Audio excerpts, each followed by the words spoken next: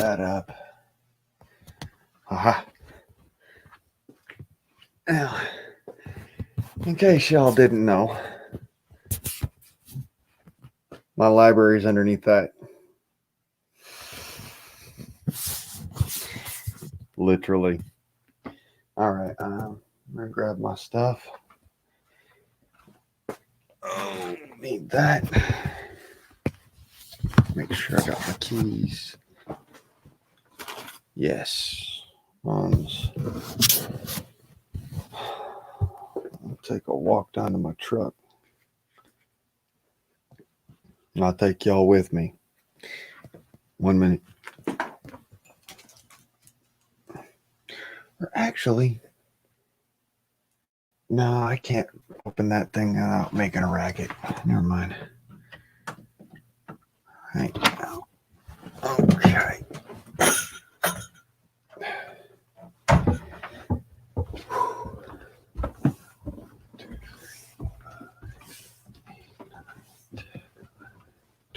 There we go. And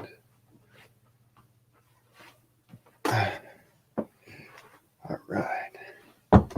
Now, all these bells around. Unlock that. I got my key. Let's see here. Hopefully this stays real well. Yeah. Well, get out of here, cat. Oh.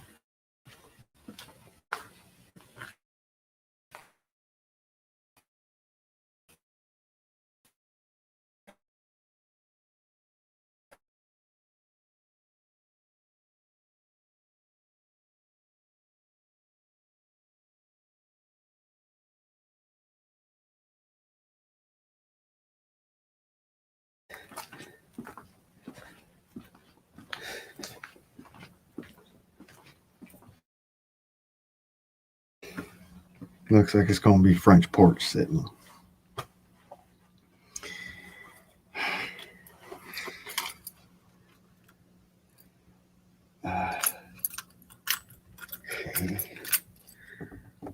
Okay.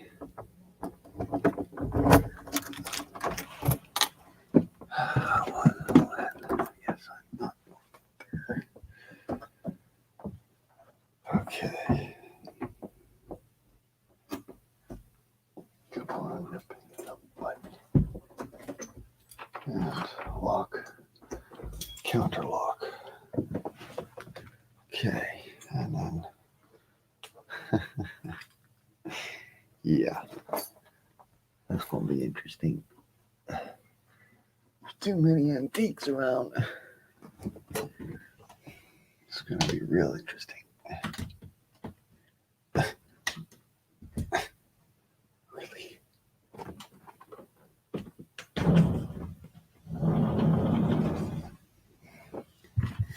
Bear with me just another minute.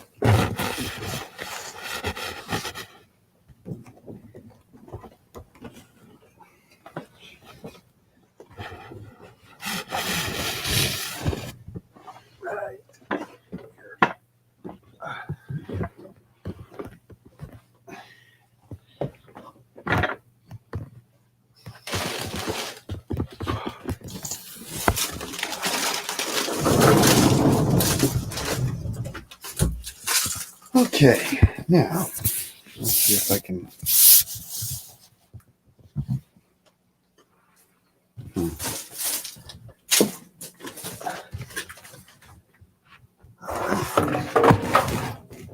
That looks good. Go like so I can get this better lighting. Hi. So, y'all understand why I was doing this. I want to know what y'all thinking. How's it going out there?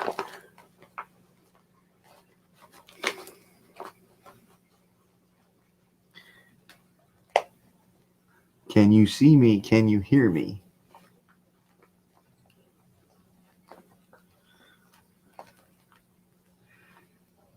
Hello, I am the floating head. Look at me, I'm the Cheshire Cat.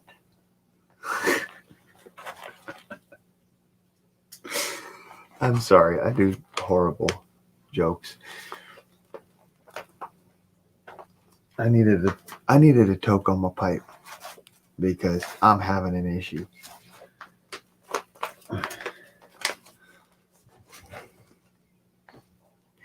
I'm about to change from the Cheshire Cat to the over to the old whatchamacallit, the caterpillar.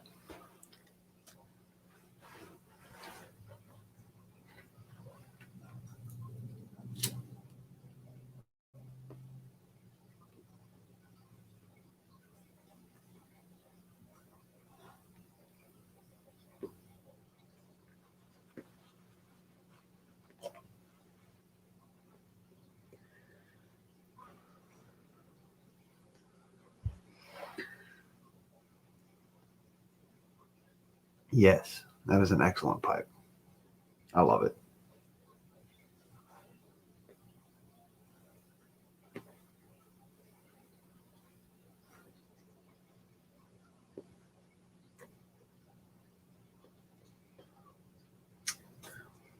What song is that, Eddie?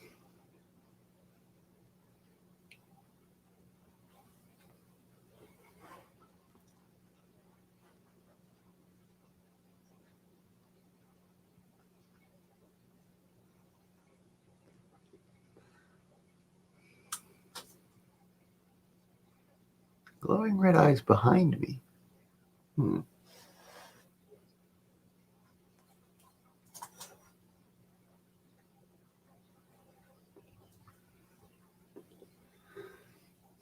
That would be my pipe.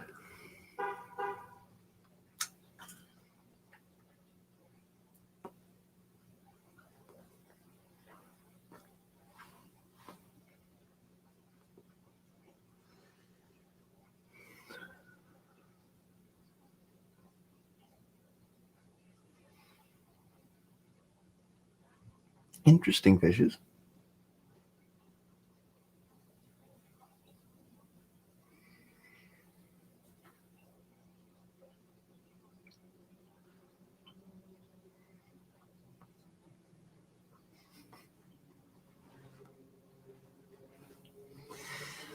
Canoes, I told you not to eat the mushrooms.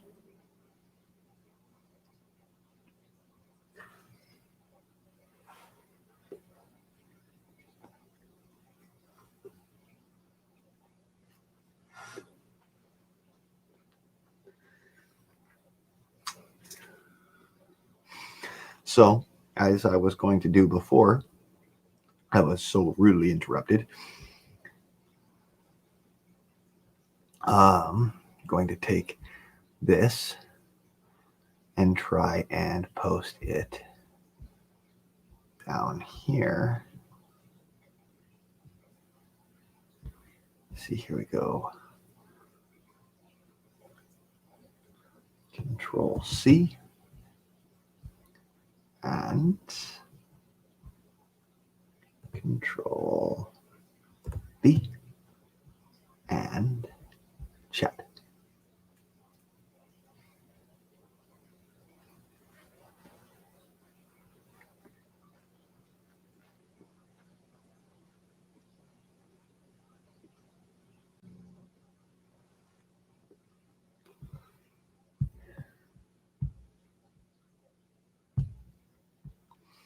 Hi, Shiv.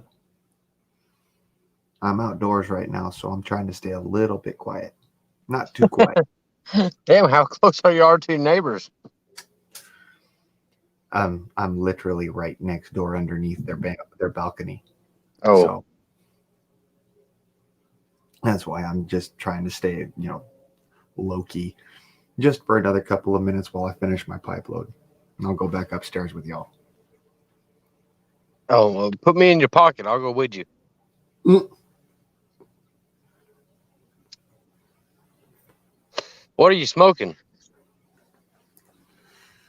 Captain Black Oh yeah. original. That's what I like. Show the pipe on camera. I think everybody wants to see the pipe.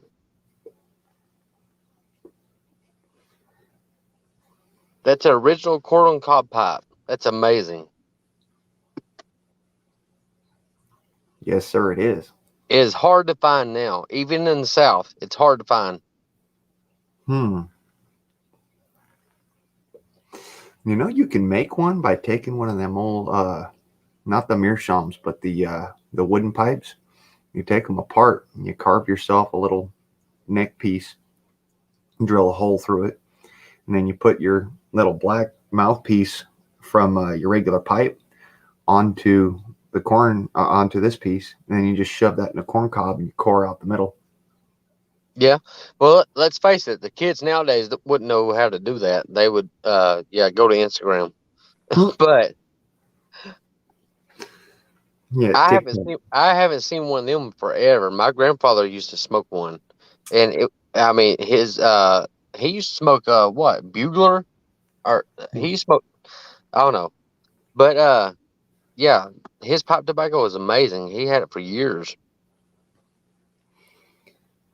See, I like Captain Black, but my daddy, he liked that velvet, red velvet. Yeah, yeah, yeah.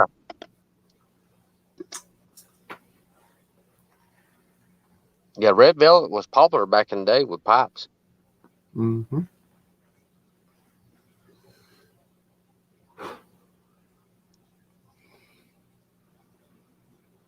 Hell, now they got vapes. Got rid of pipes. Now you don't see none of them anywhere. Mm-hmm. I like corncob pipe. It just gives a certain flavor you don't get. It's kind of sweet. It gives a sweet flavor. Yeah. And the flavor will last until the outside of that pipe turns black. Yep.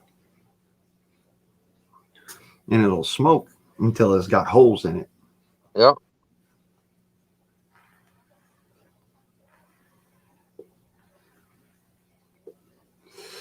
I like meerschaum pipes. I never actually was able to own one. They're too expensive.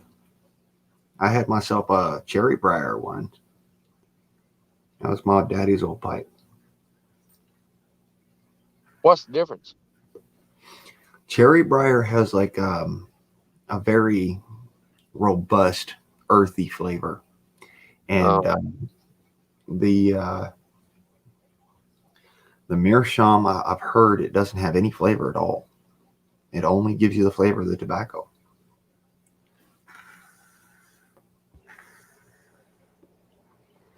Hey, Navy vet. How you doing? You're talking about meerschaum. I've got some experience with that. It only comes from one place in the world. It's a stone mined in Turkey. And when you go over to Turkey, you can go to the bazaars and you can buy it for dirt cheap. And we'd all try to buy it, but they would search us and stuff coming back onto the ship, and they would confiscate it because of the pipes. It was considered contraband. We wouldn't get in any trouble, but it would disappear and stuff. But over there, it's dirt cheap. I mean, for like $30, I picked up like I think 5 pipes. And back here, even back in the early '90s, they would have fetched that much a piece easily.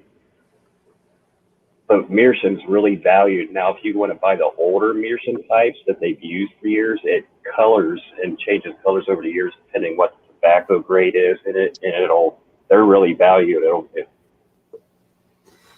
I've heard that they were a type of soapstone. Yeah, it's a type of soapstone. It's really soft, and the designs and patterns they can do on it over there is amazing.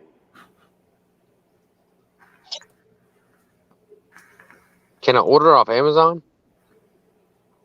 Got me. My last experience with meerschaum was 91, 90. Almost did a header off of that. Might do an Amazon order and buy me one.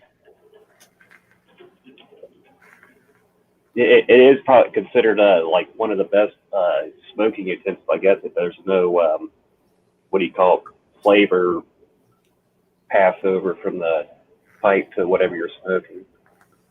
Yeah. That's why I tend to like my Captain Black, because it has this way about making it so that you taste the pipe and not the tobacco so much. Yeah, it gives that sweet. It's enjoyable. It's a sweet. It's hard to explain, but it's a sweet smoke. That it is. It's very hard to explain. I've only got one word for it, and that's Cavendish. Yeah.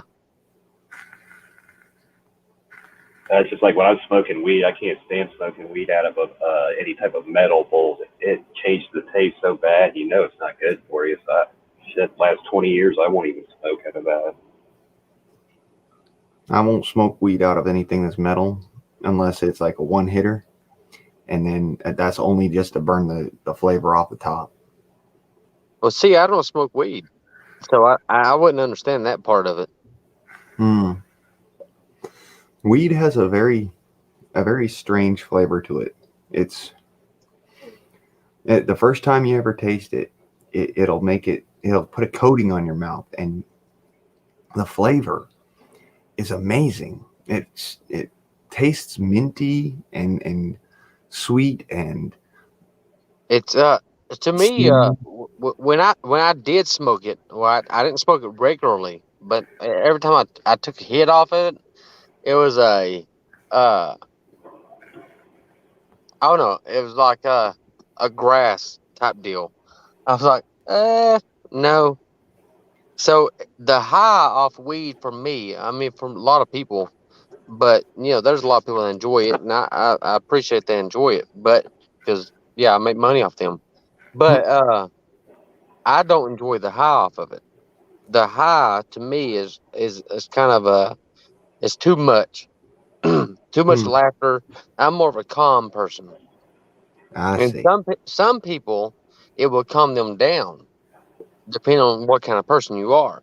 Now, some people it hypes them up. In my situation, if I smoke it, I'll get to talking and laughing more.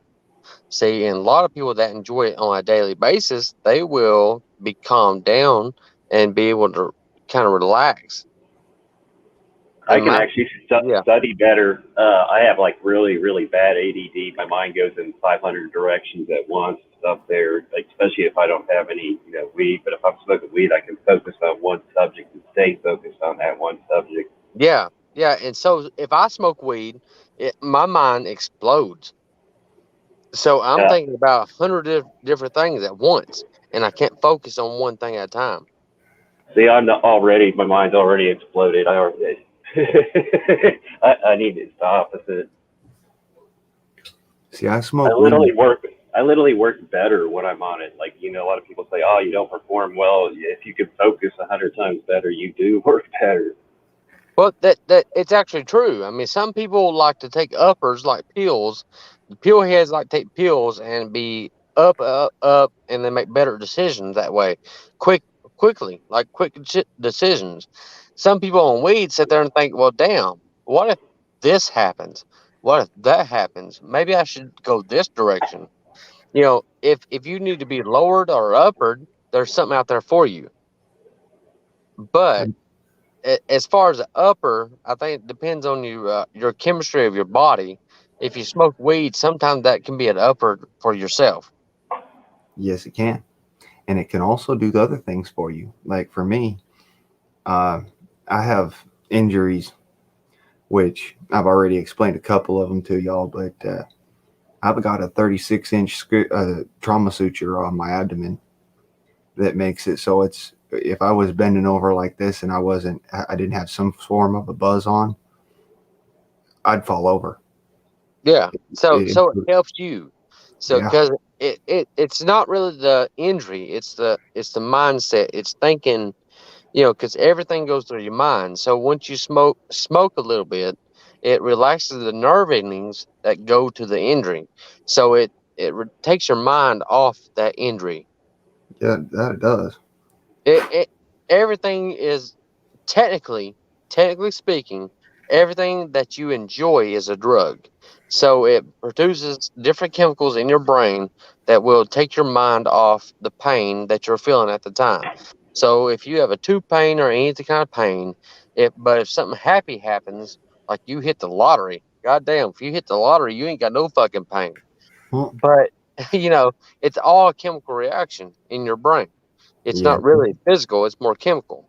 So if weed calms you down enough, calms your mind down enough to think, okay, well, I'm not in that much pain. But if it raises your mind, makes you think more, then you're thinking, oh shit, I'm in pain.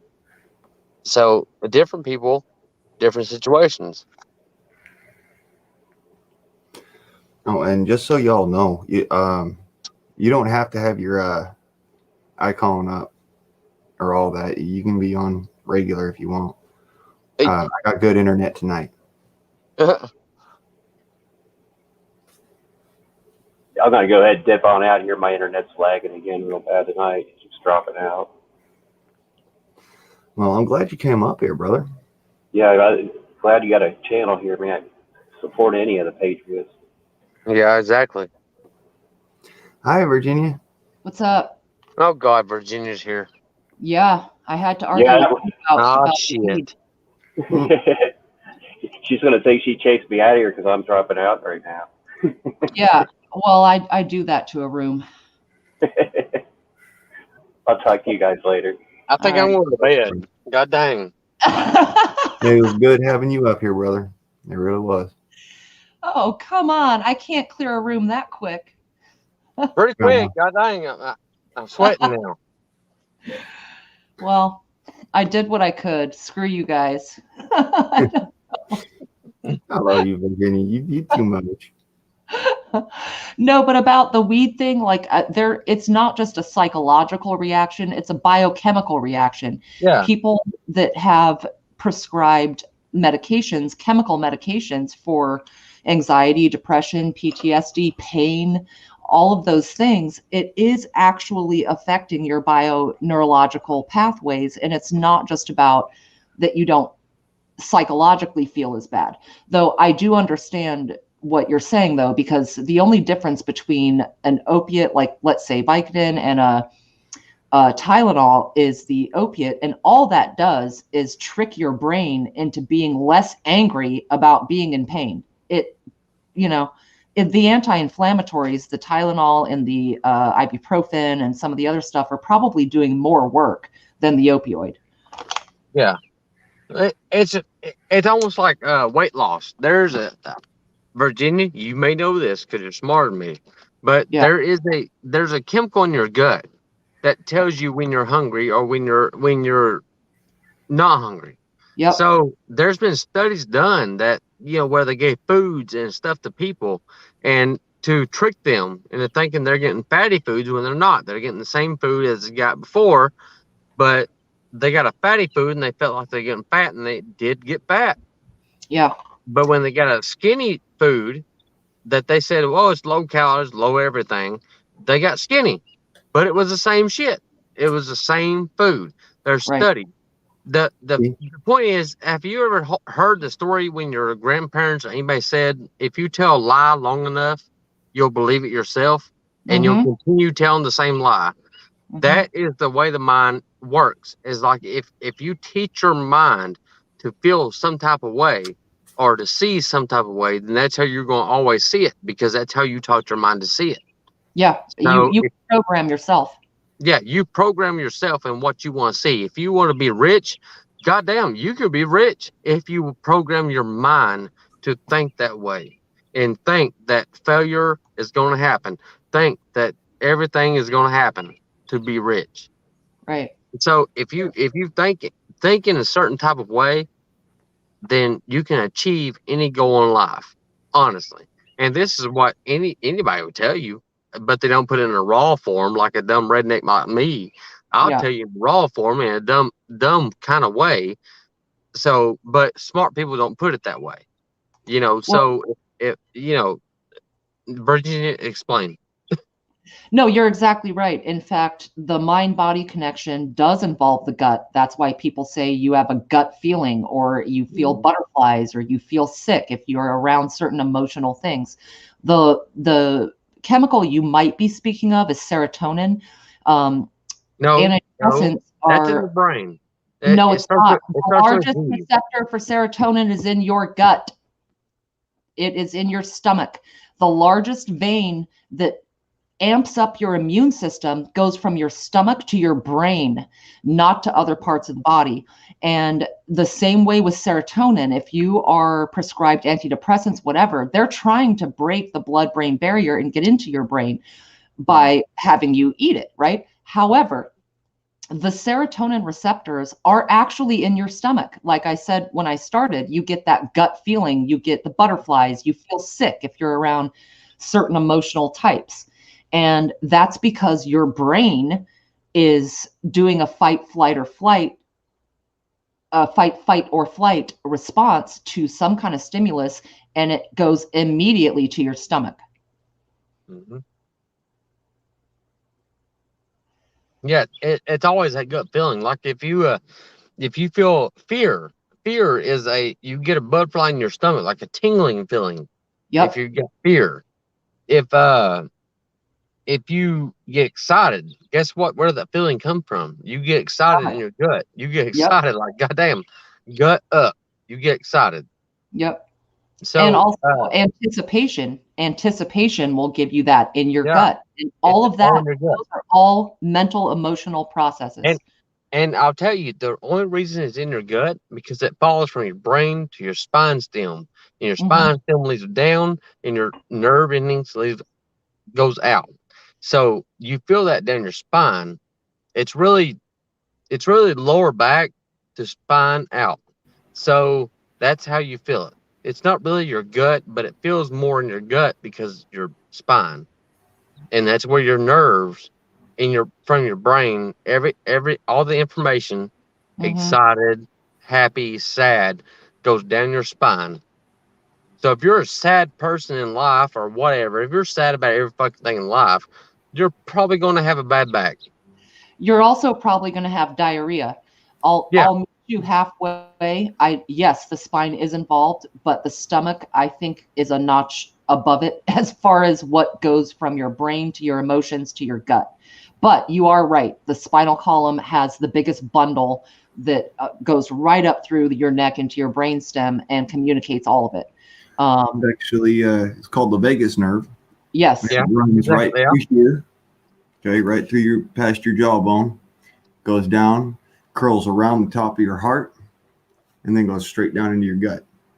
And this is why actually getting hit really hard can be so detrimental to your health Yep. and cause things like heart attacks and whatnot. I'm speaking from experience. Mhm. When I got hit really hard in the head, uh, it's a story for another time or whatever. But when I got hit really hard, what happened is I heard this ringing noise, and I couldn't. I started throwing up, Hmm. Yeah. and I couldn't. I felt like my heart was just like it was going to explode.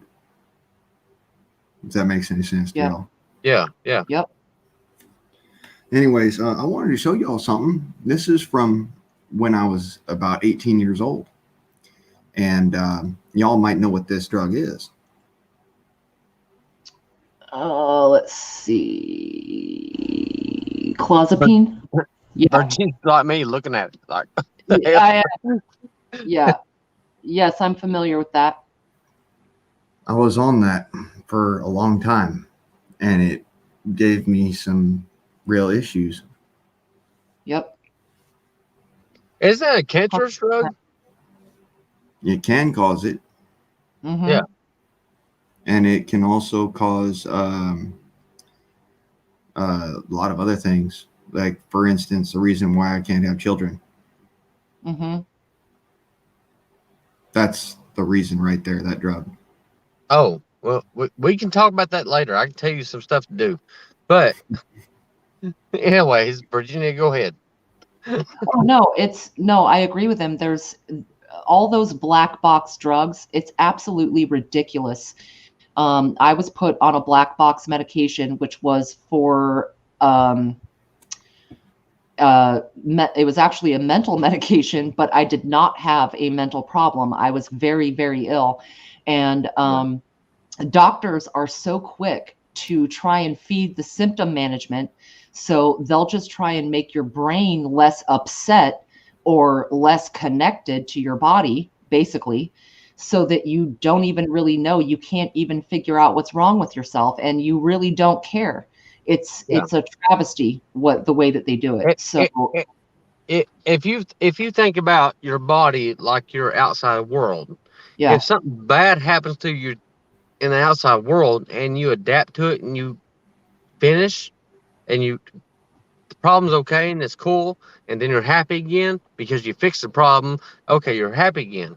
That's the way your body takes everything in. Like if something happens and hell, Virginia, I can't explain it, but if a muscle aches or something like that, but if you think happy all the time and everything yeah, like that, oh, muscle's okay. If you rub it all the time and you say, oh, it's okay, no big deal, and you keep walking, guess what? The muscle's gonna stop hurting. If you tell yourself over and over the muscle's gonna stop hurting, it's gonna stop hurting, and guess what? It's gonna be stronger. yep, So it's everything you do in life, everything is mental. If you tell yourself you're sad, if you tell yourself you're depressed, guess what? You're gonna be sad and depressed. If you tell hmm, yourself that everything is bad in the world, it's gonna be bad. If you tell yourself that shit happens, shit's gonna happen, you're gonna keep your head up. So yep, keep yourself in a perspective of that optimistic. I view everything optimistic. It don't matter if it's a religion, house, home. It don't matter my relationships. Everything is optimistic. It's not negative or positive. It's in the middle. It's like, hmm, oh, it could go bad. It could go wrong. Now that can be beneficial or it can be in negative. It hmm, it just depends how you see it. So it depends how you use that kind of view. So like one thing could happen in your day that you say, well, okay, well, it's okay that this bad thing happened. We can overcome it. Now, it depends how bad that is. Now, when it becomes real bad, then you got to think, okay, well, what can we do to overcome this? So this ain't an optimistic view at this point. This becomes decision making and yep, making a right decision to make it right. So that's the way people should view life. It's right, not all negative. There is nothing in anybody's life that is negative to affect their life, really and truly. It don't matter if it's spina bifida. It don't matter if it's any kind of disease like that, any kind of explosion. It don't matter. You lose a leg, guess what? People survive and they make it. There's one person that don't make it and lays on his ass and don't try. And then there is 30 more that are trying hard and doing whatever they can with their lives. yep, So, you know, what do you want to be? I tell people at work, if you ever watch that what's that movie called? Damn, what's that movie called? But anyways, do you want to be the guy? Do you want to be the guy beat with a soap because you let the team down, or do you want to be the guy on the team? So you got to make yourself. It don't matter what kind of disability you got. So my brother has spina bifida, and he's a preacher in a church, and he's teaching other people that are perfectly healthy of teaching ourselves what he's teaching them. So that's what tells me that, no matter what's wrong with your body or yourself or anything else, it's no pity. We are all equal in this world. So he is teaching other people how to live life. And so here I am accepting other people in my life. So, anyways, go ahead, Virginia. Right there, I gotta add on to that, Chev. That's in a nutshell, that's what I've been doing with my life recently because I consider I got a new lease on life. Because I'm gonna be honest with y'all, I was in a coma for about 3 weeks. Wow. And it did something to me. Mm-hmm. I don't know how to explain it other than to say that I've done all sorts of different drugs. I've been on all sorts of different medications. Whichever way you want to call it, they're all drugs to me. Yeah. And none of them helped. None, not a single one. Matter of fact, up until recently, I was adverse to pot. Mm-hmm. And that has to do more with the stigma about it than it does to actually using it. But I had my first weed when I was 19 years old. I thought, man, this is going to end up killing me. Yeah. And honest to God, it was the shock of coming back from seeing, other than to say I was basically talking to myself sitting on top of a hospital bed because I couldn't see the person's face. It was blurred out, kind of, sort of like, like you get that when you're watching sports or something and somebody walks onto the field that isn't supposed to be in the shot or something. Was it a dream or was it pixelation stuff? This is while you were in the coma? This while I was in the coma. Okay, well, I can't explain that, but finish your story. Anyways, this gentleman who's sitting there clothed in all white says to me, "Are you ready?" And I says, "Not yet." And like that, I woke up. So what kind of a feeling did you get from this person dressed in white? I was scared. Huh. The one time in my life I can honestly say I was terrified. Right. I was scared out of my mind. I was like, why can't I see this person? One. And then my mind automatically jumped because at the time, I was raised a devout Catholic. Mm-hmm. So, I didn't come to the realization of spirituality and all that until much later. Yeah. I thought, but it was in your head that Catholic and all that stuff was there, Yeah. right? Yep. Okay. So I can't explain dreams. Like look, I'm a dumb redneck. Don't listen to me. Just listen to what I have to say, okay? Because I believe I'm right, and I may be wrong. And Virginia would call me out if I'm wrong, if I seem wrong. But if I see you wrong, brother, I'll call you out. But yeah. But what I'm saying is, your eyes see people. Okay, so everybody you see on the street or in the gas station or people you see every day, your family. Okay, if you see your family every day, okay, so when you go to bed and you have a dream, here's what your mind does. It recognizes what it sees.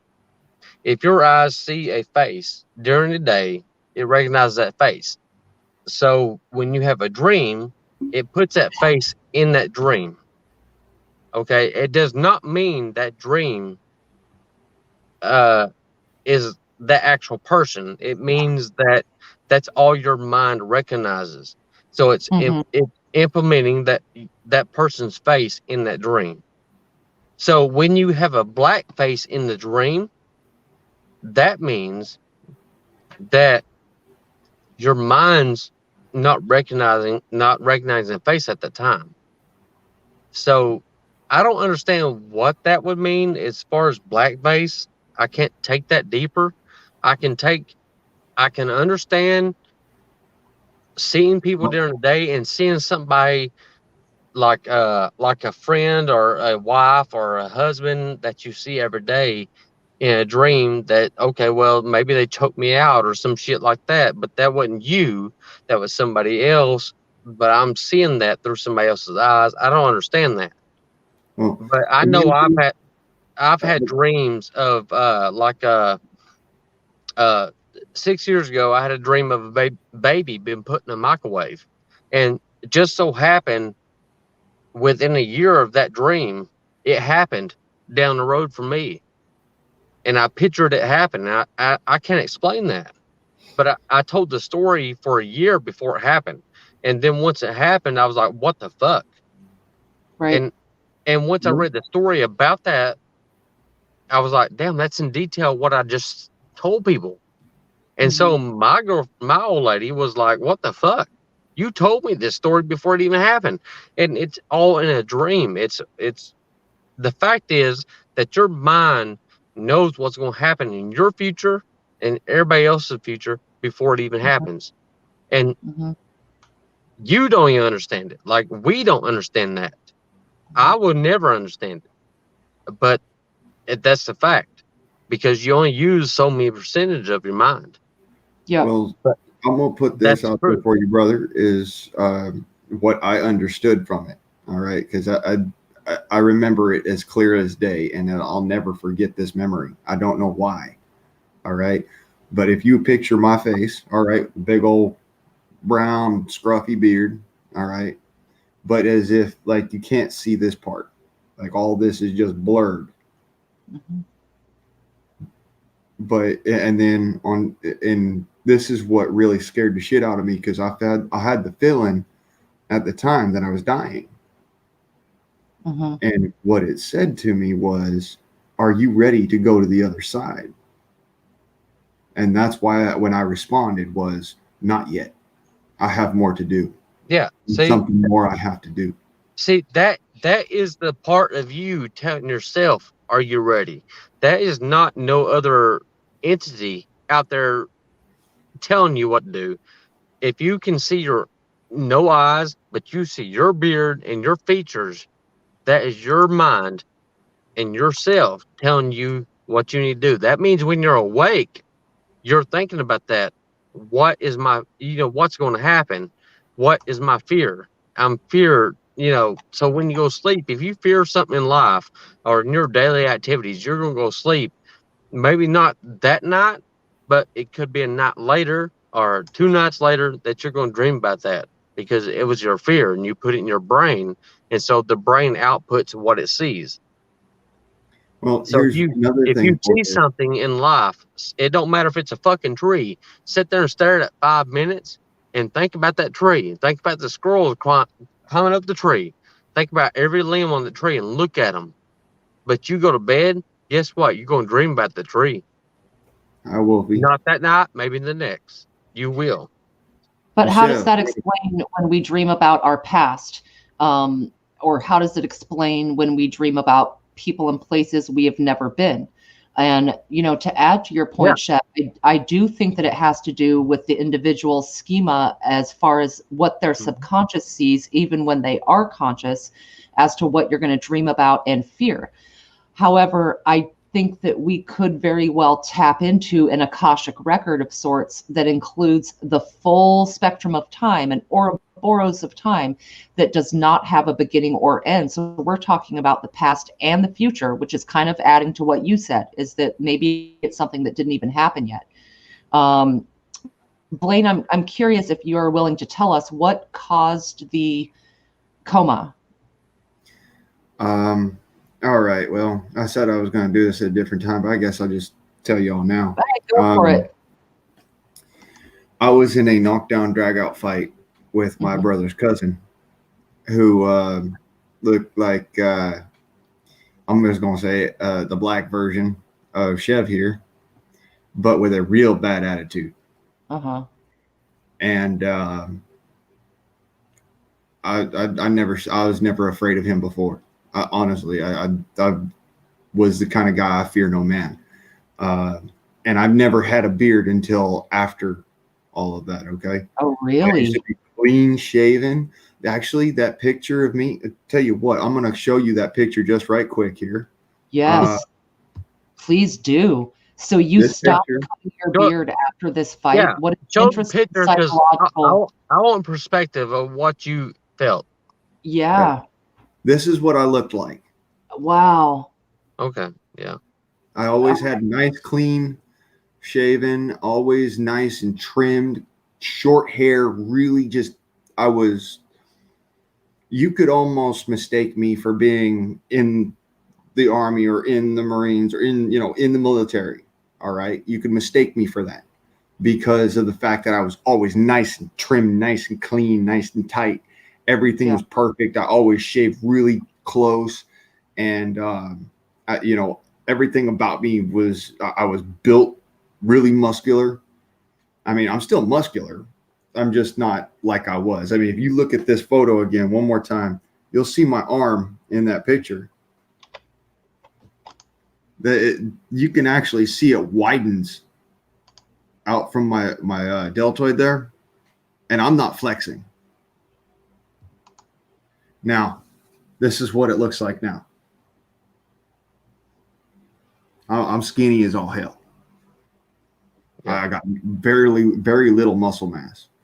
And all of this comes from three things. One was my diet at the time. I was a very high carb kind of dude. I did a lot of carbs. I did a lot of proteins. And I worked out at UFC gym. I was a UFC fighter. That's one of the reasons why I had that kind of cock of the walk confidence. Wow. I feared no man alive because I really could, and I still can to this day. If I let that darkness out of me, I know I could really hurt somebody bad, which is why I've gotten to this point in my life where I try to be just the loving dude that, all I'll do is I'll give you verbal warnings, and, if all else fails and I walk away and you don't let me walk away, that's when the fight happens. Do you have kids? Nope. See, I almost did. I'll tell you from experience. In reality, I see people like I'm not a big guy, so I see people like okay, you're bigger than me, cool, but you fuck with my kid, Yeah. I'm gonna be a big guy, because I don't stress about being a short dude or anything. I don't stress about nothing because I know when my mind says, "Hey, it's time to go," I'm ready to go. So if it's fight or flight, I'm not going to run if it affects my kids, because I have kids. You don't. So as a father, most fathers, I've seen fathers that were, 300 pounds beat the shit out of somebody that was muscular and 190 or 210 or something like that, beat the shit out of them because over their kids. I've seen that happen before. So I'm saying, that's a mindset. It's not really much of ability. It's a mindset that, hey, don't fuck with me. I won't fuck with you. But when you do, don't look at me and say, hey, well, you look like a fat ass. I'm just going to fuck with you for no reason. That's where young people mess up, is that they mess with people that they shouldn't be messing with, and they don't even know it. They just look at you. Old man strength. Yeah. They think that an old man can't take your ass out. Oh, they will. I'm not going to go up to this old black man that's my neighbor. I'm not going to go up to him and say, hey, fuck you. We're going to fight. Because he's probably going to whoop my ass with his skinny arms. He's probably going to whoop my ass with his skinny legs. He's probably going to kick my ass. I'll be crawling back to my yard. You know what I'm saying? Chevy, I say it like this. I'm not skinny. I'm wiry. Right. Yeah. Because, and I said it back then too. That's the way I thought was, I have the mentality now that my dad had when I was younger. And see, I think that it was like a reverse sort of thing. When he was younger, he was always this kind of hard dude, like the cock of the walk, meanest son of a bitch on the planet. And it's true. After a certain point in your life, you have a certain experience that makes it so that you realize this fight ain't worth it. Now, there are some fights that you put me in there, somebody's attacking dangerous or somebody's attacking one of y'all over. It's over right now. Somebody's dying or somebody's getting hurt bad. Yeah. Because I've got this kind of switch in my mind that just goes from the super nice kind of feller that just all I want to do is laugh and have a good old time and just like give you a hug, to the person where it's just like, all right, motherfucker, let's go. Yep. It just that quick. And I don't I don't even sometimes recognize that I go to that. I had that happen the other night, and I think I told y'all in the chat room in on Dangerous. You know, I had Yep. been in a mission recently where I had to do some disgusting things, and I call it disgusting because I let that person out. I let the other person see who that was inside of me, and it scared him so much Yeah. that he ran. Yeah, but that happens with your kids. Like as a parent, your kids once they see the side of you that you don't want them to see, it happens the same way. It happens to everybody that somebody is that you don't want to want to see what you can do, or you don't want everybody to see the bad of you. Put it that way. The Yeah, bad shit of you that you can do. Right. Right. Because in reality, everybody wants to be good. Everybody. You know, I want to be good to my kids. I don't want to whoop their ass. I don't want to smack the shit out of them when they say, "Hey, what?" If you say "what" to me as my kid, you know, we're fighting. Hey, son, go to bed. No, I'm done. Don't say "what" to me. I'm sir. This is sir. You know, that is teaching my kids that when they grow up, that everybody is a sir. That is not teaching them that, you know, I'm a bad father or I abuse them or in any way. 'Cause I that's love on them every day. And you know, whatever. But why I say sir and ma'am is because my daddy was, you know, and my uncle too, mind you. That's a man. Maybe one day I might get him to come up here with me on the YouTubes and say hi. Uh, yeah.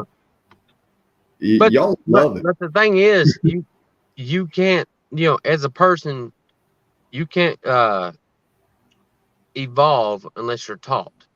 Mhm. So if your parents didn't teach you to evolve, then it's your choice to evolve. So, you know, it's going to take longer, but you're going to evolve. So that's like Virginia, me, my kids, everybody else. Everybody's going to evolve at some point to learn from what they've been taught. Yeah. I think You know, spiritual evolution is the entire point of life, actually. The yeah, only thing we can take with us is knowledge and our hearts and, our feelings. And to add to both of your points, earlier you were saying, Chev, that you don't get too angry, you don't get too not angry. It's just kind of a medium role. And one of my brothers is like that. If you ask him how he's doing, no matter what's going on, he'll reply, it's medium. okay.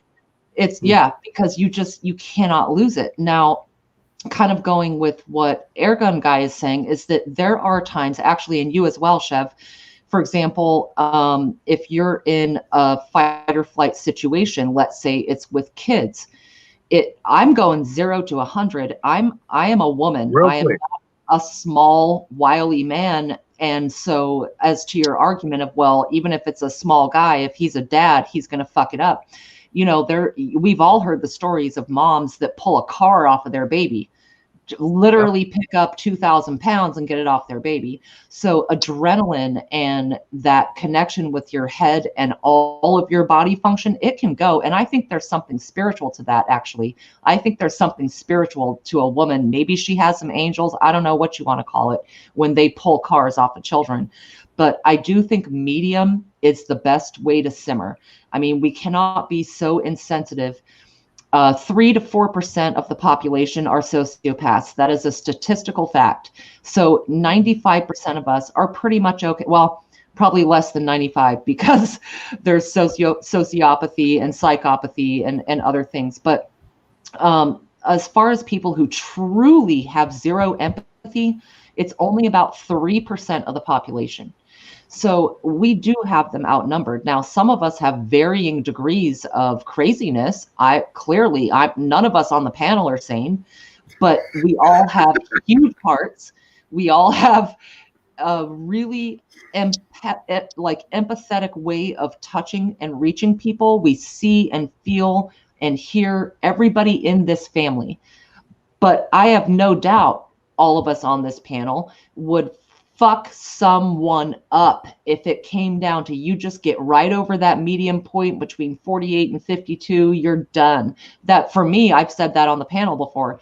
I'm a bull, Taurus the bull. So I'll stand in the field and I'll chew cud and I'll get on that sweet grass. But if you charge me, you are fucking done. Done. Yep. See, Virginia, to add to that, that switch that I talk about, that's something that's taught to a lot of different military folk. It's also taught to every Minuteman, is that in your mind, you have this switch where you can be a really nice person. Mm-hmm. And you can walk through your life, your whole life, being that nice person. But heaven forbid somebody slap your mama in front of you. Right. And I'm gonna be honest, somebody just today, somebody made my mama stand around for absolutely no fucking reason. I watched it happen, and I lost my shit. Right. And I will not. It's human instinct to protect your own. It's Yeah. human instinct. The thing is, like, I'm gonna tell like the ladies, anybody in chat, I can't see it right now. I'm just talking, but I can't see it. But I'm gonna tell ladies, like, if a man does not protect you in any sort of your ideas or your life or your kids, even if you're stepfather or not stepfather, father, not father, it don't fucking matter. If a man can't protect you and your own, if he don't even try and he just says, oh shit, that's your problem. If he does that, that means that he don't give a shit about anybody else but himself. And I will tell that because I've been in that situation and I've done that. I have done that shit. And it didn't take till afterwards when I realized what I've done. And then I learned from it. And I said, well, damn, I fucked up. Well, maybe I need to change my situation and change the way I think about stuff. If I fall in love with somebody, I need to think about, am I going to be able to protect them? Am I going to be able to protect their own? Am I going to be, am I going to be that kind of person there for them? So I had to find the person that I was going to be there for and everything else. And that's going to be there for me. So are they in the right mindset that I'm in? Would my old lady beat somebody's ass if I was beat up on the ground? Yes, she would. Right. She would wait because I'd be pissed if she jumped in before I got knocked down. So she understands that. So if I got knocked down, she would jump the fuck in. So There's that's the the point. same thing I had with my mama earlier today. Because she got a bum leg right now. She's going to go into surgery. I was telling y'all about that.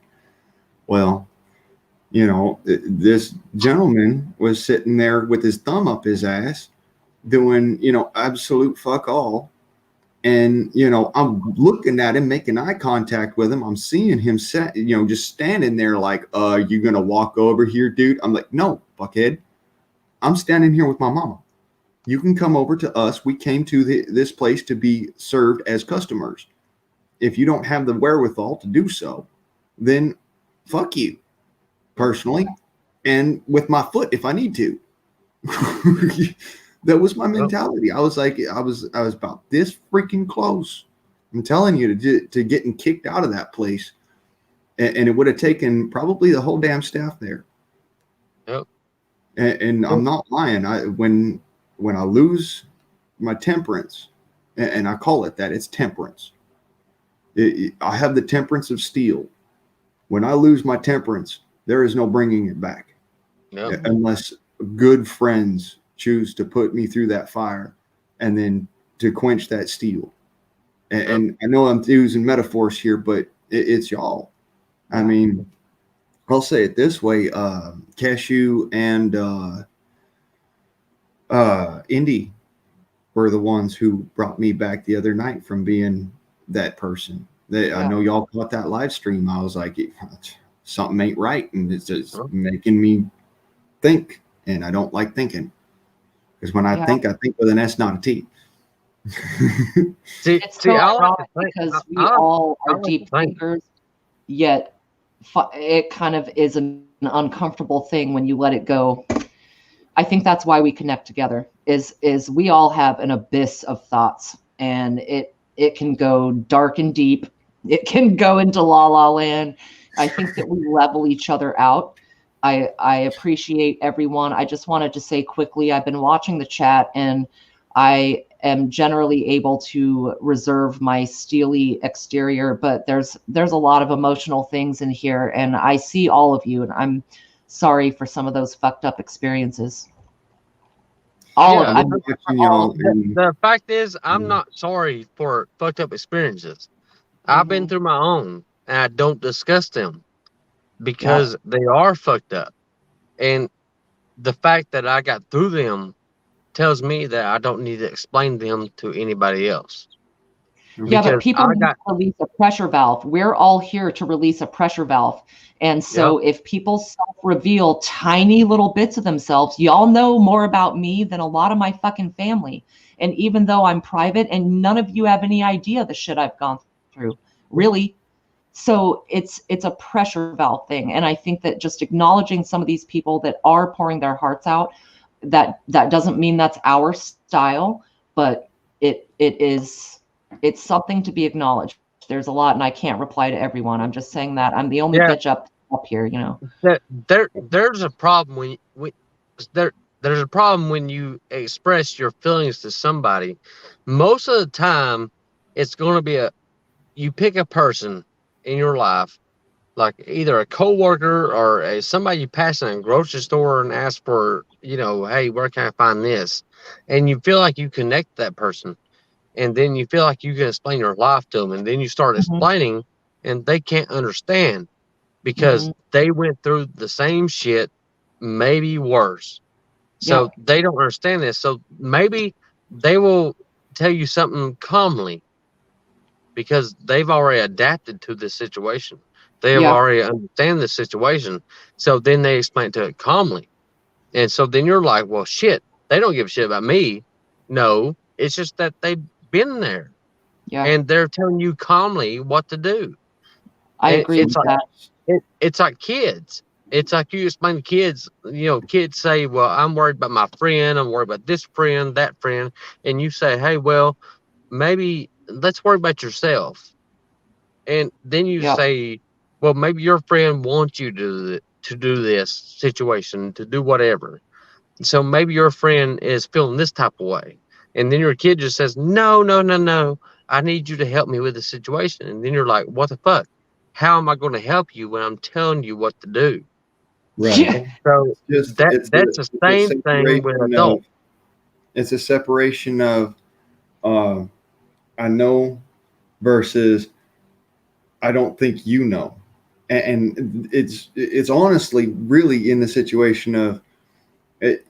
Like, for instance, I've known a couple of people, they've gotten, well, hey, Biaxo, I've known folks that have gotten up in my face, all right? And I've just done this sort of thing. I just look at them, I start smiling, and I look at them, I just go like this. And right at this moment, that's the moment that everybody kind of just goes, whoa, shit. Because they're like, oh, God, don't hurt me. Because it's this look just like, I get into it and I don't want to. So they know your body language. And my body language always is negative because I don't, my smile, I'm smiling here, but I can't smile here. So that's my problem. I smile here. I'm smiling my head and I'm sitting here, I think I'm putting out an image of I'm happy.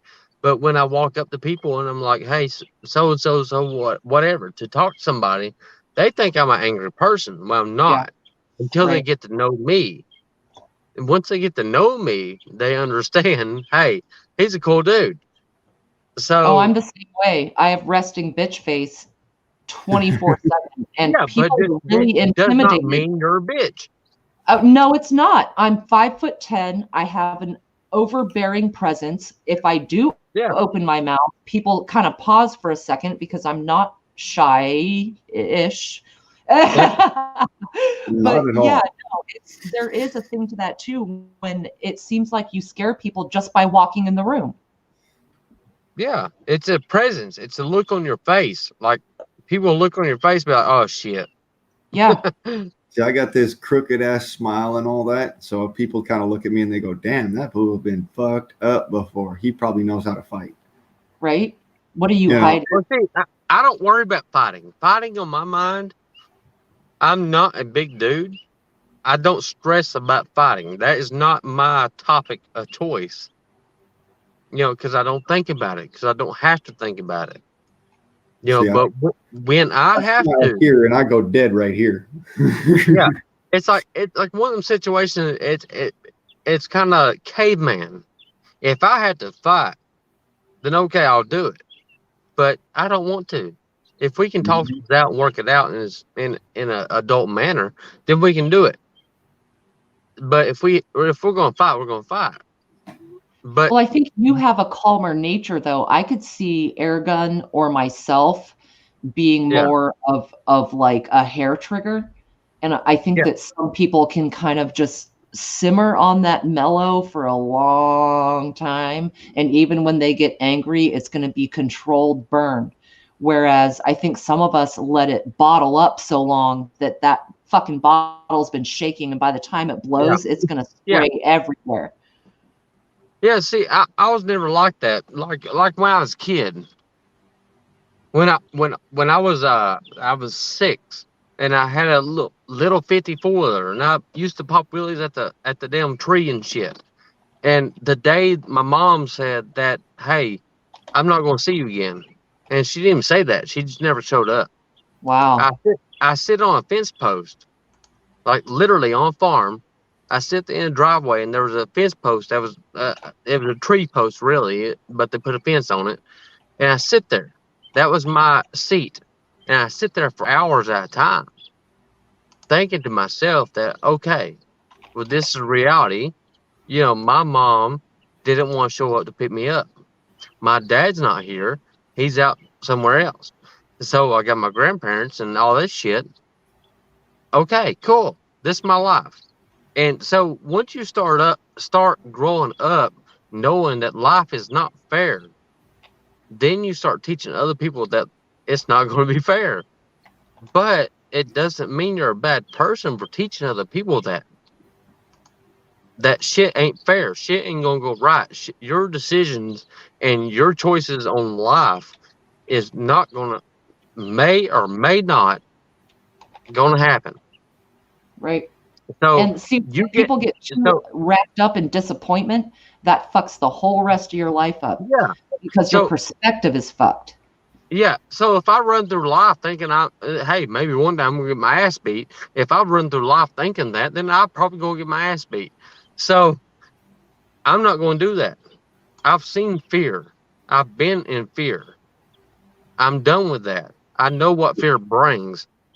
It's not going to bring me down at this point in my life. I'm 31. I've been through more fear than many kids, or many people, adults my age at this point. Yeah. Oh, yeah. So, I was there. so, so when adults my age come to me and say, "Well, my mama just told me that she didn't give a fuck about me," I said, "Well, my mama told me that years ago, and I still made it here, and now I'm your supervisor.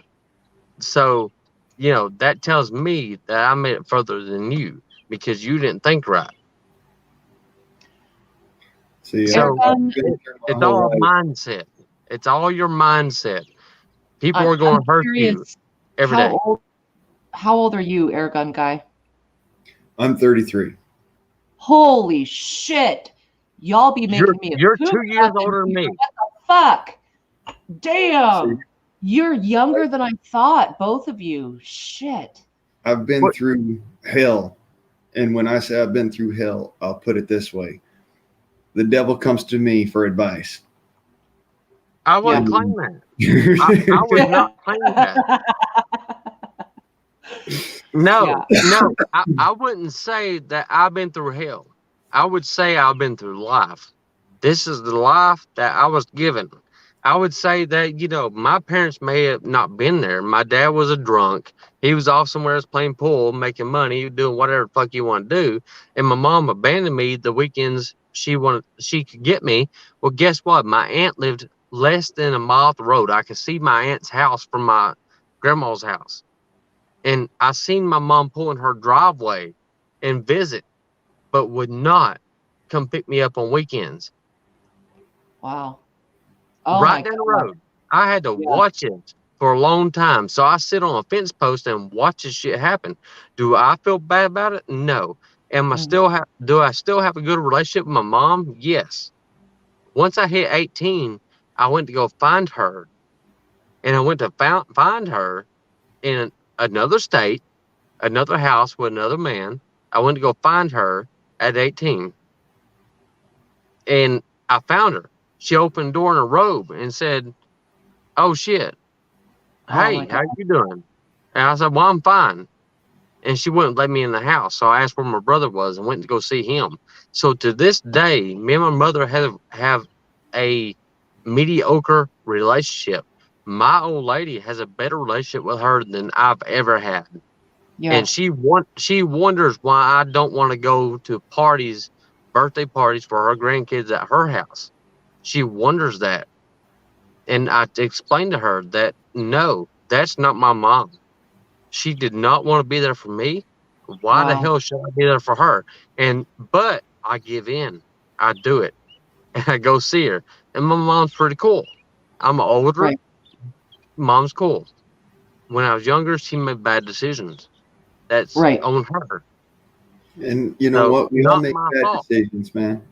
We all do. Yeah, I mean, exactly. That's what I'm I'm saying. gonna put it this All way. all, all the I pissed decisions my people dad make is off not to his your fault. dying day.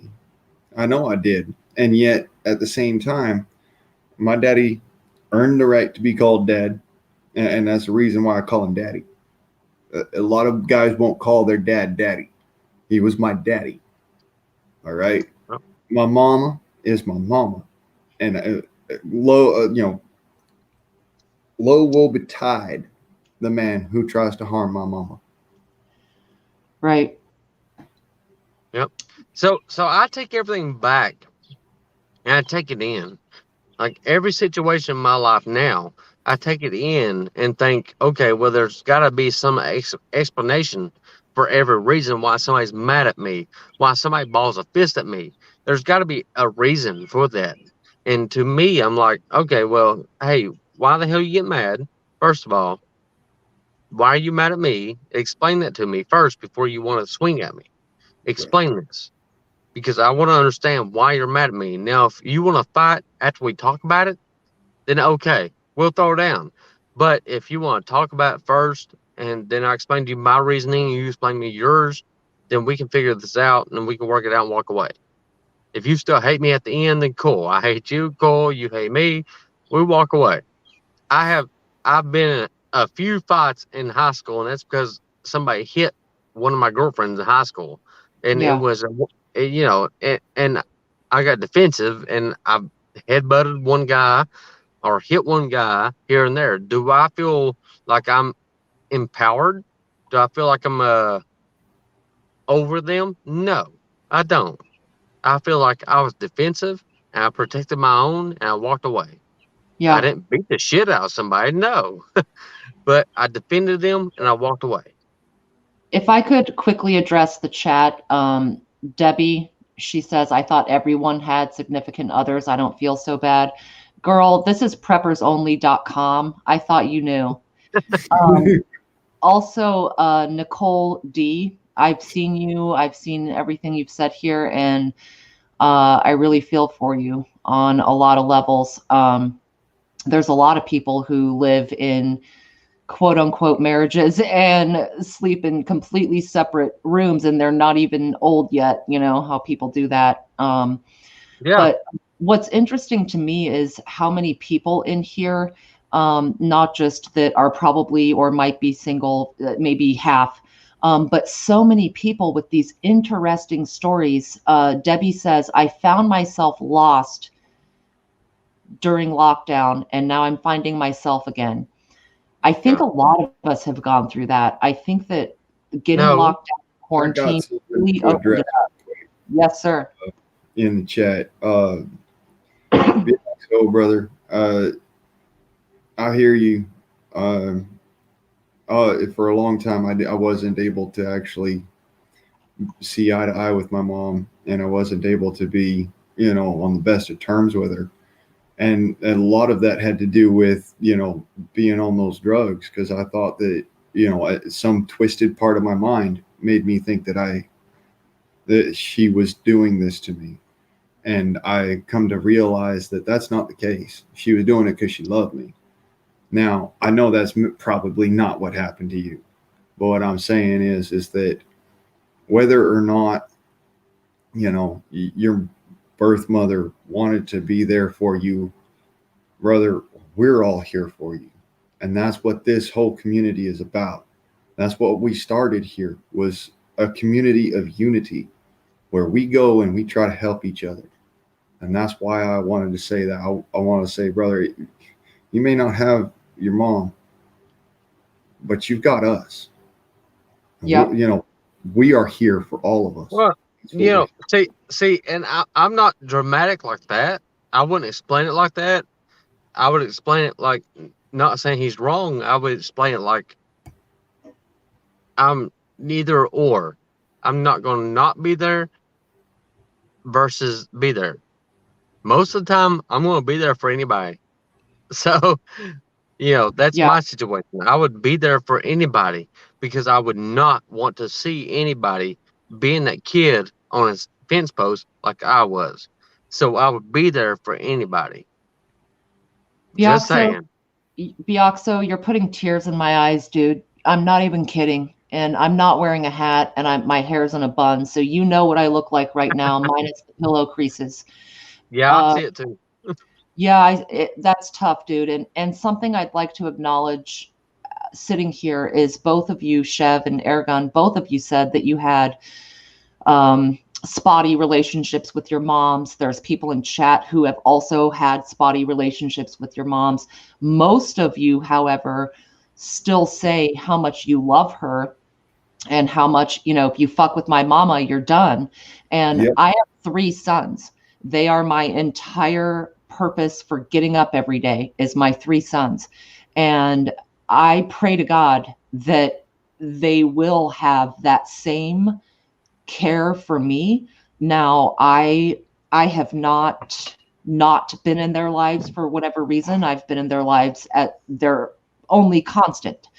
And I still wonder to myself, are my boys going to pull up the reins and help me out at some point, because I don't have anything else. My job has been mom. And on one hand, it's like, well, maybe I wasted a brain. And on the other hand, it's like, yeah, but I used my heart. So Yeah. you guys are awesome. I see all of you. And yeah, you're giving me feels. It's lovely. Well, see, that the sad part about life is that it's going to throw you curveballs. It's going to throw you shit. It's going to throw, just to pretend that every good thing coming at you, there's going to be a shit ball right behind it. Yeah. Everything is shit. But the fact is that you're swinging at it. You're still swinging, no matter what's thrown at you. That's what's going to get you through the next day. You're swinging. That's all that matters. Correct. The You know, attitude, like you were saying earlier, you got to get up and keep going. I could yeah, sit here and play victim. You could play victim. Anybody in this room, you know how many victim stories we have in here?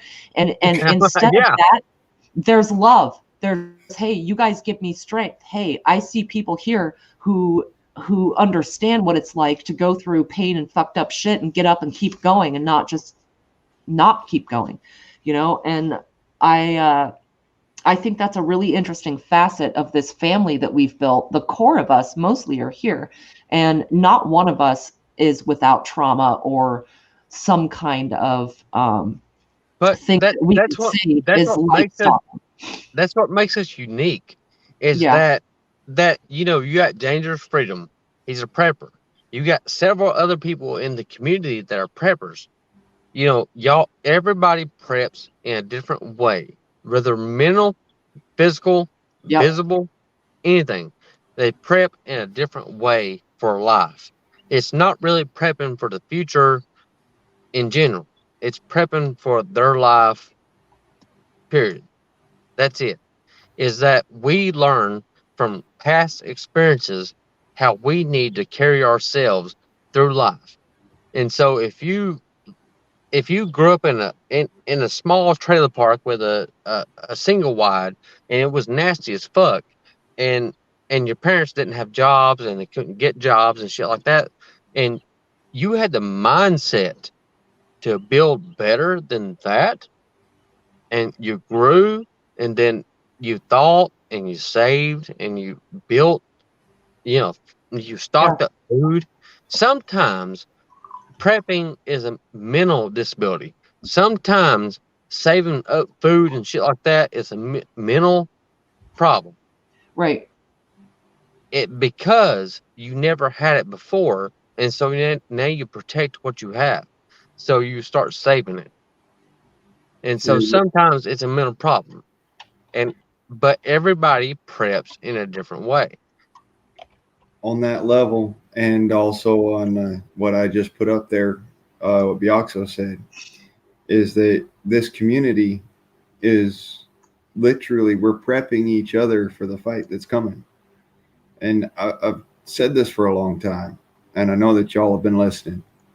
And that is that there's going to be a defining moment, one that is going to come up, and it's going to catch some people by surprise. Yeah. Nobody that is here is going to be caught by surprise. Right. Y'all have seen, and that's the difference. And we see harsh realities. We see life as it happens. And what it does to us is it prepares us for something. And I know that whatever I've been prepped for, it's far beyond what I could have ever imagined being prepared for. Just, if I was in, doing military stuff. All right. Being part of the militia, that was great prep for whatever happened with, when I got into that fight. But then coming here and meeting y'all, that actually prepped me as far as my demeanor for being able to deal with situations like just what happened recently that I told y'all about. This man was high out of his mind on methamphetamines. And I knew that if I would have gone and I would have let the demon out, it would have gotten pretty nasty really fast. Yeah. And so the love, and yeah, I draw some of that from my daddy. I draw some of that from my mama, but I also draw a lot of it from y'all. And is that love, that willingness to take a step back and be like, bro, you don't want none of this, but I understand what you're going through, and I'm gonna be kind until I can't be. And I got most of that from y'all. So I've seen a change in a lot of people as well. Like I've seen you, Ergun. I have seen you. I don't want to be insensitive, but say like calm down over the last couple of months that I've been in there. I have seen you get more involved with people and whatever, as opposed to being upset about what we're all trying to survive, Yeah. Yeah, because theoretically, there's nobody in the prepper community that understands what we got to face. It could be a nuclear fallout. It could be anything. It don't matter. My perspective on it is that I don't stock up food. I don't stock up this. I don't stock up that. I'm the type of guy that, if it affects my home, I'll do what I have to do. So if I'll do it respectively. If I have to go to the gun store down the road after a nuclear bomb hits to get a gun to defend my home because people are trying to rob it for food, then I have to do what I got to do. But it goes back to caveman reality. They fight each other for food and for their woman. They fight people. It goes back to evolution. It goes back to all that. Yeah. So everything you're prepping for, if I know a lot of people are religious. I'm not, and this is. I mean, I'm not going to explain why, but I'm not. But evolution, in evolution, men always protect women and family and themselves. So it was everybody else before them, and then when it became before them, it became David and Goliath. So that's what we came to. But family first. Yeah. I'd rather die protecting my family versus protecting the Bible. That's So, my situation. So Airgun guy, you do not have kids or anything, and Chev, I extend both of you this question. So to me, it's super interesting how men and women are wired differently, if we put it that yeah, way. it is. So is it really like, are you born with that instinct to take care of women? And I guess that would most, right away, your mother and then your wife and of course your children, male or female. But I find that super interesting. Women and mothers, we nurture, we will absolutely devote ourselves to our offspring. Fathers, though, fathers leave and fathers walk off. And sometimes it seems like Papa's a rolling stone and doesn't give a fuck what kind of mud he picks up. So, at what point does that instinct switch over? Is that a clear question? There's Yeah. okay. I'll point out something to you, Virginia. Something you don't quite know about me, and I'm gonna let y'all see this. All y'all. You see that up there? Yep.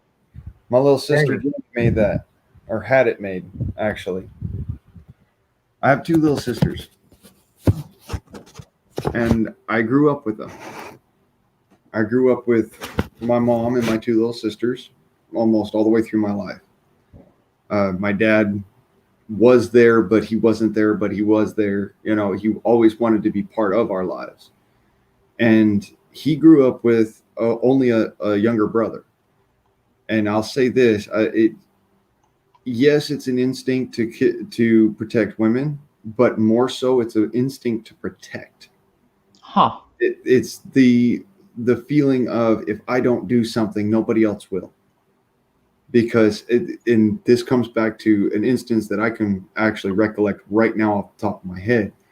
I was at a playground. My sister, she ended up, there was a kid there that was being an asshole and pulled her panties down on the playground. Oh my God. You best believe I said, nuh-uh. And my dad was running across the playground full fucking sprint at us to try and stop some shit from happening. At the same time, he was going to tan that kid's hide.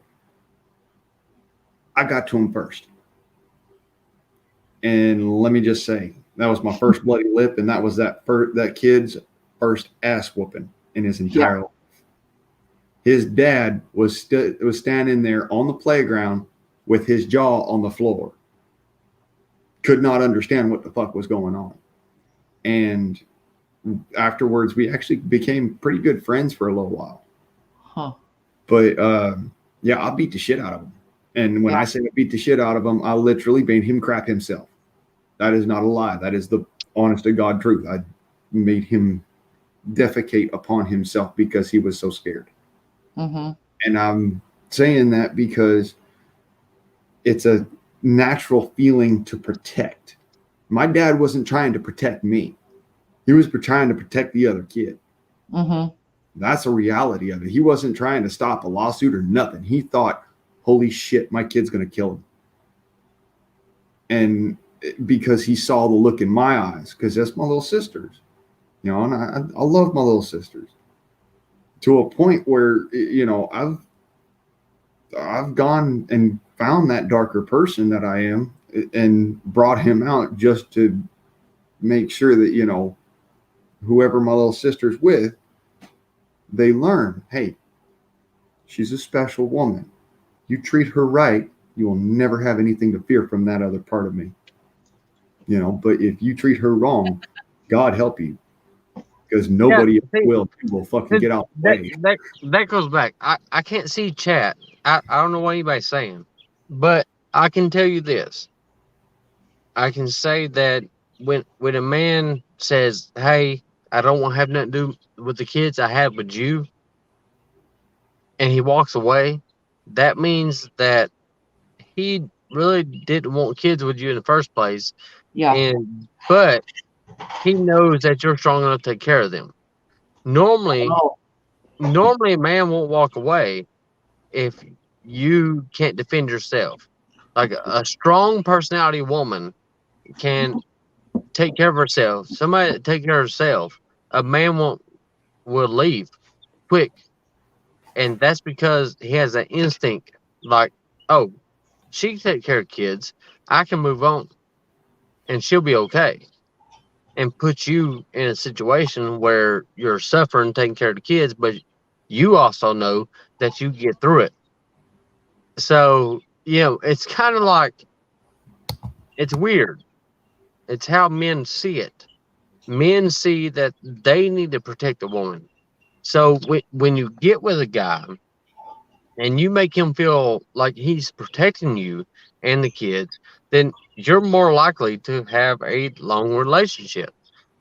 But when you get in a relationship and your partner grew up rough and feels like they support themselves, and they get in a relationship with a guy that feels like he supports them, that's when it all kind of clashes. Where like the guy wants to take care of the girl and her kids and everything else, but it don't mix because she's like, well, shit, I can do this myself. right. See, and that also hails back to something that I just saw in the chat. And Chef, if you look on your phone, because I know you're on your phone right now, brother. Uh, if you look down at the bottom down here, there will be a little bar at the bottom that says it's got all these little icons on it. You click more. There should be something that says post to chat. If you hit that, or you might actually have something on there that says comments. Comments. Yeah. If you click on that and then you click on the one that says comments on it, just regular comments, then you'll be able to see the chat, but you won't see us. Oh, So yeah, I'm sorry, I'm remiss. I'm I'm the facilitator. I'm supposed to be explaining this to y'all. okay.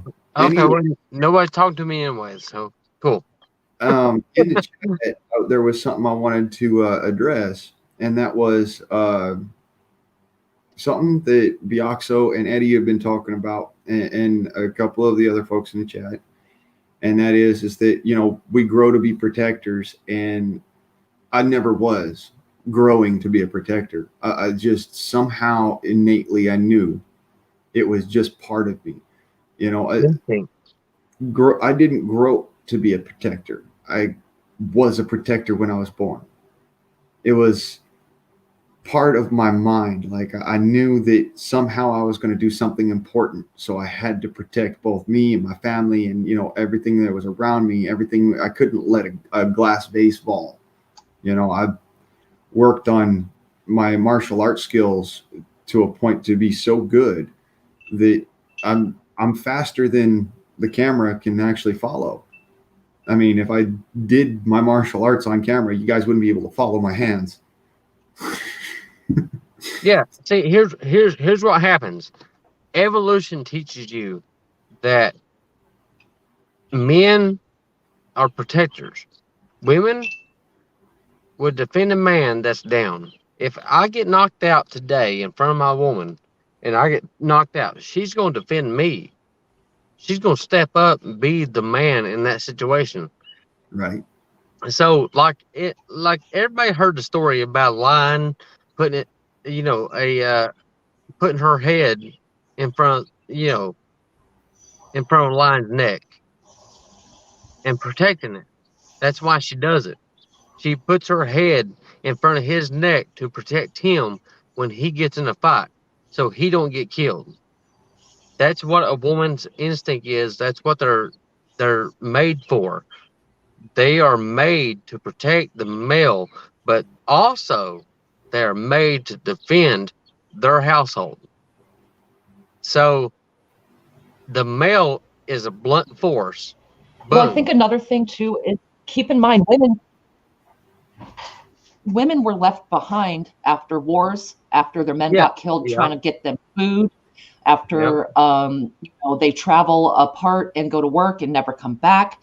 So I just feel like I'm amping up women a little bit as far as our diversity, because sometimes we have to be the man too. I do Yeah. think it's really interesting how you guys describe the instinct to protect and Well, fight that for that that goes in women. what I I just think said. that's a knee-jerk reaction for That men. goes that goes in what I just said.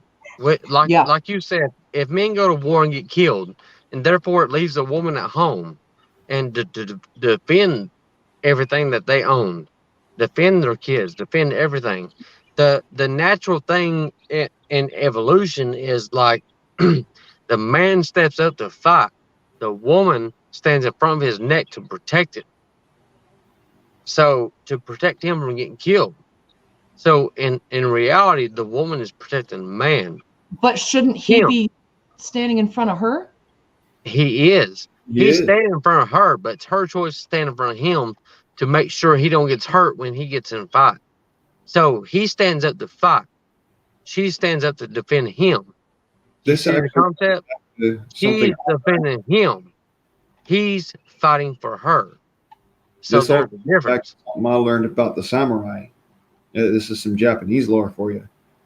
Um, the the Japanese men were the only ones who were allowed to fight as samurai, and the only ones who were allowed to fight with a sword.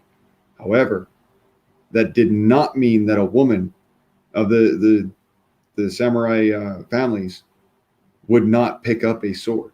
In fact, Yeah. she was expected to be just as deadly, just as well trained as any man with that same weapon. And she was also expected that if the village was attacked in peacetime, that she was expected to stand next to the man as he fought. Yeah, you're damn straight. I'm Japanese. My people are fucking badass, and those women. Yeah. I Private love chat, you. please. I love you. Check the You private chat. practice Bushido, so Um, yeah, Bushido, exactly.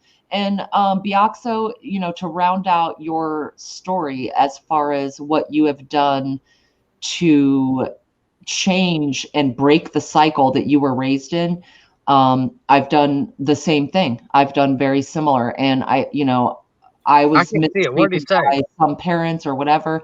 And so what did I do? I chose to be the opposite of that parent as much as I could. And sometimes that's a little too extreme as far as keeping things in balance, because we have to keep in mind that our traumas need not color our entire philosophy on relationships and parenting. But Byakuso, I am so pleased to have learned more about you. And there are so many people here who see you and care. There's only a handful of us here, but we do see and care. And there's no doubt in my mind that you're an exemplary father based on what I have seen you say here. And so I just want to say that I see you, and I Yeah. love you, man. Yeah. See, that's one thing a lot of fathers, when they whoop their child, I give them a spanking for doing something wrong. They think they feel bad, and they walk away and they feel like shit. But you know, go back to when you were that child. How were you treated? Were you Yep. treated where you got hung up by the neck or in a chokehold when you done something wrong? How were you treated at that time? And then what are you doing now to change the chain reaction? Yep. The chain reaction can end with you The because cycle. you have a choice. Yeah, the cycle. You can end that cycle with your choices. You can say, well, my dad done this right, but he done this wrong. Well, let me do this that he done right. He Yep. done this right. So let me implement that in my kids that he done this right. So let me carry that on. And then I'm gonna put my own with it and let's do right by every kid. Let's don't spoil them. Let's don't treat them like they're better than everybody else. Let's don't give them a trophy if we're going to take a piss on the side of the house. Yeah. Let's give him a trophy peeing in the toilet the right way. Let's give him a trophy for doing something right, not wrong. Right. So Is, if is you my went, audio okay? Yes. That's when you Okay. take it too far, is when you start giving the participation trophies and the pats on the back, even when they fuck up. And it's like, no, discipline is necessary, but yeah, there's a line between discipline and abuse. yeah, Um, yeah. Don't come to me and say, hey, well, Daddy, I done this, on my video game and I done right. Because I'm gonna say, well, son, I'm glad you're doing on video game, but what are you doing in school? You yep. know, let's bring reality back in the kids' lives. That's the way I feel about it. Let's bring reality because every time my son comes up, yes, I'll let him play video games. Hmm. But when he comes to me and says, well, Daddy, I lost a video game, I'm like, son, that's life. Yeah. That's life. You're going to lose at it. And that's teaching him that, okay, well, shit, I'm going to lose that video game. Sorry. What Biaxa was saying there and stuff. He chose to make a change and not continue the lineage of what his father did, same as I did. My father was an abusive prick, and like Airgun, like you're saying, born to be a protector. I was trying to protect my mom and my two younger brothers from my father, and then my other one younger brother was mentally disabled, and we'd be bullied all the time. So I was always protecting him, and somebody that would try to hurt an animal or little other kids, I would always jump in there. I can't take a fight and kick somebody's ass to save my life, but if somebody I love or care about is being abused, I'll kick somebody that's 3 times my size ass like or a fucking marshmallow. I'll stomp on them, and I won't think anything about it. Being protective, it's like that, like you're saying, that adrenaline, it comes out, that protective nature. It's something comes out, and I chose not to be that way. So I made a promise when I was a kid to myself that I'm never going to be like my father was. Never. Yeah, that I call it my darkness. Oh, yeah, but see, that's where a lot of people went wrong. They carried that through their lives and think that somebody does wrong and they're going to carry it. So here's the way I see it is like, if my kids do something wrong or if I feel like it's wrong, I'm like, okay, well, I support gay people. They, I do internally. But if my son comes out and says, hey, well, so and so's gay and they're whatever, and I want to go hang out with them, I'm like, son, I mean, is that where you want to be? Is that where you want to be in life? And they're like, yeah, that's where I want to be. But then again, there's a whole story behind all that shit. And I'm like, okay, son, is that really where you want to be? You know, there's a story behind everything. That's a tough So, topic though, because you can't protect him from every type of person in this world. There exactly. 10-20% of people are homosexual or whatever the alphabet uh, trend is this week. Like I said earlier, 3 to 5% are sociopaths. So you've got, Yeah. let's say 3% socios, 2% psychos, 10 to 15% in a sexual category. So that right there, you're already talking 1 out of 5 people is what that you're going to protect them from. I think it's more important that they get to know everybody. I have had Exactly. many That's what I many mean. friends of all walks of That, life and that learned from all of them. That's exactly what I'm telling him is, Okay. hey, get to know what, don't just fall. I explained to my son, I think he has autism. I don't know. Yep. Like he's not diagnosed for, I mean, but I can feel he has autism. Yep. But, I try to explain to him, I said, son, a friend, that's a boy that you enjoy being around with. Does that not mean that a relationship with him that you like him that much is a relationship? And I have to explain to him that, son, a friend can be a friend. You can feel close to a friend, hang out with them all the time, cool. But later on down life, that does not mean that you actually like him like that. So that's where kids misunderstand nowadays. And so like Navy, like you're explaining, that goes back to the concept like you're explaining. It's a misunderstanding about life. That's what a lot of people misunderstand. Like even at my age, at 31, and I'm young compared to everybody here, unfortunately, but I'm young, but I still understand how life is, how it's going to lead to. Everybody dies. So I want my kids to live the best life they can and understand life as they can. Well, What you were saying about your kids being, exposed to everybody, I want to meet who they're being exposed to if I can. Especially while they're younger. Once they get up into the teenage years, that gets harder. But especially as a child, I want to know who you're running around and playing with. I want to meet them, at least once and stuff there, because you're going to get a good feeling of what they're about. I agree with Yeah. that. My Yeah. twins are I don't. 20. I can't agree with it because when I was a kid, my grandparents didn't know who I was hanging out with. They just said Yeah. stay out before come home before light went down. That's That's all where they we're said. breaking the cycle. My parents and grandparents have no fucking clue where I was. None. But Yeah, that's me why either. I keep tabs on my sons, you know? But Yeah, I that, about that blew my hands off and burned down the woods, and Yeah. yeah. So that's how we grew up. So how the hell we teaching our kids when we say, "Hey, who are you hanging out with? What's this? What's that? What are you doing?" So we're teaching our kids more different than we were taught. So in order to teach our kids how we were taught, we gotta say, "Hey, when that street light goes off, you better be home. When you fuck up the house or you make a mess, clean it up."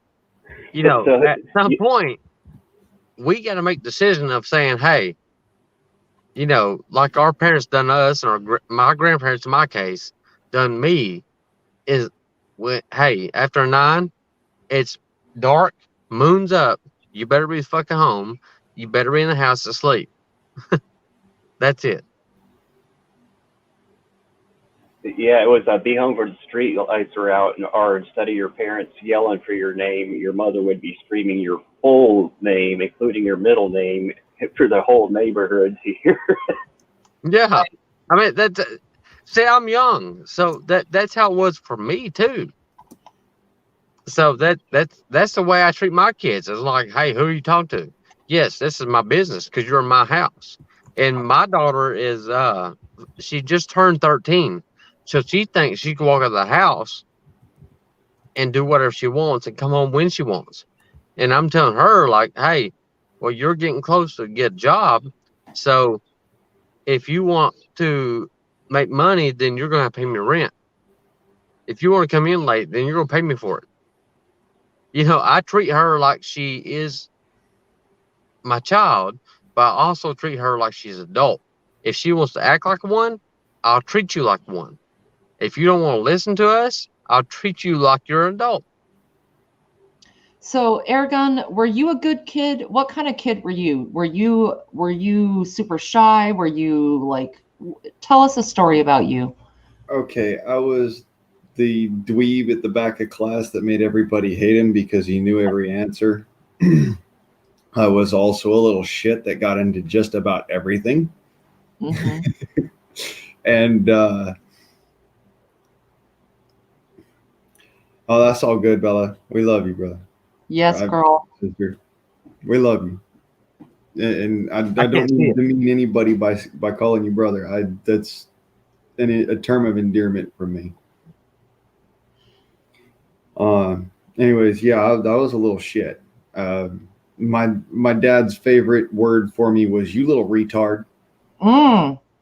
Damn.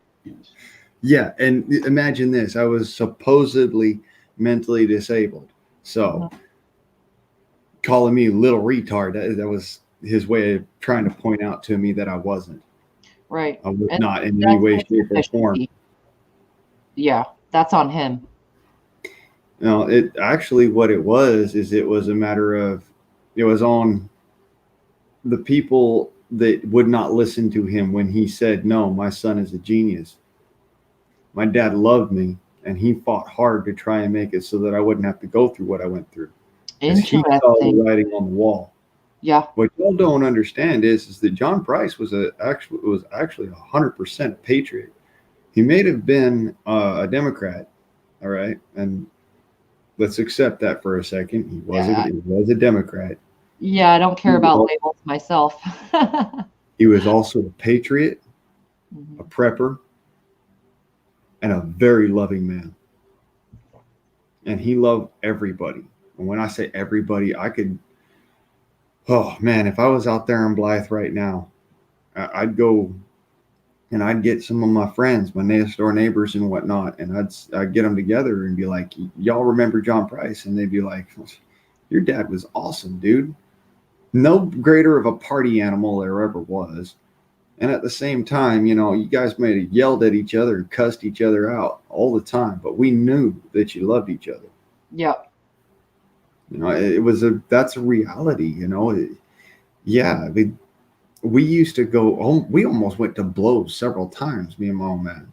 Hell, we did twice. But here's the thing.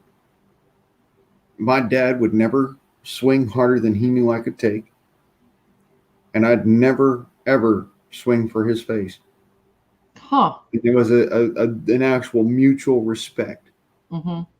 Like we knew, you know what, we're going to throw punches. All right, fine.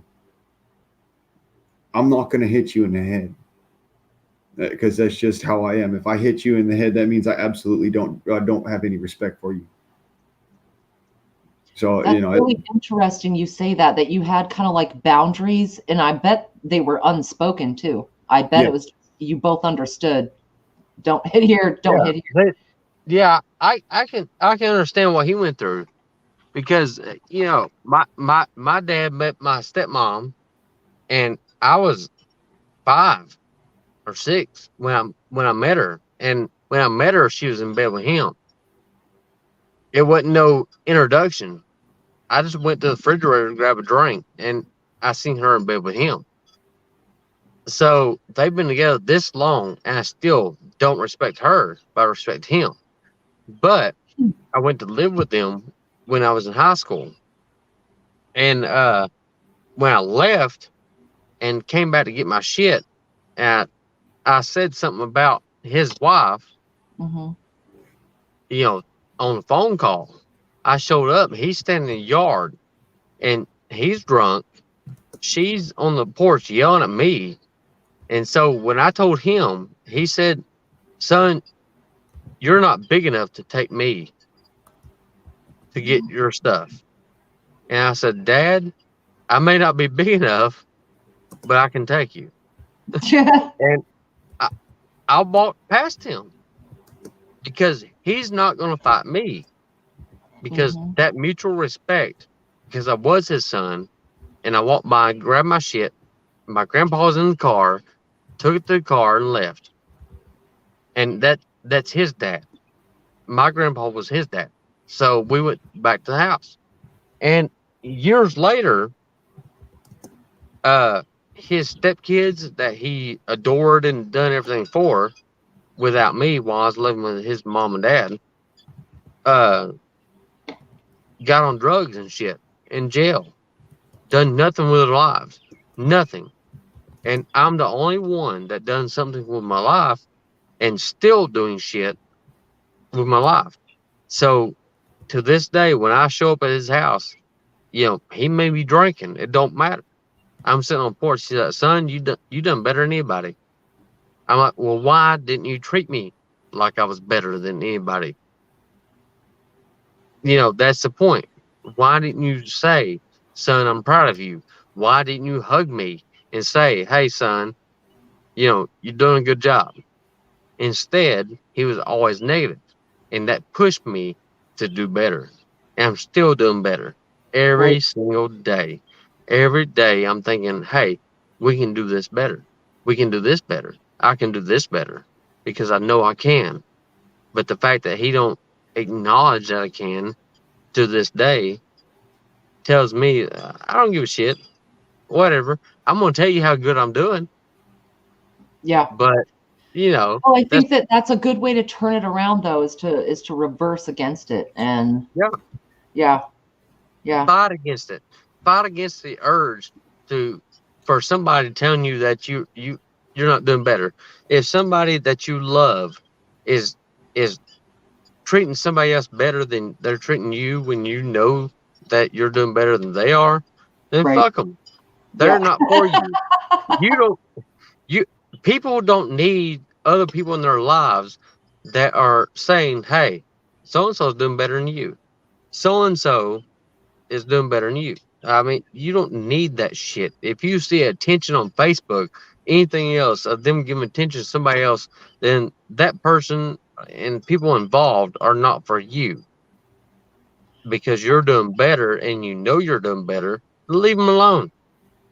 Let them do what they're going to do Well, I and think walk live and away. let live is a big thing that a lot of us need to adopt. Just live and let live. Basically, let people alone. That's actually one of the keys to happy friendships, relationships, parent-child, marriage. It doesn't really matter, is that you let the other person live and be their true self, and you love them anyway. Yeah. Like I explained, what, an hour ago? When I was sitting on that fence post, I realized, this is my life. I'm not going to let my mom, my dad bring me down. This is my life. Hmm. And in reality, when I grew like now, I'm bringing them down because they're looking at me like, damn, I supported these people, but now my other son is doing a lot better than I am. So when I brought a paycheck to my dad, because when I was little, I was 17 and I was working at KFC in small town Georgia. And I was working KFC and I had a check of $400. He brought a check to me for 1,600. He said, "Son, don't you wish you could make this much?" I said, "Yeah, whatever." Well, when I became 18, I brought a check to him for 3,300. Yeah, 3,300 for a week. Brought a check to him. And I said, "Dad, don't you wish you could make this much?" Yeah. You know Like, what's fuck amazing you. is kids Like, now make so much more. When I was a waitress in Virginia, I made $2 an hour plus tips. Then a little bit later, I made $4 an hour at Taco Bell. A little bit after that, I was making like $6 an hour plus tips working at a seafood restaurant, and I thought I was a fucking baller. And now my son, in my state, minimum wage is like, I don't know, shit, 12, $13 an hour plus the tips. And I mean, he will pay rent. He has his money that we charge him, but it's amazing to me how much faster he can pile it up than it seemed like I could. I mean, 12, $13 an hour for minimum wage nowadays. In some states, it's the cost of living is going to balance it out. But it's still, I just feel like people, if they pinch their pennies and do a little bit more of not trying to go out and buy all the conveniences, that you can actually pile up a good little nest egg and have something for yourself. mm, yeah, because everything you buy is kind of like, there's going to be new shit later. I Yeah. mean, wait. I mean, if you wait 10 years and save up that money that you're going to buy that PlayStation 1 or 2 or 3 or 4, if you save that money, guess what? There's going to be a PlayStation 20. And Yeah. when you're 90, I mean, Well, that's how we're set up nowadays. Everything breaks within 2 years, and yeah, then I you mean, get to buy another one. it's everything in your life is kind of like a mirage. It's disappearing the more you walk. So the more you go through life, everything disappears. You got a suitcase phone, it disappears within years. Then you come out with a Nokia, and then you come out with this and that and this and that, and then you go bigger with a flat screen phone. So it's the same thing through life. It's evolution. Every kid's going through the same shit that we went through when we were young, just in a different circumstance. Don't you think Yeah. it's like a snowball effect? Like, haven't you seen that air gun where everything goes faster and gets bigger and faster, and then it's just like barreling down? Yep. Yeah, it everything we went through, like all of us, we went through some shit when we were kids, and Mhm. our kids are going through the same shit now. They're going through the same shit, but in a different way. It's And the same faster. shit though. And the bad part is we try to explain it to them and they don't understand because Yeah. they weren't taught like we were. So then we got to explain it a different way and help them through it, just like our parents done to us. Yeah. So it made me realize what my grandparents were teaching me. Like, oh, well, okay, whatever. Yeah. If I, Remember, and they're like, well, we would all mock them when we were younger. All of us, no matter of age, we all mock our elders. Oh, what are you talking about, old man? You don't know shit, And yep, in other words, we didn't listen either. yeah, And now we're we're the sitting same here way. eating crow. Yep. I mean, so I can't be mad at kids at the same time. I'm like, No. oh, shit, I've been through this. I know. Yeah, they don't know. And so No y'all idea. don't know, but I've been through this. Debbie, I think we are. We are all black sheep.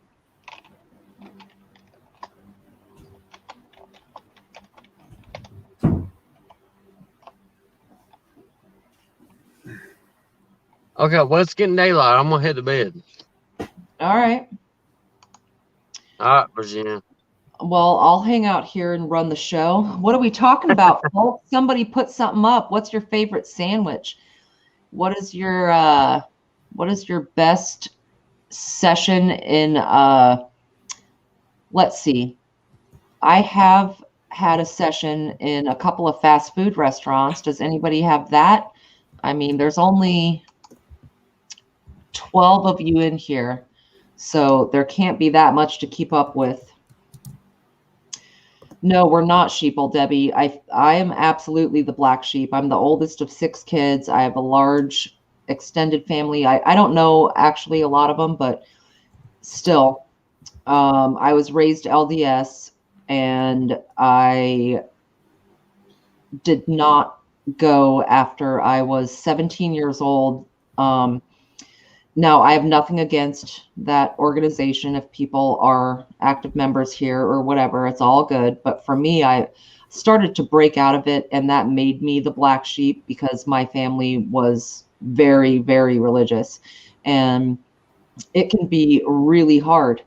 It can be incredibly difficult to be the lone person out who thinks different, looks different, acts different. I was in my 30s before I allowed my mother to see that I had a coffee pot in my kitchen. That's how bad it was. As far as the indoctrination, let alone hiding that I'm smoking and drinking and everything else. But a coffee pot, a Mr. Coffee Pot, I would not put it in my kitchen. I would take it out if she was going to come over. So, those things can be tough when you're a black sheep. No one sees it or gets it. And then here you are sitting all alone with the air gun guy trying to explain to everyone that you're a black sheep among black sheep.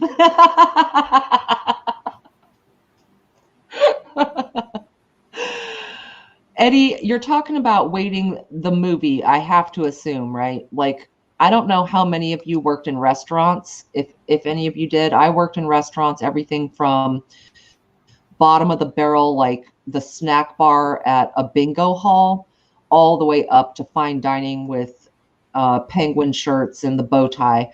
And there's no difference. The people who work backstage behind a restaurant are the exact same personalities and talents that you're going to find backstage of sort of like fast food or of super high-end restaurants. They all start somewhere and they get going. So yeah, dude, if you're talking about waiting the film, absolutely 100% facts. Though I can say that working, good night, Chev. I love you, kind of. Yeah, okay, he is talking about waiting. I don't know how many of you have seen it. It's a movie with Ryan Reynolds and Anna Faris, Quite a few people are in it. It's probably 20 years old, and it's sort of like the back workings of a restaurant that's sort of like Applebee's or Bennigan's or something generic like that. And it is so true, the way that people act and talk behind the thing. And for me, I can tell you from the bottom up, I never saw anyone annihilate food, like as far as rubbing pancakes on their dick or like doing anything really fucked up to food. I think the worst I've ever seen is maybe something getting dropped on the floor and served anyway. And I also worked at this at this place where the owner, you know how you get a bread roll at the table, like a basket when you get there? I worked at a place where the owner was so cheap. She used to go into the trash cans and pull out the fucking bagels and muffins and rolls that the waitresses threw away from tables that didn't eat them, and she would reserve them. And ow, you know what's even worse? She would pull them out and eat them her fucking self. She would eat them herself. And I'd be like, damn, girl, you own the place. Get you a bagel. I was about to say, I'm sitting here like, I just cracked that beer. Don't you make me give it back now. Right? Don't chuck it now.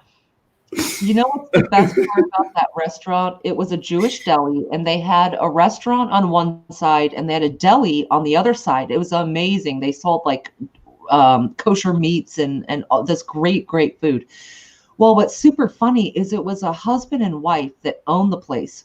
And this one time, the wife caught the co-owner husband in the attic of the restaurant space getting sucked off by a busboy. And from that point on, she learned that he was gay and had been gay their entire marriage and had male lovers all over the place. And what's super interesting about it is that they still worked together and ran that restaurant for another 15 years. She was just like, all right, you like the dick? Cool. They divorced, but they stayed friends and they ran that business. It was pretty freaking cool. Oh, the solar eclipse is live, V? Oh. Cool. Yeah, dude. They were amazing people. They were ridiculous. No, Bioxo, it wasn't in Germany. Grossest thing that I've ever seen working in food service. I was at a halfway house. This is the only time I've ever worked in food service. I'll never do it again, specifically because of this. I watched as not the actual dude that was doing the instruction, because he was a 5-star chef and he wouldn't allow this shit. Right. But I watched one of the volunteers that day literally hock a loogie into the stew. Oh, God. You best believe he was wearing that stew. Yeah. Dude. I wasn't eating that. Oh. No, No, I did. I saw something like straight out of the movie Waiting.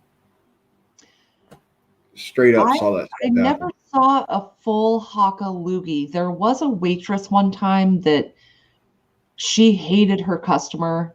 Only one time in 15 years did I see this. And she did something really fucked up. It might have been like sneezing or picking her nose and putting it straight in there or something like that.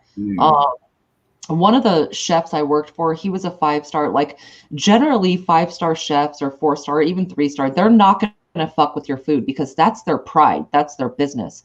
But this one that I worked for, if someone was kind of a prick, he would arrange their food so it looked like a cock. Like if someone ordered the pork tenderloin, he would lay it on the plate so it looked like a cock and balls and they were getting spewed on their plate. You know what I'm saying? You know?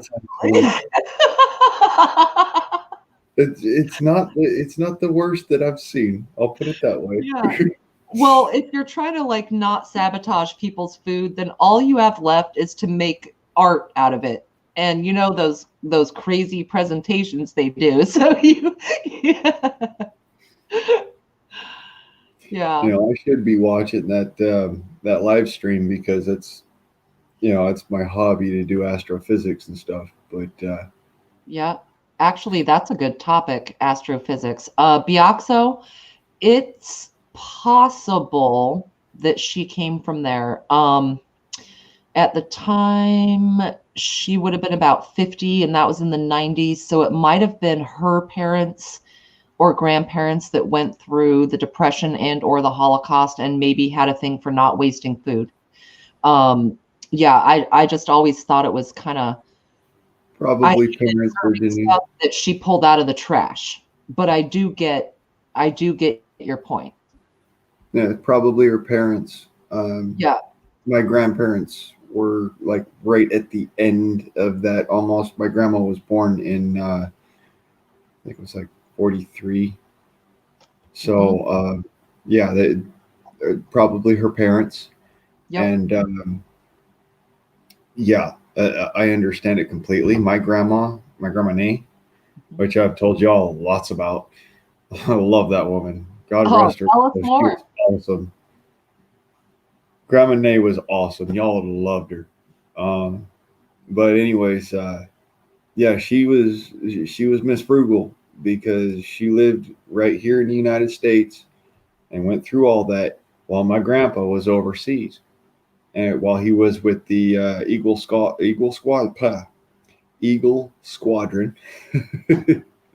and with the U.S. Navy on Big E.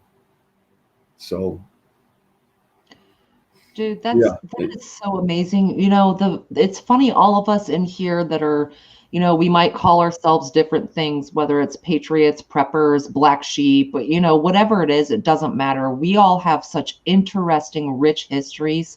I've done genealogy for many generations, and I've found the war records and the places that my forebears have been, and it really gives you a perspective into maybe this collective conscious that comes with you through your whole um through your lineage, your entire lineage, that like I'm Japanese, I've been there twice, but I have such this huge swelling in my soul for the culture, even though I didn't entirely live it the way my people did. Does that make sense? yeah, it makes perfect sense. My granddad fought against the Japanese, and yet Yeah. you got to imagine for a second. I practiced Bushido, the way of the blade. Uh, that was one of those things that I actually loved to do. It was one of the martial arts that I really loved. I have, I still have a katana. I have one. It's one of those fake wall hanger pieces. I Yeah. used to have a real one, Yeah. an actual real one made in Japan, and God, that's awesome, dude. I I wish you missed that still did thing. it so you Somebody could show stole it us. out of my car. Someone stole that katana out of my car. Oh shit. Really That pisses me fucking off. sucks. But yeah, I've practiced Bushido for years because that's one of the ways that I'm able to settle my spirit when I don't have anyone else around, is Right. to remember that everything comes back to the edge of a knife, and that your Oh, life is on the edge, and stray one way or the other, and you'll cut yourself. what an interesting, I've never heard it put that way. What an interesting way to put it. So you're kind of dancing on the line. Like, You are standing on a katana. yeah, That's that literally what it is so is. interesting. It's So do you find that doing that study grounds you in general life? Because I mean, that's a very metaphorical what you're saying about standing on that line and being able to reel yourself in using those principles. I mean, I think martial arts or anything like it is so important for people trying to ground themselves. So you're giving a testimony to that. well, it also comes back to karate, the art Yeah. of empty hand. Mhm. Um, I learned karate when I was 8 years old. That was the point in time where I was dealing with my first bully in my life, and well, it wasn't my first bully, but it was the one bully that would not leave me alone. Right. And so my mom, being, you know, formerly trained in it, decided, okay, well, I'm going to give him the basics, and then we're going to go and we're going to do the spiritual aspect. And she put more emphasis on the spiritual aspect than she did on the fighting. Yep. And I think that that had a lot to do with it, because I'm a very spiritual person. I've always been that way. If my spirit is not in it, I can't find it in myself to do it. And it's caused me in the past. It's caused me to actually find myself in a failing. So, it's a matter of, and this is something that Cat in the Hat said. Cat Without the Hat. He said to me, "We're all swimming in the same stream. We're all the same fish in the same stream. And one of us might jump out onto the bank, but the rest of us sit there and wait at the side of the stream, waiting for that fish to come back in. And it's a matter of, we're all part of this. And if you find that you look at Bushido, it's also, you're all part of one whole. And in the same sense, your soul is all part of the sword. So you're like,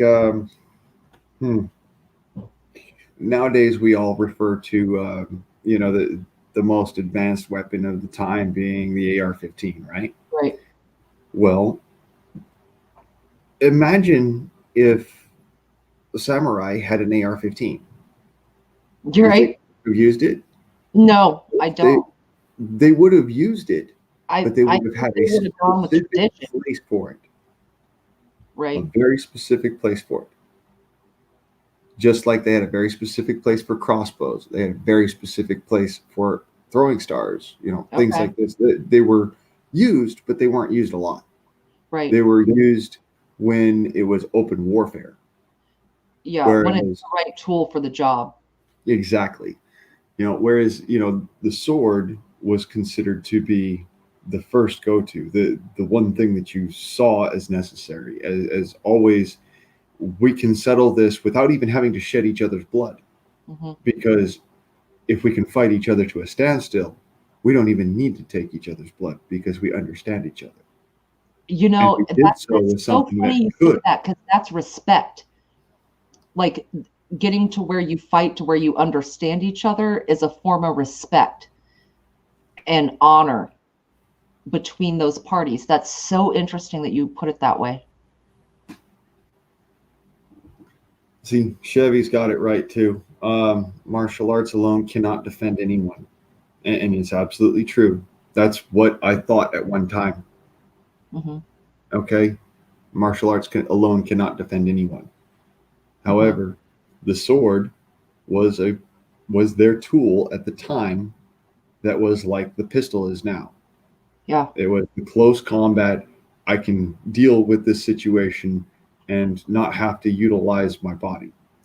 And then when you had the crossbow, the small crossbow, that was for over a distance. There's your AR-15 right there. Yeah. The full-size bow. There's your 30-06. It all comes back to the same thing. 300 Win Mag, your 30-06. It's your long-range weapon. So,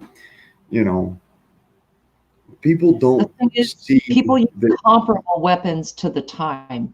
So at that time, all they had was sword to sword. Well, they had guns, but the guns at the time were just horrible. Right. Put it this way. I could shoot a bow very accurately. But if I shot an agon, like they had back there, what's called an agon, it's literally translates to it shoots flame. or dragon. Anagun is the stick with the cannon on the end of it, and you'd light the little touch hole and it'd shoot the Mhm. ball out the end. Hmm. There's some historical, there's some actual historical artwork that shows it. I can't pull it up right now, or I would. Um, Yeah. Well, it's funny. It makes me think of that saying, ready, aim, fire. That's completely incorrect. It was ready, level, fire, because you had to level your powder in the chamber. Yeah. So I can um, visualize exactly what you're saying. so, and coming back to that, a lot of people now think that the AR-15 is the most advanced weapon on the planet, and I'm sorry to say, but no, it's not. Huh. Let me What do point you think? something out to you. You put a suppressor on an AR-15, I can still hear that thing, the action of it, across a field. Hmm. I can still hear the report. Right? If I shoot my air rifle, you won't even hear it. Hmm. I guarantee it. Not unless I don't have a projectile in it, in which case you'll hear it, but you'll hear a little pop.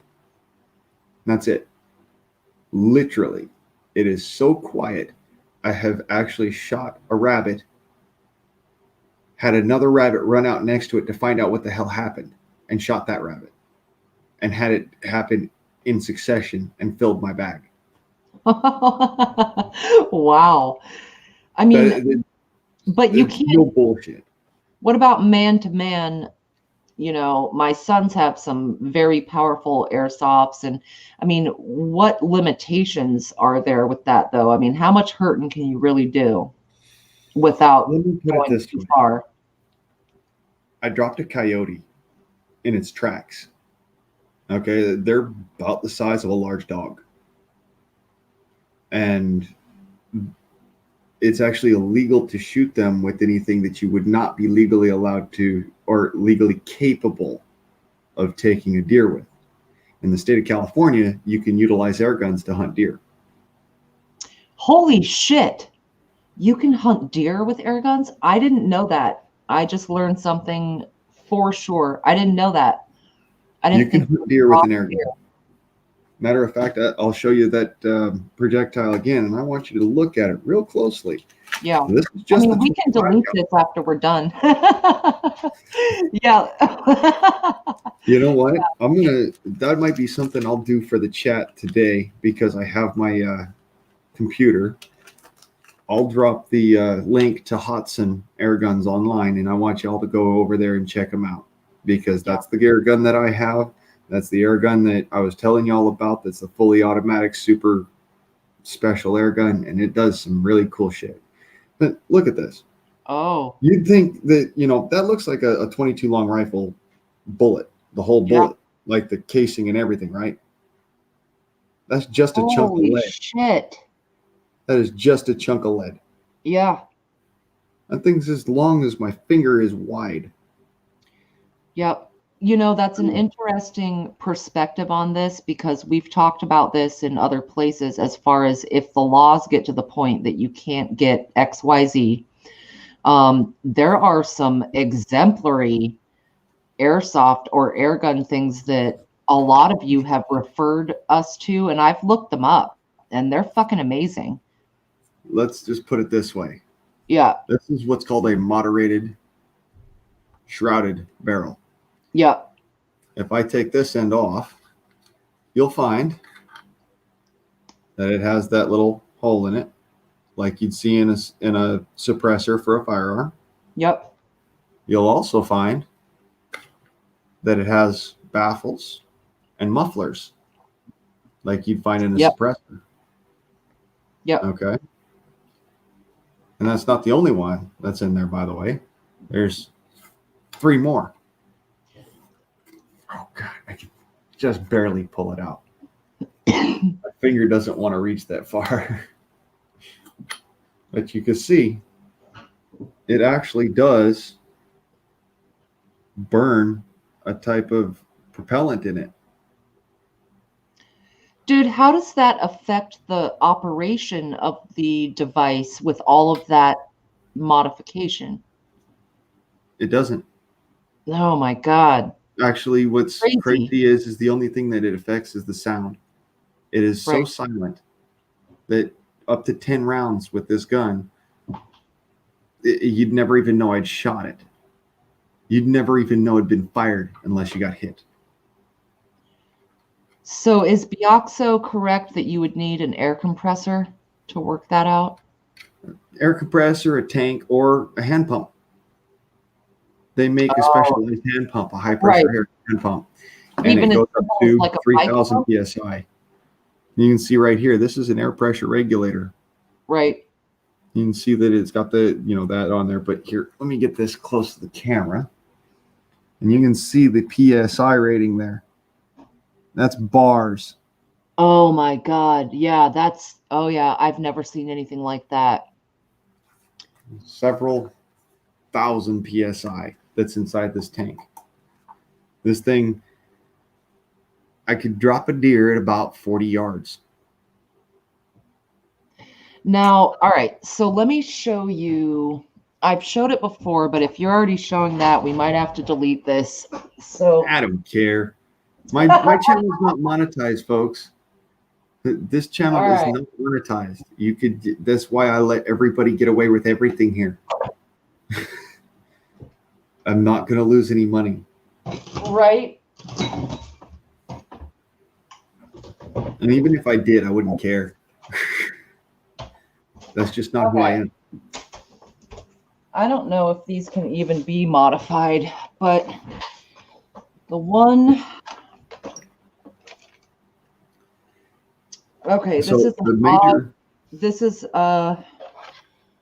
says a Steyr AUG A2. It's supposed to be like an AUG. Crap. Hold on. Sorry, guys.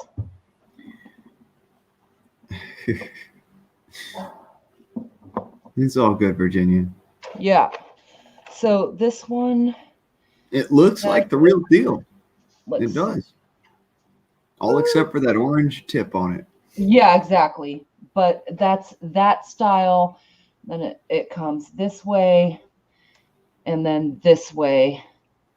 So is this similar to what you're saying that could be modified to do what you just said? No.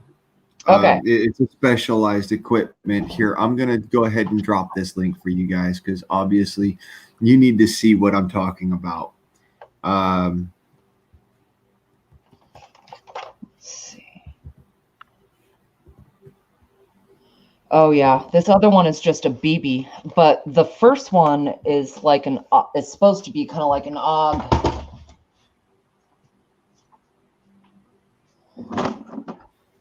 Okay. Now, go ahead and Control C, and I'm going to run back over here, and I'll do this. Go Control V, and you guys can check this out at your leisure. Go ahead and download this. Go ahead and throw this up in a different whatever, and check it out. You can do this on your cell phone. You can do this on your computer. This is where I get my air guns from, my high-powered air rifles. Mm-hmm. Okay, and I want to. I wish I could show it off. There is a specific air gun that is built for. It's built by these guys, and it's probably one of the most controversial air guns ever made. Sun Blitz. Oh, fancy. It is. It goes all the way up to 30 caliber. It shoots up to 25 rounds with one trigger pull. And it is as powerful, if not more so powerful, than my air rifle that I've got and I showed you guys. Here's the actual. Let's see here. Control C. Jeez, pardon me. And Control V. Wait, come on. Control V. And this is one of the air guns that I would say would rival a SAW as far as it's concerned, a squad automatic weapon. And yes, you heard that correctly. So yeah, go ahead and click on that down in the chat, Virginia, and check this out. It'll blow your mind. This Okay. air gun is literally the equivalency of a squad automatic weapon. All right. I'm gonna jump over and grab this out of the chat and save it. Okay. And far as your question, V, I am drinking 805.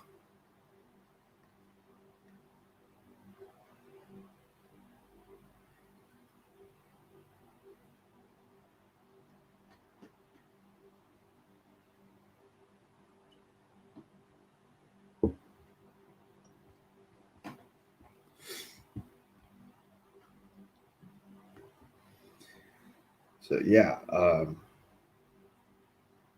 these are not small caliber air rifles. These are not toys by any stretch of the imagination. Do not play with these things. They will kill. They are guaranteed to kill. Okay. When I say guaranteed to kill, let me put it this way. This one's 25 caliber. Okay. This one right here that I showed y'all.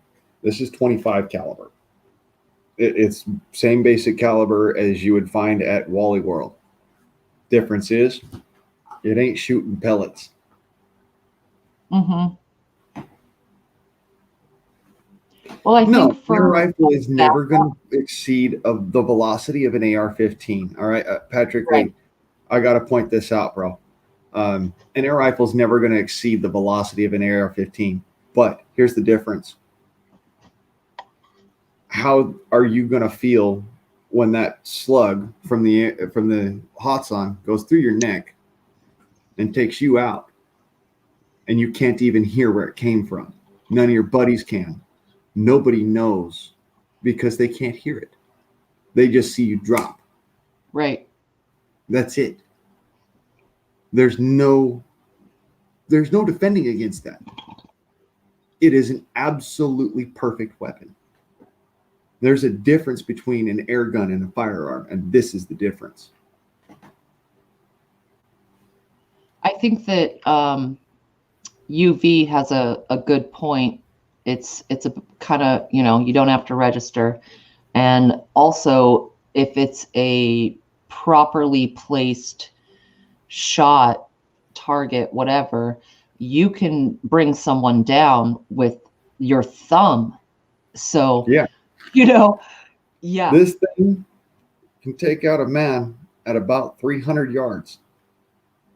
And it can do it reliably, accurately, and repetitively. And they're less expensive. Yeah.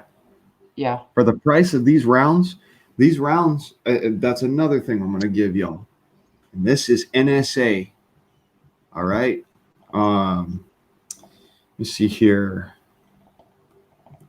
Nielsen Specialty Ammo. Thank you. And here and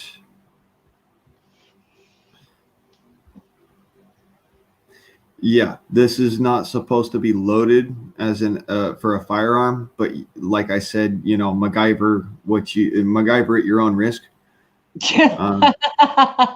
Right. Yeah, MacGyver at your own risk. Here's this. This is the actual.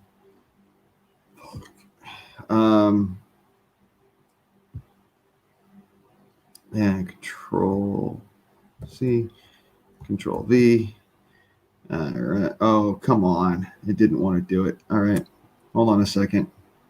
Oh yeah, we'll figure it out. Oh, You won't have to figure it out because I figured it out for you. See, you've never let me down. Okay. And hot sun. Or no, let's go here and go there. We go. Still doesn't want to let me do it. I'll get it in just a second.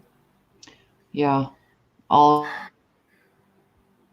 I have to get rid of the other window. No, but first. I think it's an interesting conversation as far as things that don't have to be registered. Just like voters don't have to be registered. And but you can still defend yourself, and that can be your own hands all the way up to the best of whatever might be out there. But I really think that it's not, going back to the martial arts, you mentioned how it was a mental, spiritual thing. And that is true. Actually, if you study karate or like yoga, even, which is not Japanese, but regardless, it is all a spiritual activity. It's about breathing. It's about becoming one with the earth and with everything around you, with the senses around you, with what you hear, smell, feel, your gut instincts, all of it. And so I think that does apply here to rounding out some of the thought about how to defend oneself. Is I do think it happens in the mind first, because if you panic, you're fucked. And if you don't know your surroundings and you haven't already tuned in to what's playing around you, you're fucked. So in my mind, having the best weapon in the world doesn't matter if you're losing it mentally. You're not going to know how to use it and when to use it properly. Right. That's a big deal, by the by. Knowing when to not shoot is the most important thing. Because, and this is something that if I could ever get you to do anything, it's take a hunter's education class. Okay. More than anything else in the world, it will teach you scenarios of shoot, don't shoot, and it translates.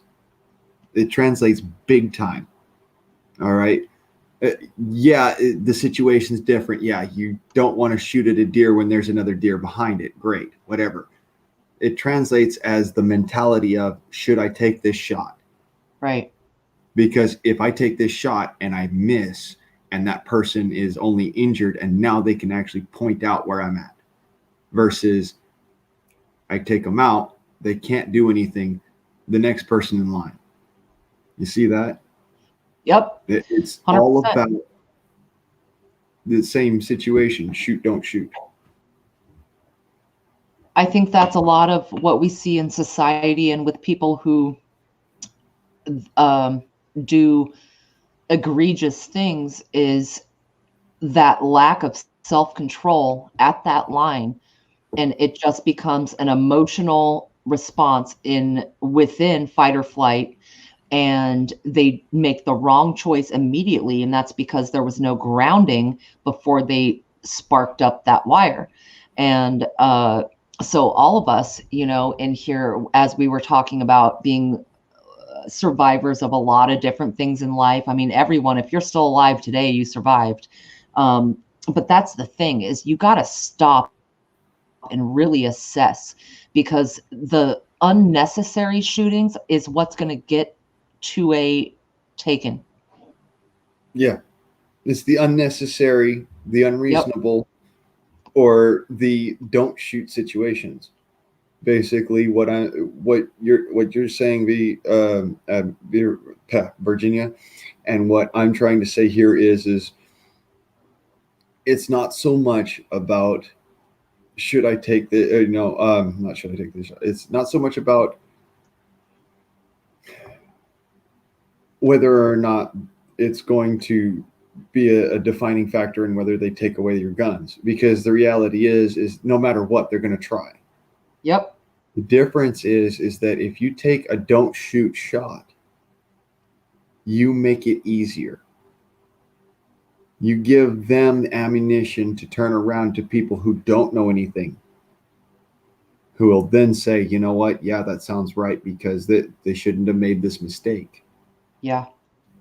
You because give them they've got insults. all this experience, so they shouldn't make this a mistake, and they don't realize, they don't recognize that that is a foolhardy thought.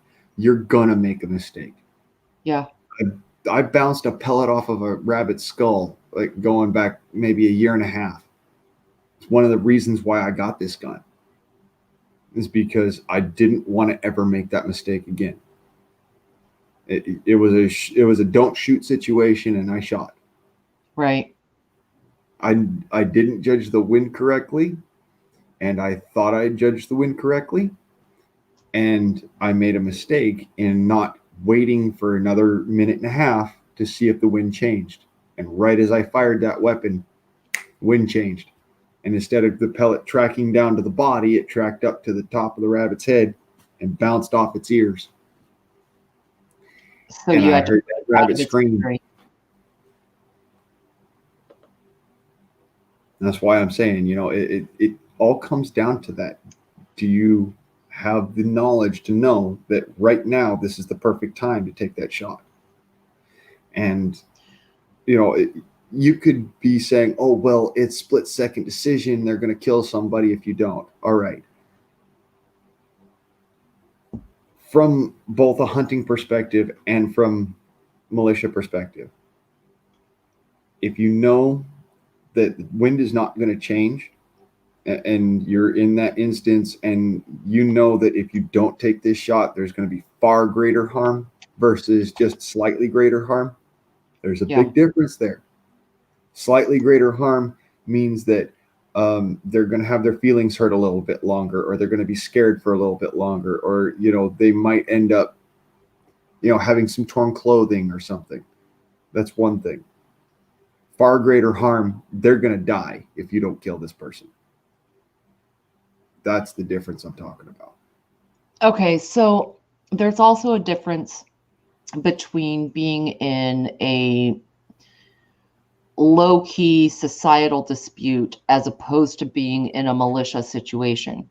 So I have seen in multiple conversations we've had that the be all end all is shoot to end it, the life, whatever it is, right? But is there ever an exception? Aim for the deadly triangle. Right. Okay, I hear you. I saw you.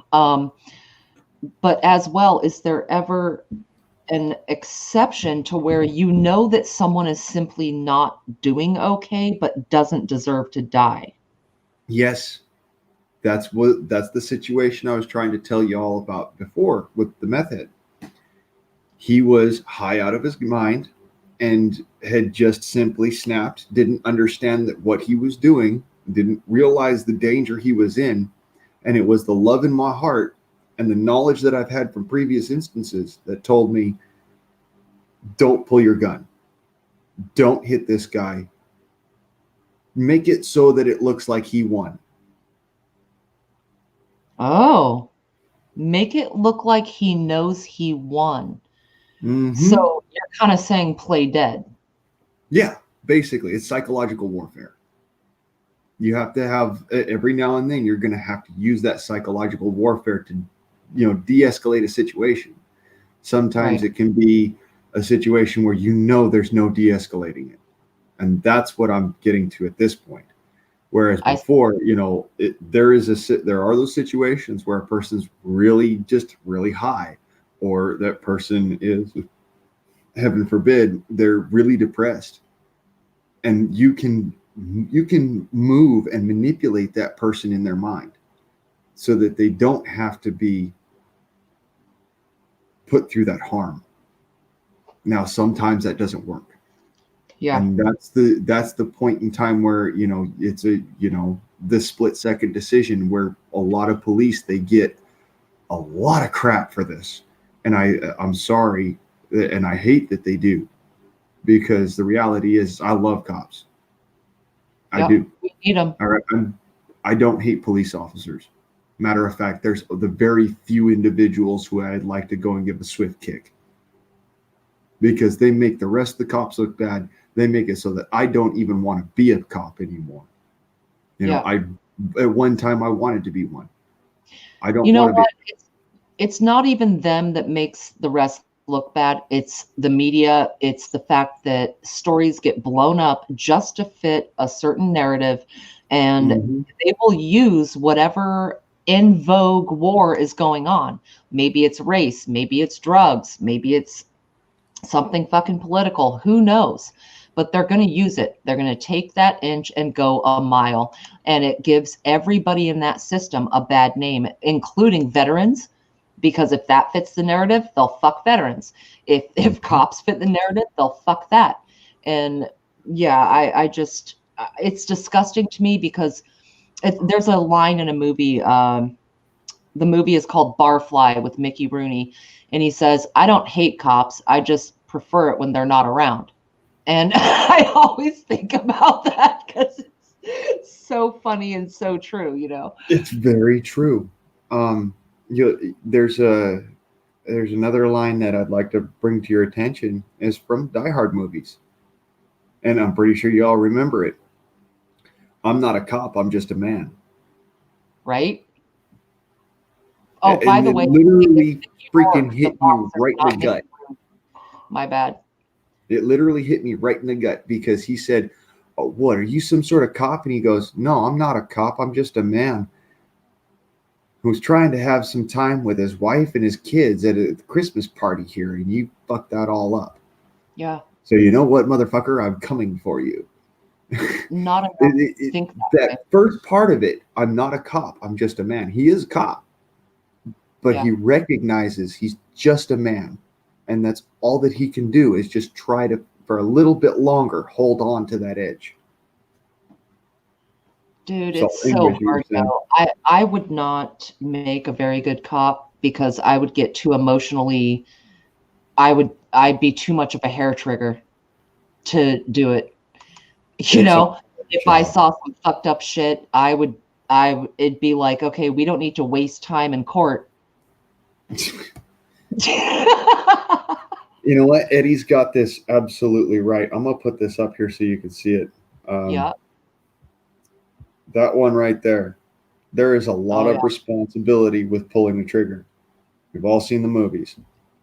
Yes, it's absolutely true. Um, there's a lot of responsibility that comes with pulling the trigger. And it doesn't always mean that it's a bad thing. The responsibility comes when other people see it and other people talk about it, and they don't understand what that person is going through in that moment at that time.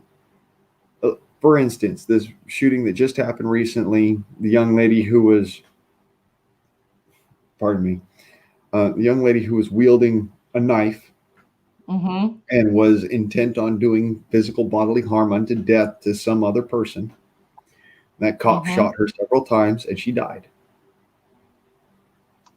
Unfortunately, the reality is there's no way he could have shot the knife out of her hand. There's no way he could have been able to do anything other than to stop her in that instance, and she was intent on it.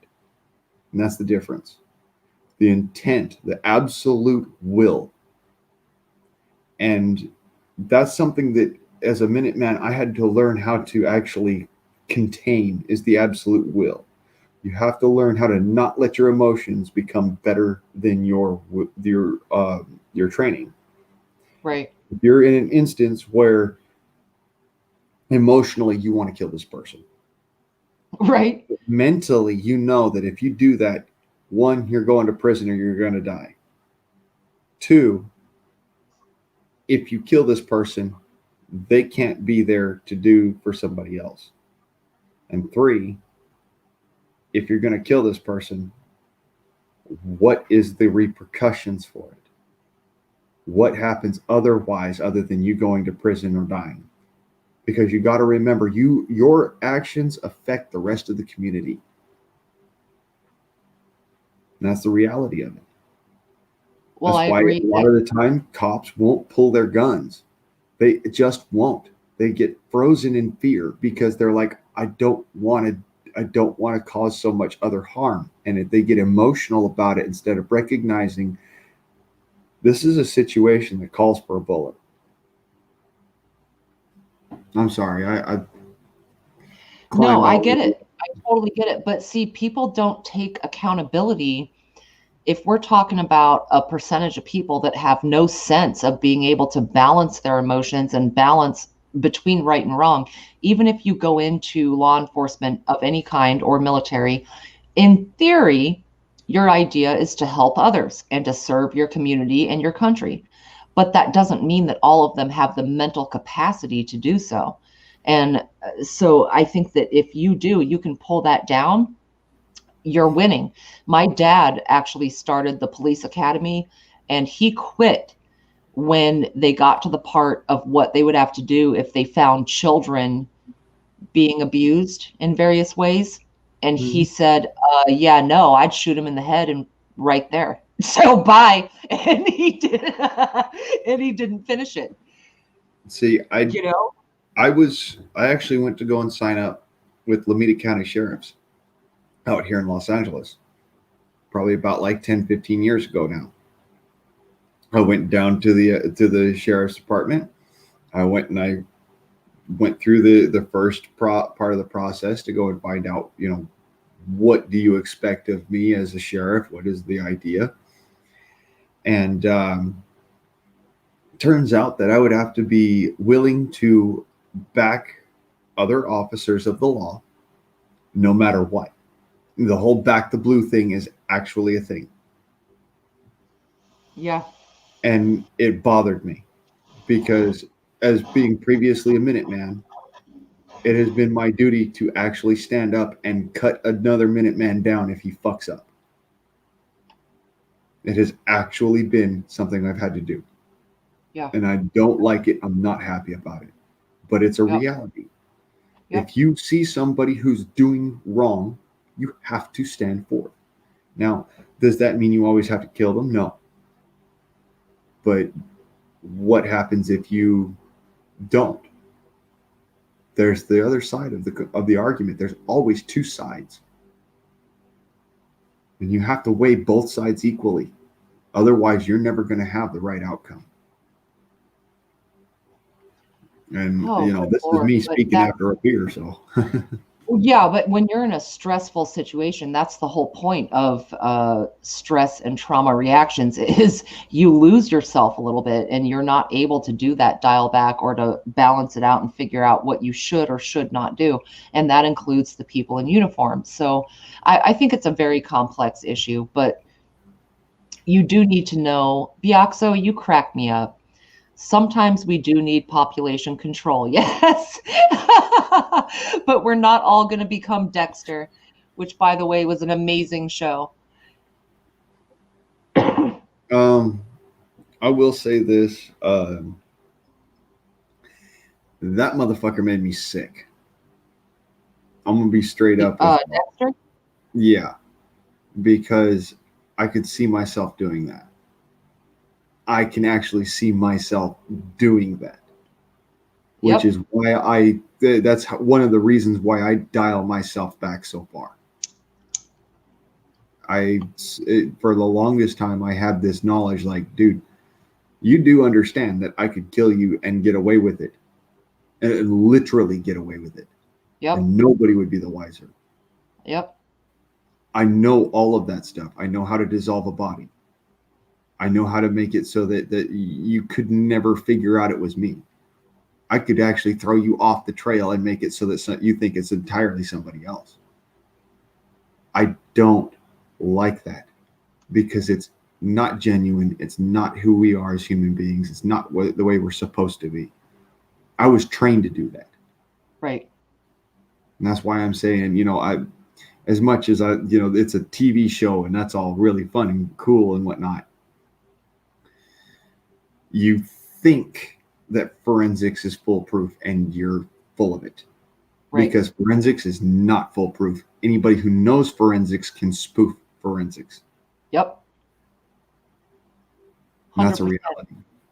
I see what you mean about it kind of being disrespectful to the craft of not only science, but of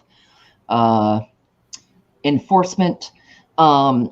Bioxo, it was fascinating in that it was a serial killer who was a forensic, he did blood work. So he was a spatter analyst, and he was able to fulfill his sociopathy because he worked for the department.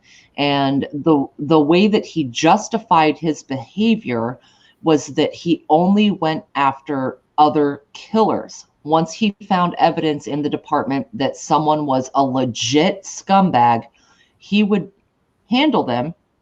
But because he was the blood spatter analyst, he had very creative ways of doing that so he didn't get caught.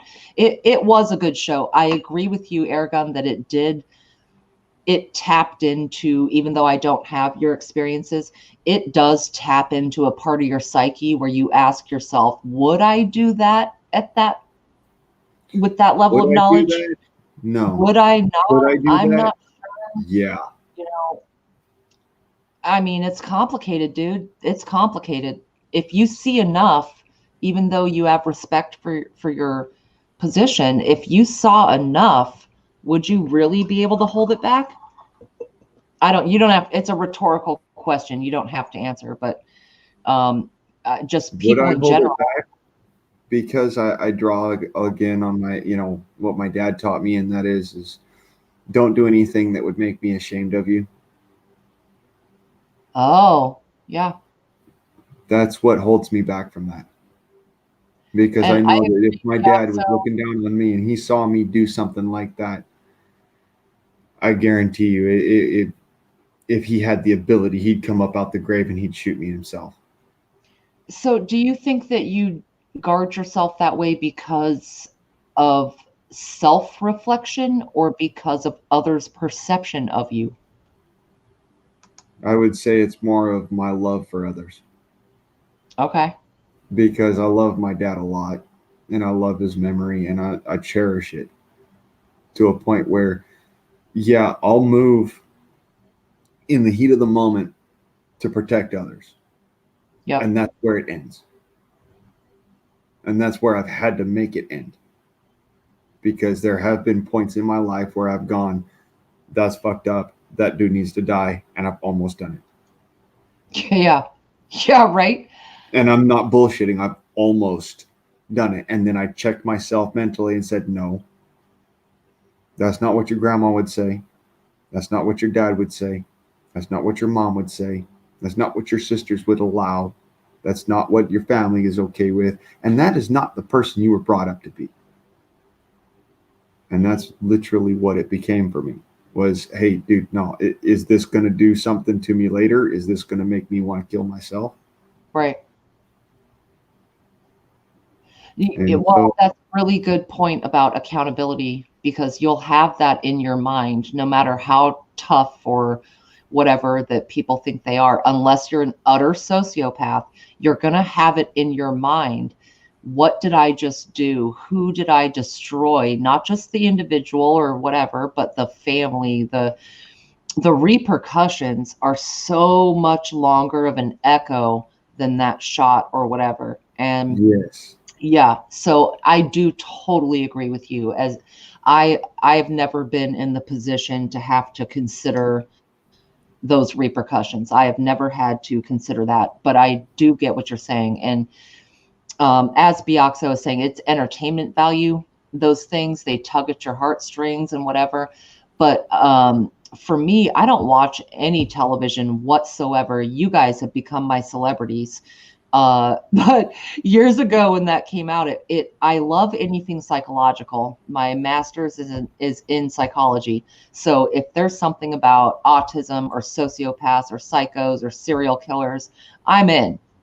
I'm What in. is it about me that I attract those kind of people? Jeez. What is it about me that attracts you kind of people?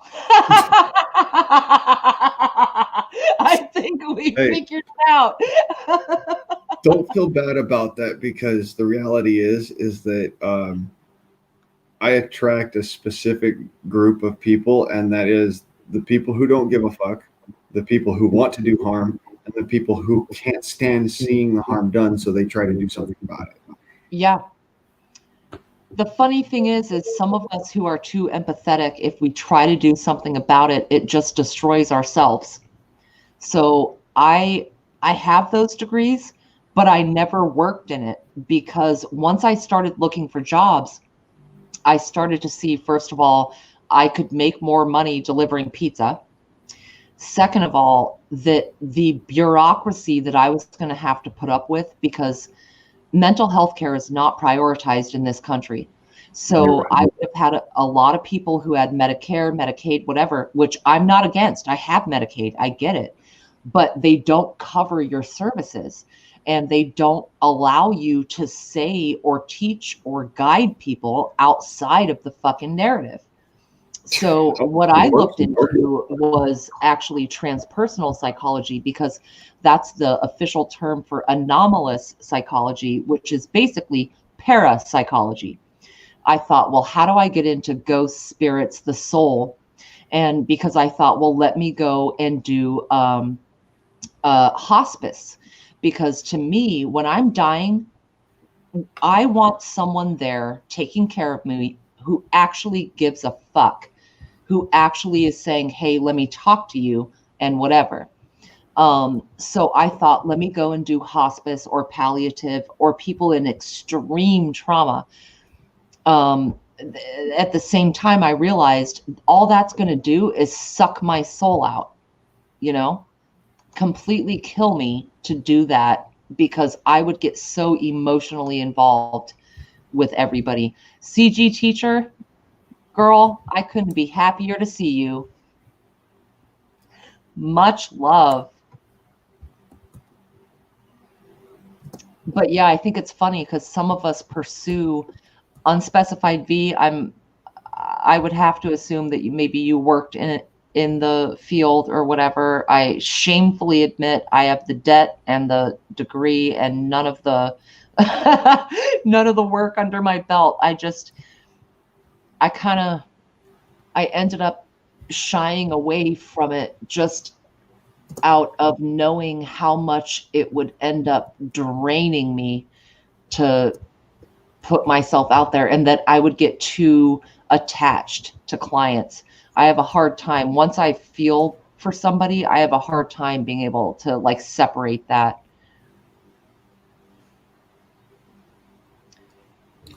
And Heck yeah, yeah. I misspelled that, but not on purpose. Yeah. Anyways, I wanted to point out to y'all, I am part Scottish. That's something else. On top of on top of all that, I, there's this, a lot of people going, they try to push forward, you know, this whole, I have degrees in this and I have degrees in that. And I'm going to point out something to you. I don't have any degrees. Let this blow your mind for a second. I could run circles around anybody with a cosmology degree in the science. I can run circles around them because I learned it, because I was passionate about it. That's the difference. Be passionate about what you learn. Learn it because you love it, not because, oh, I can make a lot of money at this, or because, oh, I could help a whole bunch of people with this. Great. But how are you going to help you? How are you going to help you advance? And how are you going to help others advance? Because that's why I got into astrophysics, because I love it. Because let me put it this way. A bullet traveling, you know, over distance follows the same principles as a meteor. Oh, interesting way to put it. I mean, you really want to look at it as, tie it into the prepper community. Electrons are like miniature bullets, and a magnetosphere is like your body armor. Electrons don't bounce off of the electromagnetosphere, they become part of it. That's literally what that is. So, well, they already are. They never were apart from it. Potato. Yeah, that gets into it deep. Now, I just want to quickly say regarding your point about not having a college degree, I don't think that means shit. I don't think it means a goddamn thing. When I got mine, I was actually getting divorced from a sociopath. And in order to deal with it, he was a sociopath with multiple personality disorder. And in order to fucking figure out what the hell I just did to my life, I went and got a degree. I never used it. I didn't, I mean, I'm saying that I respect so many of us in here do not have college degrees that were used meaningfully or at all. Moose Man hasn't gotten it past crap. He told me the other day it's barely past high school. He has nothing. But you all are some of the smartest people that I know. I come in here to see all of you, every single name in here. I know all of you. Airgun, I've been with you. All of us, right? Well, like attracts like. You smell your own. You know your own magnetic energies, and we have all come together for a reason. We are all incredibly intelligent, and nothing has to do with education formally at all. Do you read books? Do you practice what you preach? Do you go and are you curious about everything in your world? I have so many bookshelves full and then boxes of books not on the shelves. I couldn't even tell you. Eddie James, yes, trade schools. I looked into ITT Tech, which is funny because now they're out of business, but I had looked into it. Yes, exactly, I've Eric. got more books than most libraries. Than most people, yeah. I'm in the middle of multiple books at any given time on anything from germ theory to aerospace to hyperspace to psychology to the Tudors in England and Scotland because I'm Scottish as well. And name it. I've probably got something on it. The divine proportion with, the Fibonacci sequence and all of that. My highest education is trade schools and an honorary, what's called an honorary degree, because I couldn't actually get a actual freaking physical degree because I was 10 years old. You know what, though? Trade schools is what I encourage my sons to do because college is about money and indoctrination. If you go to a trade school, you can actually learn a viable skill that will earn you money and help you in your life. And so I know the more people than not who have simply worked hard to get to where they are than gone to school. Who's 6 and 7 in here? Because I've got 5 of y'all that I know that I've actually, I got your names that in my mind. And do you and I count if we're on StreamYard? Because I have you on another browser so that I can chat if I want to reply to someone. So one of those could be me.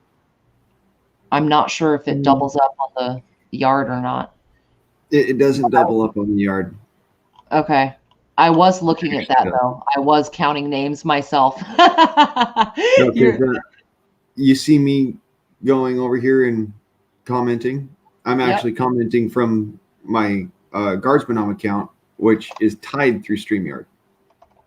Right. It actually ties it together. So, no, if you were to be on here under a different name, you'd still over there would be the same name that you normally use. Yep. Which your name is the same on both sides. Yep.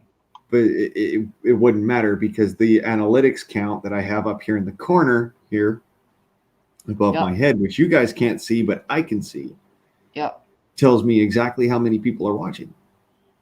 And you guys can see it down here, down below, or over to the side, over there on the other side of her.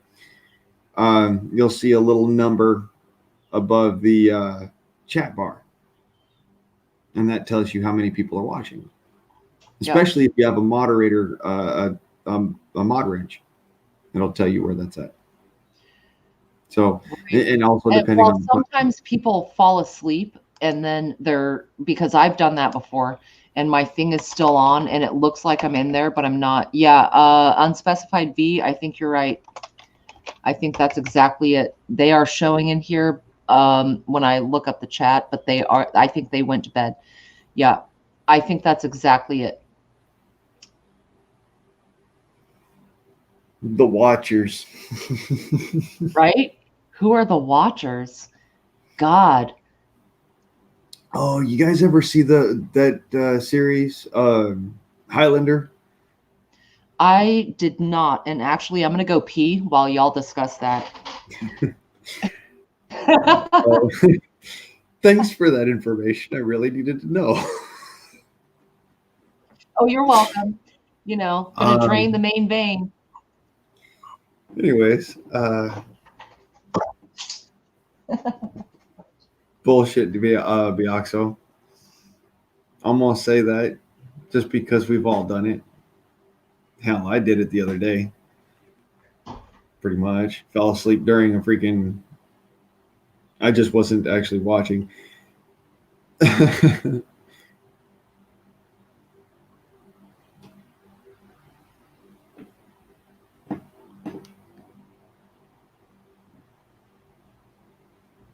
Yeah, they do that, but you know what? That's why there's so many mods in my chat. And if I need to go back and mod more people, I can mod more people. We had that earlier this evening.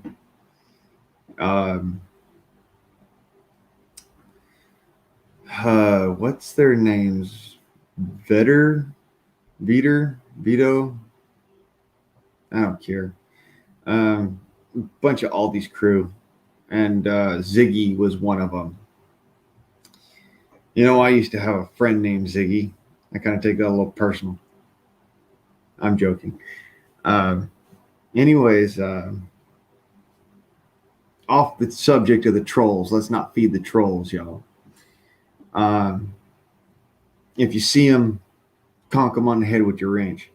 If I need to run over there, if y'all don't have any wrenches in the chat, you let me know. Y'all are more than worthy of it. But I was asking about Highlander, and there can be only one. Well, I hold special place in my heart for it because my family comes from the Stewart clan. If y'all know about the Stewarts, well, they were supposedly royalty in Scotland. Yeah. And, well, by all recollection, I'm like in 38th line for the throne, something in there. Not that I'd ever claim it. You think I want that? Jeez. Well, I've traced my lineage through William the Conqueror and also into Scotland because at a certain point you can't separate them. You really can't. I mean, they've been interbreeding forever.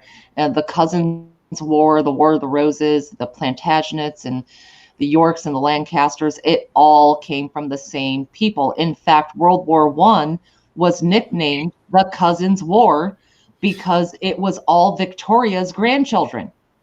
It was all of her grandchildren who she had set out as minions to take over Europe, and they all ended up fighting 20 years later and fucking us over to this day. Am I wrong?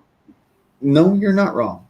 And this is one of the reasons why I've separated myself from that part of the family, and so has most of my family. They find absolute disgust in that manner of carrying themselves. Don't get me wrong, the Caruso family is a very proud family, and they have married into many powerful families. Yeah. However, you act like a dick. You might as well consider yourself ostracized and just stay away from the reunions. Yeah. because you will not be tolerated. Well, it gets It- complex though, because what, 1 out of 3 of us comes from Genghis Khan. So you and we, I mean, it gets complicated. How far do you keep I know you're talking more about immediate family, but look, I'm Japanese, English, Scottish, Irish, and French. How am I supposed to separate that out? Oh, I'm and German. Scottish, Welsh, Dutch, Japanese, Irish, German. German, Cherokee, Kiowa, Anasazi, and Blackfoot. Okay, so Or you're no, Blackfoot is Kiowa. Never mind. you've got it all covered, you know? Oh, I mean, and on top of all of this, we can't be certain of this in my family, but we presume Moroccan because oh, we can trace my heritage and our heritage as far as the family's concerned all the way back to the pirate Crusoe. yeah.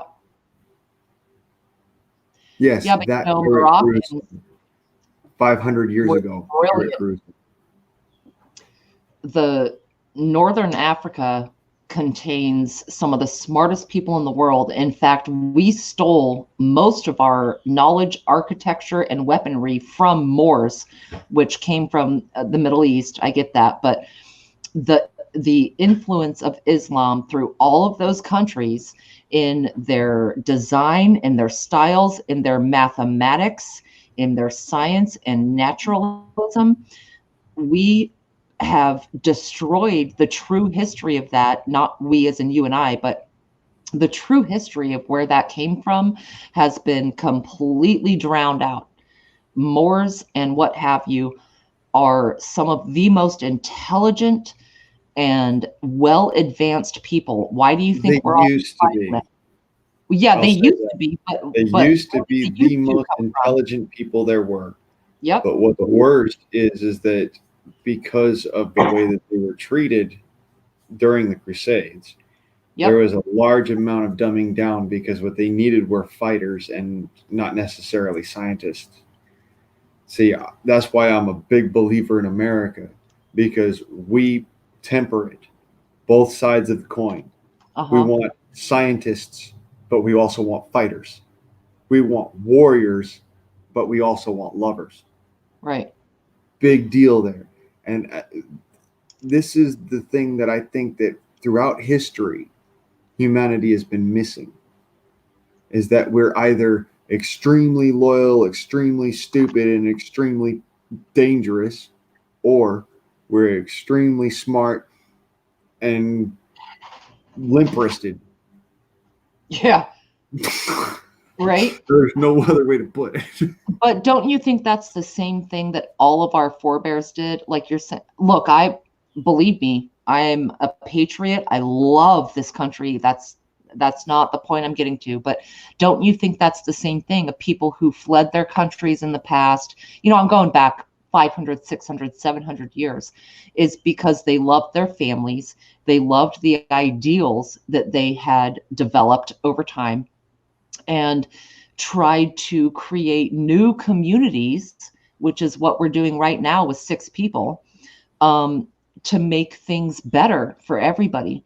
So I am all about Native pride because of my affinity for genealogy and for my Japanese heritage and things that are very poorly understood and get swept under the rug and ostracized also, with my yellow people. But I think we all have that draw at the end of the day to find a root, to find where we sprung and from whence we came. And so I think it's important to, yes, of course, I put it we this way: love we're this all fucking Martians. country, but appreciate where you come from too, you know? We're all Martians. Yeah. So far, no matter how much you want to put it as red man, yellow man, black man, white man, no, we're all Martians. Yeah. We came from Mars. We settled on this planet, and we settled here because our planet was dying. Yeah. So you're going. Okay, I know where you're going. I'm going way the fuck back there. Oh, I know where you're going. So a very interesting theory that I heard from somebody on Project Camelot was that what do you see in the world? We've got 7 continents, and we've got what? We have cultures. We have Japanese culture, Chinese culture, Asian culture, Indian culture, African culture, just take it across the board, right? Now, what do you have? Good night, Biaxo. I love you. Kisses. Night, brother. What do we have in a petri dish? Cultures. Does that make sense? So I don't have a problem with that theory. I can't fully explain it, but the idea that cultures are in a petri dish, and then you look at the earth with cultures, how do you explain it? We are all cultivated through our own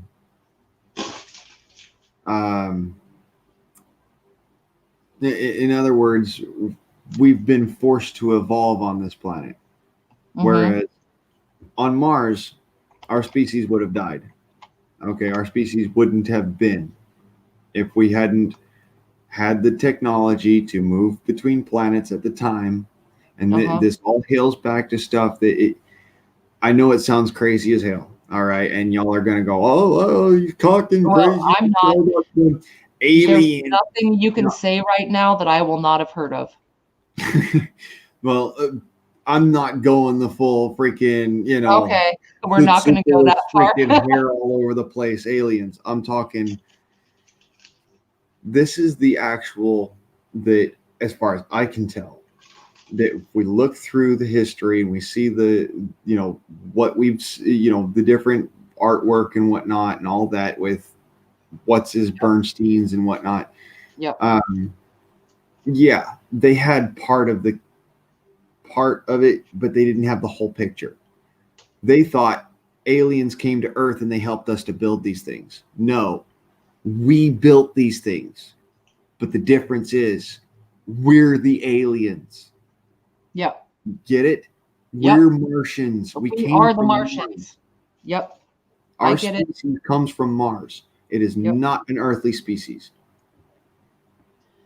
Now, I'm not saying I fully agree. I know the theory. I'm not saying I've decided yet, but I do agree that it makes sense. And the reason why is, what are we doing right now? We're trying to get to Mars. Now, are we trying to get back to Mars? Are we trying to go, quote unquote, home? I think that if interplanetary travel is possible, that we have already done it, and that it's a cycle that we have to jump, like leapfrog from one to the other, because we fuck up the one we're on, or nature fucks up the one that we're on, and then we got to go to the other one, and then it all gets wiped out, and it's the revolution all over again. Well, what if it's this? It's not so much that nature fucks it up or that we fuck it up. It's that because of the cycle, there are 12,000 year cycles. Yep. There are 100,000 year cycles. There are 2 million year cycles. And there are 400 million year cycles. Yep. And they're evident right here on Earth. Yep. What I'm saying is that even up to, the billion year cycles, if you look back at our earliest fossils, going back 4 billion years, okay, earliest fossils are of microbial life and fungi. Yep. Well, on this Earth, they were wiped out by a gigantic cataclysm that cannot necessarily be explained other than to say that it was tied to the way that the sun works and to the way that the Earth was evolving at the time. So if these two things are cyclical, and then you have on top of that the cycle of perhaps Mars has its own cycle. Anybody ever thought of that? If Earth has a cycle, they then do, of why course. wouldn't Mars? What if Mars has a several thousand or 100,000 or million or billion year cycle, and it takes that long for us to jump back and forth between planets? Right. And Yep. maybe Earth is dying. Maybe it has been dying for millennium. Yep. And we've just been kind of, we think it's our fault, but it's not. You ever think of that? Maybe all of the quote unquote dead planets were our previous homes. I have to disagree, because I'm not we stating a fact. didn't learn from it from before in order to fix the problem, so we wouldn't have to do it again. I mean, this is where it comes down to. If we're not good, you learn from your mistakes. It's natural for humans to learn from our mistakes. But so if we learn from our mistakes, wouldn't we learn that we made a mistake before, so let's not do that again? Well, I think it's a combination of human error or creature error with nature. I don't think that it's simple enough to blame it on one mechanism within the system.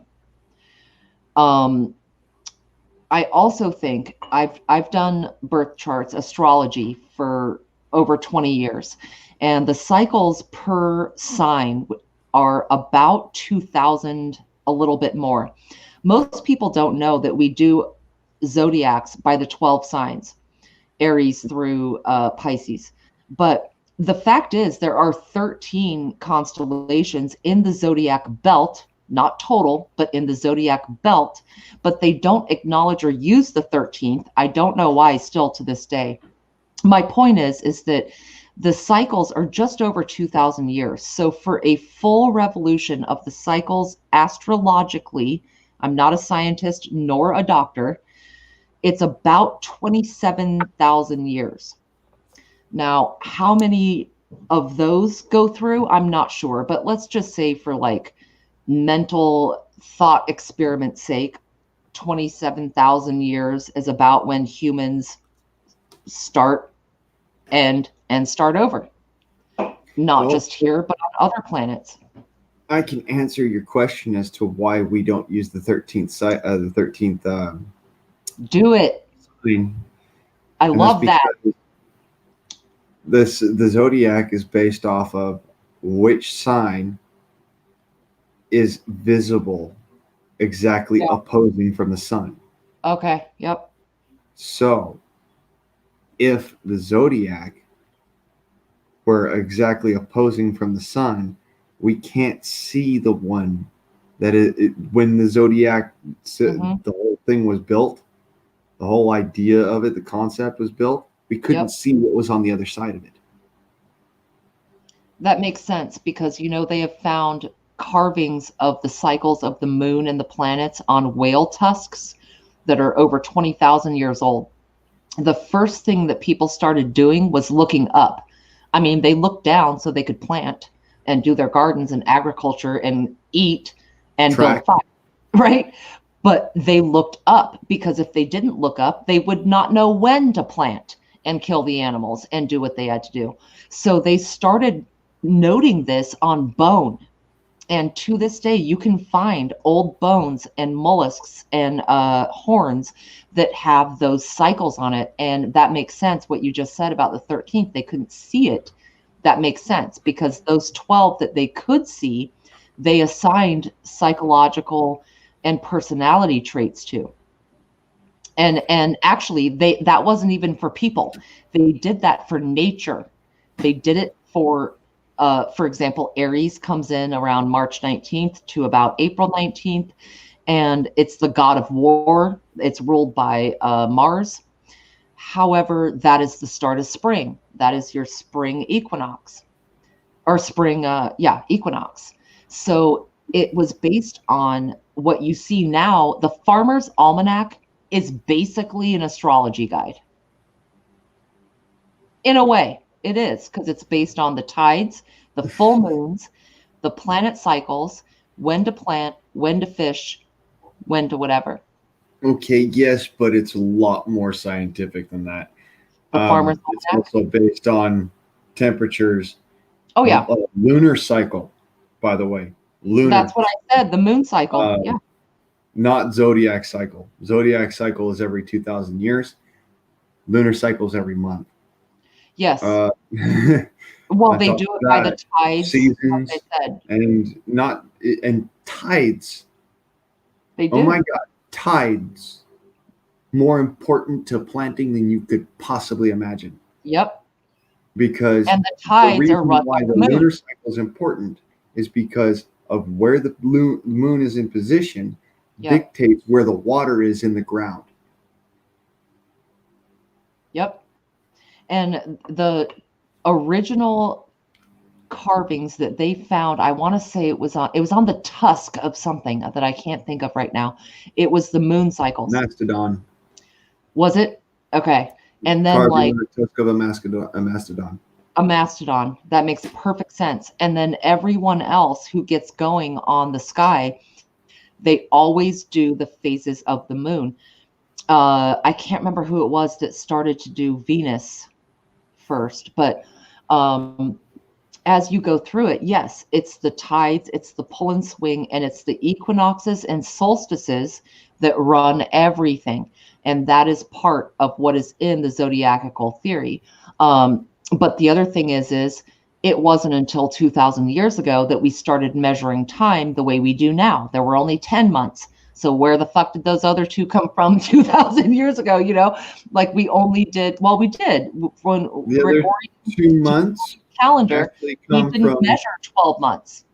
yeah. The other 2 months come from doing Augustus, backflips to try and figure out August why is a year was longer or shorter or this or that or the other thing than what and that all comes down to the Julian calendar. Yes, I'm pretty Because sure it was July and August. Julius Caesar and Augustus added those 2 months out of narcissism. no, actually, they were added because the calendar before the Julian calendar did Gregorian, not add up to the exact amount solar. of days and months in a year. The And the way narcissism that was by the their way that name. it works, the way that it works is they would tack on more days to a month than the 30 of the Julian calendar. Yep. And I studied this, and just why I was used to be fascinated with numbers. Yeah. Anyway, they would tack on more days to each month than the Julian calendar, but the offset is that they were always either too short or too long by about 3 days. Yeah. And Well, the more problem than came that, and this is what the Julian calendar fixed for at least 1,500 years. Yep. And that was that you could get away with,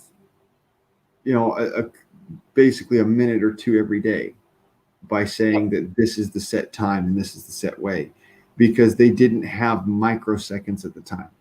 They didn't understand microseconds. And that's what you need in order to have the modern calendar. The modern calendar but when actually takes into Julian account and Gregorian switched over, they didn't have microseconds then either. I think what they started to do was get a better understanding of the sun and moon cycles. I think that July and August were named out of narcissism for the Caesars at the time. The reason they did it was for nature. I agree with that. But we didn't look at micro anything until like 50 years ago. All we looked at was up. Even Looked at the sun. it's more recent than that. This will blow your mind, Virginia. We did not understand the true calendar, what they call the atomic calendar, Yeah, until 2009. that's insane. We So did then not why did they keep understand that saying there are 2012 was it? we did not understand that there are 365 plus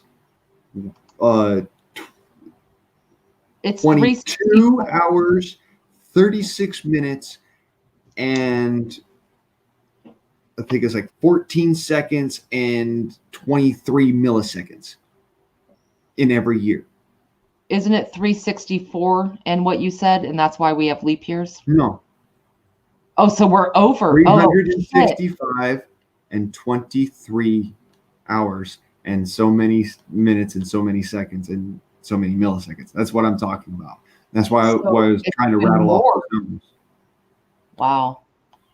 Yeah, it's exactly what it is. And it's what's called the atomic calendar, and it changes every year.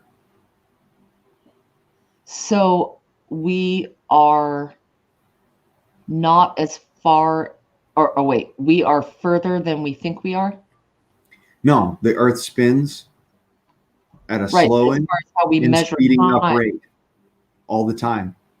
The Earth actually spins faster and slower all on its own. We get what's called geostasic jerks. And what happens is the whole Earth will actually spin faster for a day, and then it'll spin slower for a day. But does it balance out over the year? No, what actually ends up happening is that every now and then we'll get 80 milliseconds more in a year, or 5 or 6 years later we'll have 10 milliseconds less. And what's happening is it's actually the Earth is both slowing down and speeding up. The core inside is speeding up. The outside shell is slowing down. Yeah, I can So see what that. we experience is not actually the real time. And what's going to end up happening is that when that catches underneath, it's going to push us faster, and it's going to cause us to experience time faster. It's just the way that our planet is made. It works in this constantly changing and never perfect way. It's always constantly evolving. Pardon me. It's constantly evolving on its own. So what may be, for the last 30 decades or whatever that people knew about is not going to be the next same for the next 30 decades. It's just going to be whatever the sun dictates that the Earth must do. And okay, so it sounds archaic to say it that way, but in cosmological terms, the sun dictates how fast or slow the Earth spins. It's not the moon. The moon. That we have more energy coming from the sun than the moon? Yes, obviously. Okay. But I mean, as far as the poles, because that star, thousands of times more energy coming through the global electrical circuit than there is coming through the lunar tidal flux. The lunar tidal flux just dictates what our water does on our planet, because the water and the mass, as far as mass of the body is concerned, liquid likes to follow mass, whereas Earth, because it's dielectric, likes to follow magnetics. That's the big difference here. And the moon ends up actually moving further and closer to the Earth via the electrical dynamics, the actual electromagnetic dynamics of the sun, not actually the gravity of the sun. The gravity of the sun is minimally effective to us. We're what's called 1 astronomical unit from the sun, which is 98 million miles. Yep. There's so many planets before us and so many planets behind us that would have more effect on us than the actual gravitational pull of the sun, whereas the magnetic pull of the sun is an entirely different story, because there's so much energy, so much electricity that's flowing through that plasma and is causing a dynamic. Yeah, I see what you mean between gravity and magnetism. I actually did a little bit of studying on plasma arcs out of the Earth, and I don't understand it that well. I'm not going to lie. However, what you're describing to me sounds kind of like a system that's all held together by that magnetic energy. You know what? The best way that I can describe it to people would be to say, you ever taken apart a VCR? You see all the little electronic components in there? Yep. The Earth is a capacitor. The sun is a battery. All right, say that again. The sun is a say that again. The sun is a battery. Uh-huh. The Earth is a capacitor. Okay. So the capacitor builds its charge off the battery. Yep. And the battery dictates how much charge that capacitor has. Yep. And the capacitor can only tell when to discharge if it's got a good connection. Very interesting analogy. The Earth is actually more, it's got more to do with how the sun is affecting us at any one given time than any other body in the solar system. Sure, Jupiter, it affects us by all means. Okay. Saturn affects us by all means. They're both dwarf stars. A lot of people will not believe this, but gas giants are just simply failed dwarf stars. Yep. Mars gravity affects us more than the sun's gravity affects us. The sun is made up of a dusty plasma, a dusty fusating plasma, which is to say that sure, it's got gravity, but it's not like the Earth even. The Earth has more gravity than the sun hydrogen, does. I believe. The Earth has more gravity than the sun does. We've Right. actually launched The sun stuff. is mostly hydrogen, I think. Yeah, it's mostly hydrogen, helium, uranium, iron, a whole bunch of different stuff. It's why it's called a dusty plasma. Yep. But it's majority hydrogen and helium. Now, the Earth doesn't actually, the Earth has more gravity than the sun does, and Jupiter has more gravity than the Earth does. Mm-hmm. But if you look at the differences here, the sun, the reason why it doesn't have as much gravity as the Earth does, actually has to do with the fact that the Earth has more dielectric property than the sun does. The sun has more photoelectric property, which is it gives off the electricity. The Earth drags it in, it pulls it in. Yeah, I get that. The Earth is like ground on a battery, whereas the sun is like positive on a battery. Oh, I see. Yep, I can picture it. I'm putting it together in my mind, the circuitry. It's one big freaking global computer chip. Okay, so what was the starter?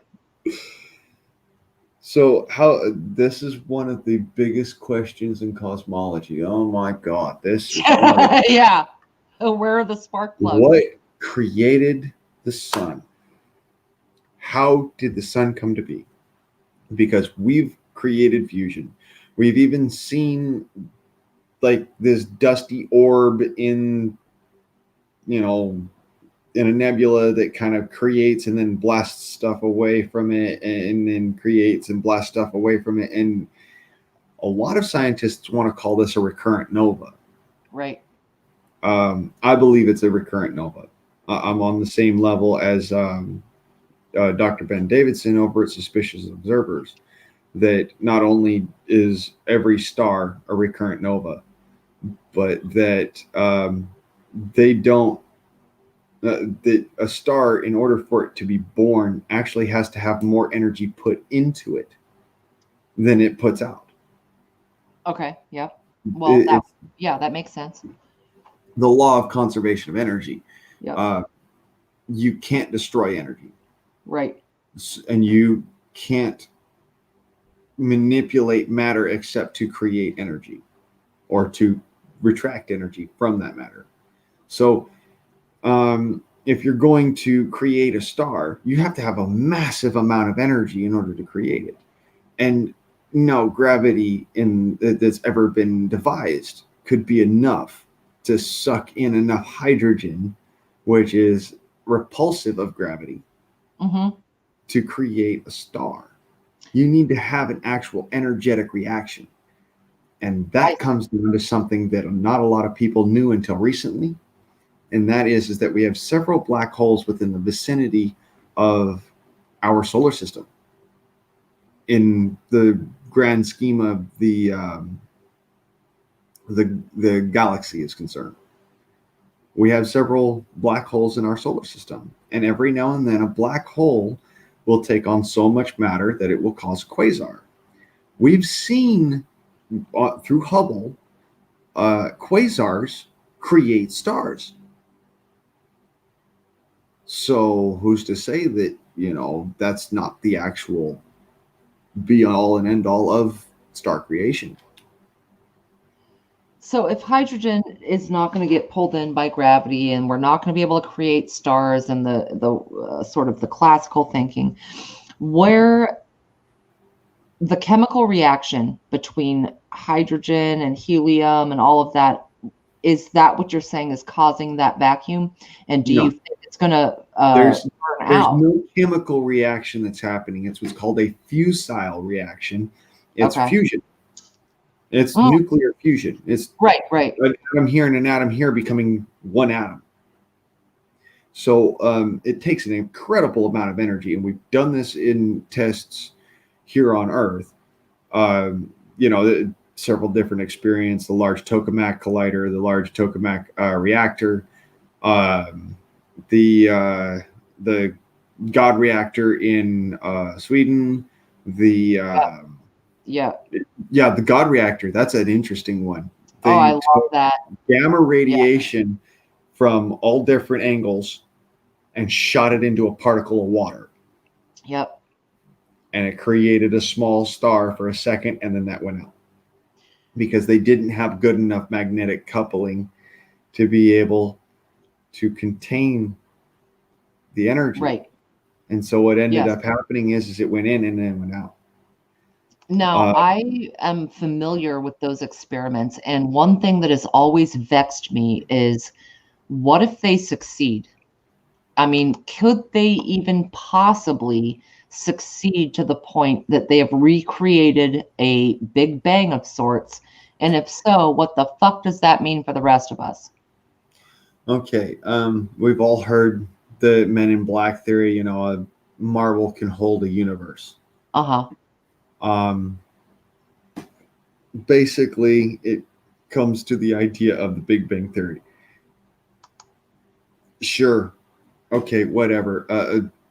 Something exploded millions and millions and millions of years ago, and that created what we can see. No, I don't believe that. I believe that the universe is absolutely infinite, just like Einstein did. That there is no finite end of the universe. It's only what we can observe that is what we call the universe, and that's the observable universe. And so we can only see that far because that's the amount of light that has come and hit our Earth, and we can see it through microwaves because that's a lower frequency than visible light.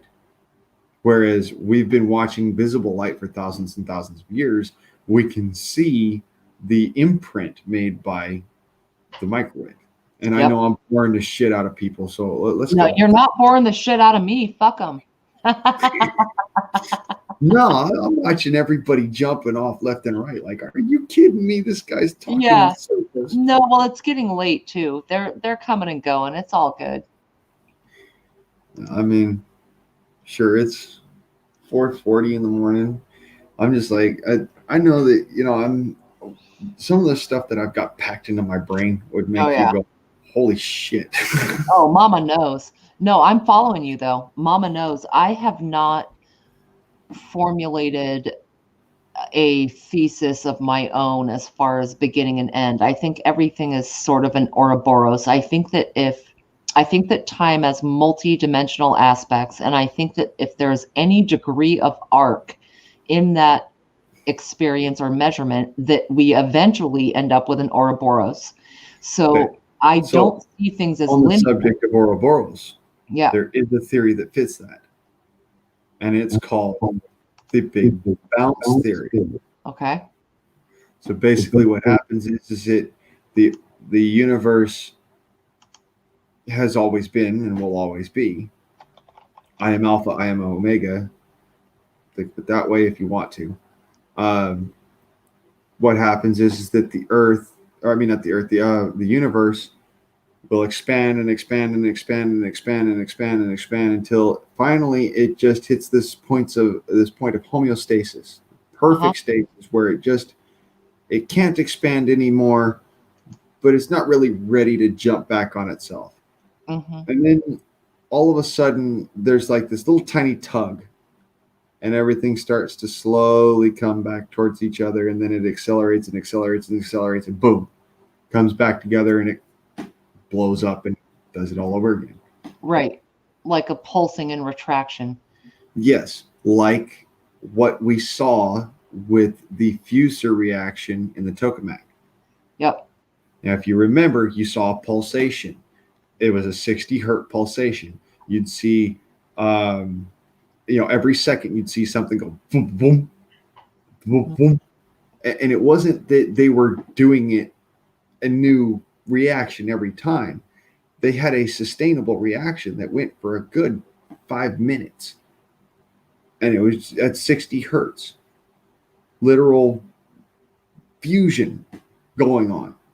And what would happen is that it would react down, and then they'd get a pulse of energy, and then it would react down again, and then it'd get a pulse of energy. And Right. It was a self-sustaining pulse. And the only reason why it ended is because they physically ended that. Right.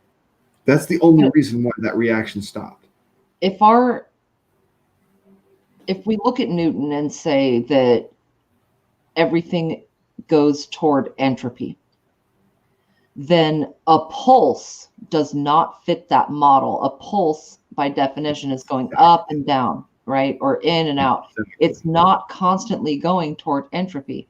So to me, they did not actually harness that full Big Bang energy fusion or whatever. It didn't happen because that They harnessed the power of the sun, which, if you've ever watched the sun as it's cyclatory, it goes through its cycles. You get the sunspots, you get the dusty plasma, and every couple thousand years you get a micronova. Yep. Well, come back to the same idea of you got the same pulses happening in the tokamak, where it would pulse and pulse and pulse and pulse and pulse and pulse. And they're not necessarily getting a reaction that they're having to re-kickstart every second. They're having a reaction that is re-kickstarting itself. It's going from hydrogen to helium to hydrogen again, to helium to hydrogen again, to helium to hydrogen again. So it's dynamic. It's fusing and then fizzolating and then fusing and then fizzolating. I know that sounds weird, but that's nuclear physics for you. But are you into the expansion of the universe? Because to me, the expansion of the universe is ever growing, and it's not something that would stop and go. Yeah, it would never be a stop and go situation. So one of the main theories is that black holes, they are the creation of a new universe. I'm sorry to tell you, but no, it's just another type of star. Right. It's a star that literally fuses a substance that we can't actually see. It would be like taking and fusing lead, which doesn't fuse naturally. It's a whole mind fuckery. Years ago they thought it was just chunks of diamond floating through the and so you'd get this kind of warp perspective or whatever, and that would look like a black hole. Diamond doesn't do that. And if we're talking supernova that when it blows itself, it blows off the outer shell or whatever of the star, that black hole that's in the middle of it, is it possible that that's just, you know, a giant lump of whatever congealed metal that is so potently capable of fusation that it will fuse itself? Okay, And well, it continues to fuse, diamonds and that creates the energies that we're seeing. diamonds are basically carbon Yep. compressed by pressure and time. Yep. And the building of the universe, the component, I don't think there were the components exactly the recipe of that we see in Switzerland. So what I'm saying is the facsimile has not been recreated. I don't think we've gotten anywhere near. Now, I'm not trying to say I believe in a quote unquote Big Bang. I'm just saying I don't think we've gotten anywhere near to the base elements, whatever they were, to really create that energy vacuum, whatever it was, and however it started this chain of events or just kept it going in a pulse. But it's not as simple as just the carbon bases or the helium bases or the hydrogen base. I don't think it's that simple It's actually much more simple. It goes okay. down to into something that we've been trying for a long time as scientists to figure out: what Yeah. builds the building blocks. Amino acids. No, what builds the building blocks, as in what makes hydrogen, what makes Right. helium, what Right. makes protons, neutrons, and electrons, what makes quarks, what makes leptons, what makes hadrons, what makes bosons. They all make each other. How about that? And here's the thing: there's always something smaller. Yep. That's what people aren't understanding with this, is that there's always something smaller. So we could continue to delve deeper and deeper and deper, and Yeah. we're never going to get the answer to it. Yep. Because there's all we're always going to do is hit dark energy. Oh, that's one of the biggest jokes in freaking astrophysics and cosmology and nuclear physics is dark energy, or dark matter for that. Oh my god! I've read I've read a lot of books on it, but I can't wrap my head around it. But I'm aware of the theories, and I'm aware of what they're saying. And man, I wish I had some kind of an idea, because what the fuck? I literally wrote my thesis during the big old dark energy, dark matter, supposition that they came out with, and I thought, this is retarded. Yeah.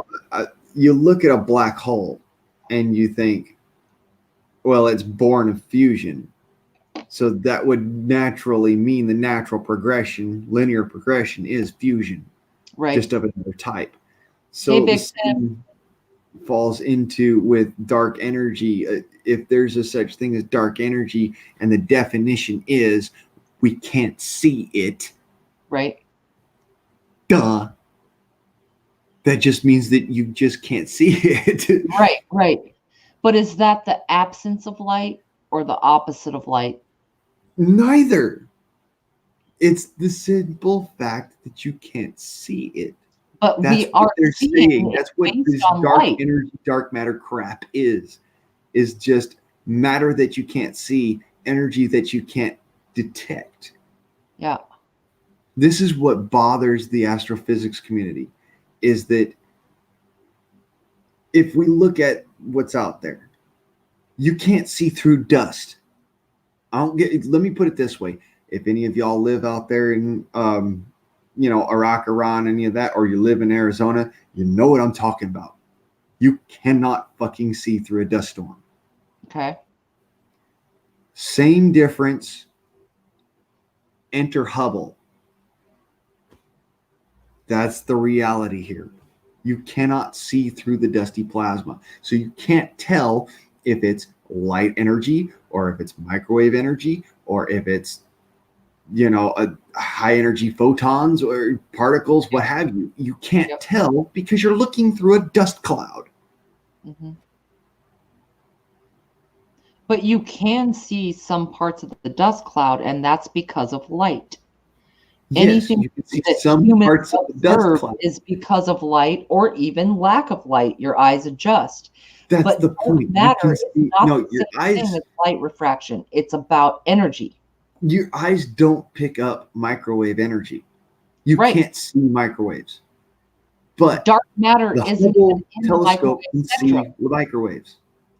Yeah. This is what I'm saying. We can't see through that dusty plasma, through that dust and whatever's out there. We can't see beyond it to be able to say, okay, well, this is what's in this region of space. Mm-hmm. So they're calling it dark energy or dark matter because they can't see it. They literally can't measure it. Right. I was going to say measure is better than see in order to understand what you're saying. There's a lot of things we can't see, but they're there. So I would say we can't measure it. At the same time, my understanding of dark energy is sort of like the opposing effect to reality as far as the atoms, that you get down to that level that you can organize. You can organize those atoms into tangible items, and that dark matter is almost like the energy that holds those atoms together. That's the theory that a lot of people hold. The difference is that I can explain that exact same thing by saying one word: antimatter. Yep. But wouldn't antimatter have a magnetic effect? Because how else would it hold it together with matter? Dark matter is not antimatter. Antimatter is the exact opposite of matter. Mm-hmm. Dark energy and dark matter, they don't have an anti-dark matter and an anti-dark energy. Okay. We have anti-energy and antimatter. Yep. We've created them in a lab. Those exist. So to say that this is the antithesis to the thesis is literally absurd. Right. We're talking the difference between, a particle of dust and a particle that if it touched that dust, it would obliterate and completely destroy the planet. Okay. Nothing gets obliterated though. So isn't that an oxymoron? If no energy, which means anything vibrating, can be destroyed or created, then it does not just go away. It goes some fucking where, It would become pure energy. This is the way that antimatter works, is that antimatter is the exact opposite of the matter that you're using. Say the speck of dust has a positive charge.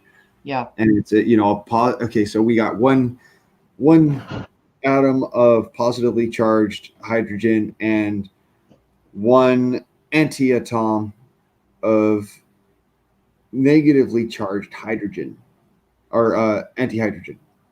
You put those two together, you get perfect energy.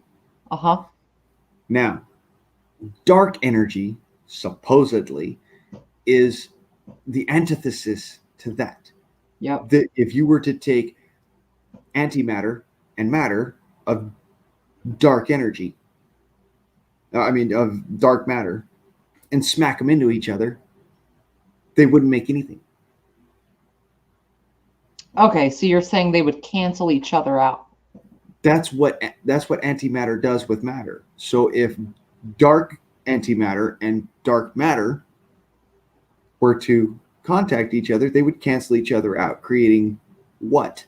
Because there's no such thing as, and this is actually provable, there's no such thing as the absolute destruction without some reaction. Okay, but yeah, you're actually on the same train of thought without having some form of energy. Right, and within the same theory is that nothing can be created nor destroyed. It only changes form. Right. So I That's the simply cannot continuity of, wrap my head around something canceling out something else. that's the continuity of energy. That's the continuity of the conservation of momentum, the conservation of Conservation of energy. matter, mass, and energy. Is Yes. that antimatter, when it contacts matter, creates absolute energy. If you took that same principle and you flip it on its head, Yep. that's the theory that drives dark matter and dark energy, which is why it's a laughing stock. Right. It is absolutely stupid. How There is can you no flip reason for it something? to even be possible. That's what I was just going to say. How can you flip something on its head, but then argue its counter? There's a term for that where you confirm something based on the negative. Yeah, it's called an antithesis. Yeah. Well, Antithesis. yeah, but yeah. Yeah. That's literally what antimatter is to matter, is an antithesis of matter. Huh. That's Yeah. why they think that it's possible, but I'm here to tell you it's not.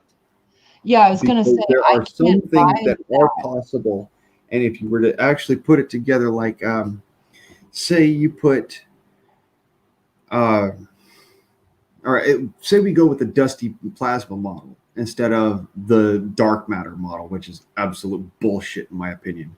And I've done the math and it does not make sense. Right.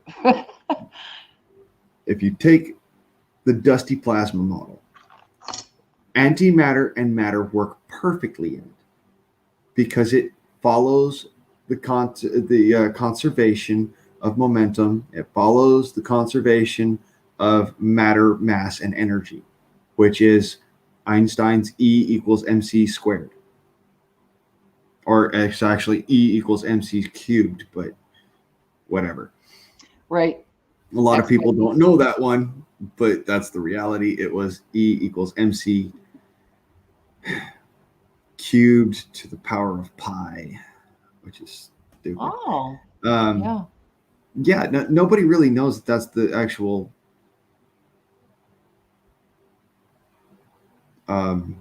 because they were trying to hide it because of nuclear physics. Nobody wanted anybody to have. I mean, when I say nobody, they didn't want the Ruskies to have access to that knowledge. All right. That's, So here's what I'm saying. When you start looking into all these things, they inevitably cancel each other out, even within the same theory. And I mean, I love it. I mean, I eat this shit up, top, bottom, left, right, and backwards. But then sometimes I ask myself, okay, well, so far, quote unquote, they have been able to dismantle some of our well-known physicists and take apart their theories, and it still doesn't answer, and we still don't have any answers. Now, I am not a religious person. I am not all up in there now, but Patrick has a good point. And um, the more I study science and physics, the more I can see how unexplainable it is. Now, we don't have to call it Jesus. We don't have to call it any particular thing, but I can see, do you believe in divine? See, I don't believe in evolution, and I'm not a full creationist. I call it more like, what do they call it? Divine evolution, or like, like I don't want created to. evolution. Yeah, Yeah. created evolution. I'm actually a believer in the grand designer theory. Yeah, the grand design, or yes, exactly. Yes. In the great experiment, by the way, which is humanity. The great experiment is that we're created, not actually evolved. We're created from a creature which evolved, and not necessarily on this planet. Yeah. Yep. And that's all divine creator theory. So Well, I'd be curious. I mean, okay, I don't want to get uncomfortable with God and everything, but do you think there was a sort of a magic wizard that flew down a wand and said, let there be XYZ? Because I can't wrap my head around that. I just no, can't, me because neither. my question Even is, where though did I God was come from raised then? Catholic, mind you, I was Yeah, raised Catholic, and I yet, was raised Mormon. Yeah, yeah, I can't fully get on the level of it took millions and billions of years to evolve this way because I've seen the geologic records. I've actually walked through the mountains and done, fossil hunting and whatnot. And no, it doesn't make sense. right. Okay. And at the same time, it doesn't make sense that there would be no intervention because if you see how many times this planet has evolved, Yep. life itself without us being here. Hmm. No, I don't believe some grandmaster wizard who went down and fucking you're done and there you go. You got unicorn farts and rainbows blowing out the air. So no, I don't believe in all of that. I do believe in some of it. Yeah. Some of it. Okay. And the grand designer theory is that there is an ether behind it all. There is a driving force behind it all Yeah. that actually makes it all possible. It's not necessarily some brilliant, all omnipresent being. It's a divine force, something else that you can't really put your finger on. So you call it Christ or you call it Yahweh, because the reality is that there's something there, and you can't actually say what it is, because if you said what it is, people would call you crazy. Right. They think you're nuts. And the reality is I look at that and I say, well, if you call me crazy, great, awesome. That means that you're questioning shit. You're on the path. Pretty soon, one day, you're going to be sitting there going, you know what? That fucker was right. And I'm going to be sitting there probably turned into dust in my grave by that point. Yeah. I But, mean, it's such a tough concept because I relate it to being a parent. It's kind of like chicken or the egg. And I relate it to being a parent. I gave my entire being to mother 3 sons. Now, my body birthed them. I created them. I grew them within myself. However, now they are completely free entities with free will who have their own lives to live and agendas for their beings, right? So I think of the earth and human beings the same way.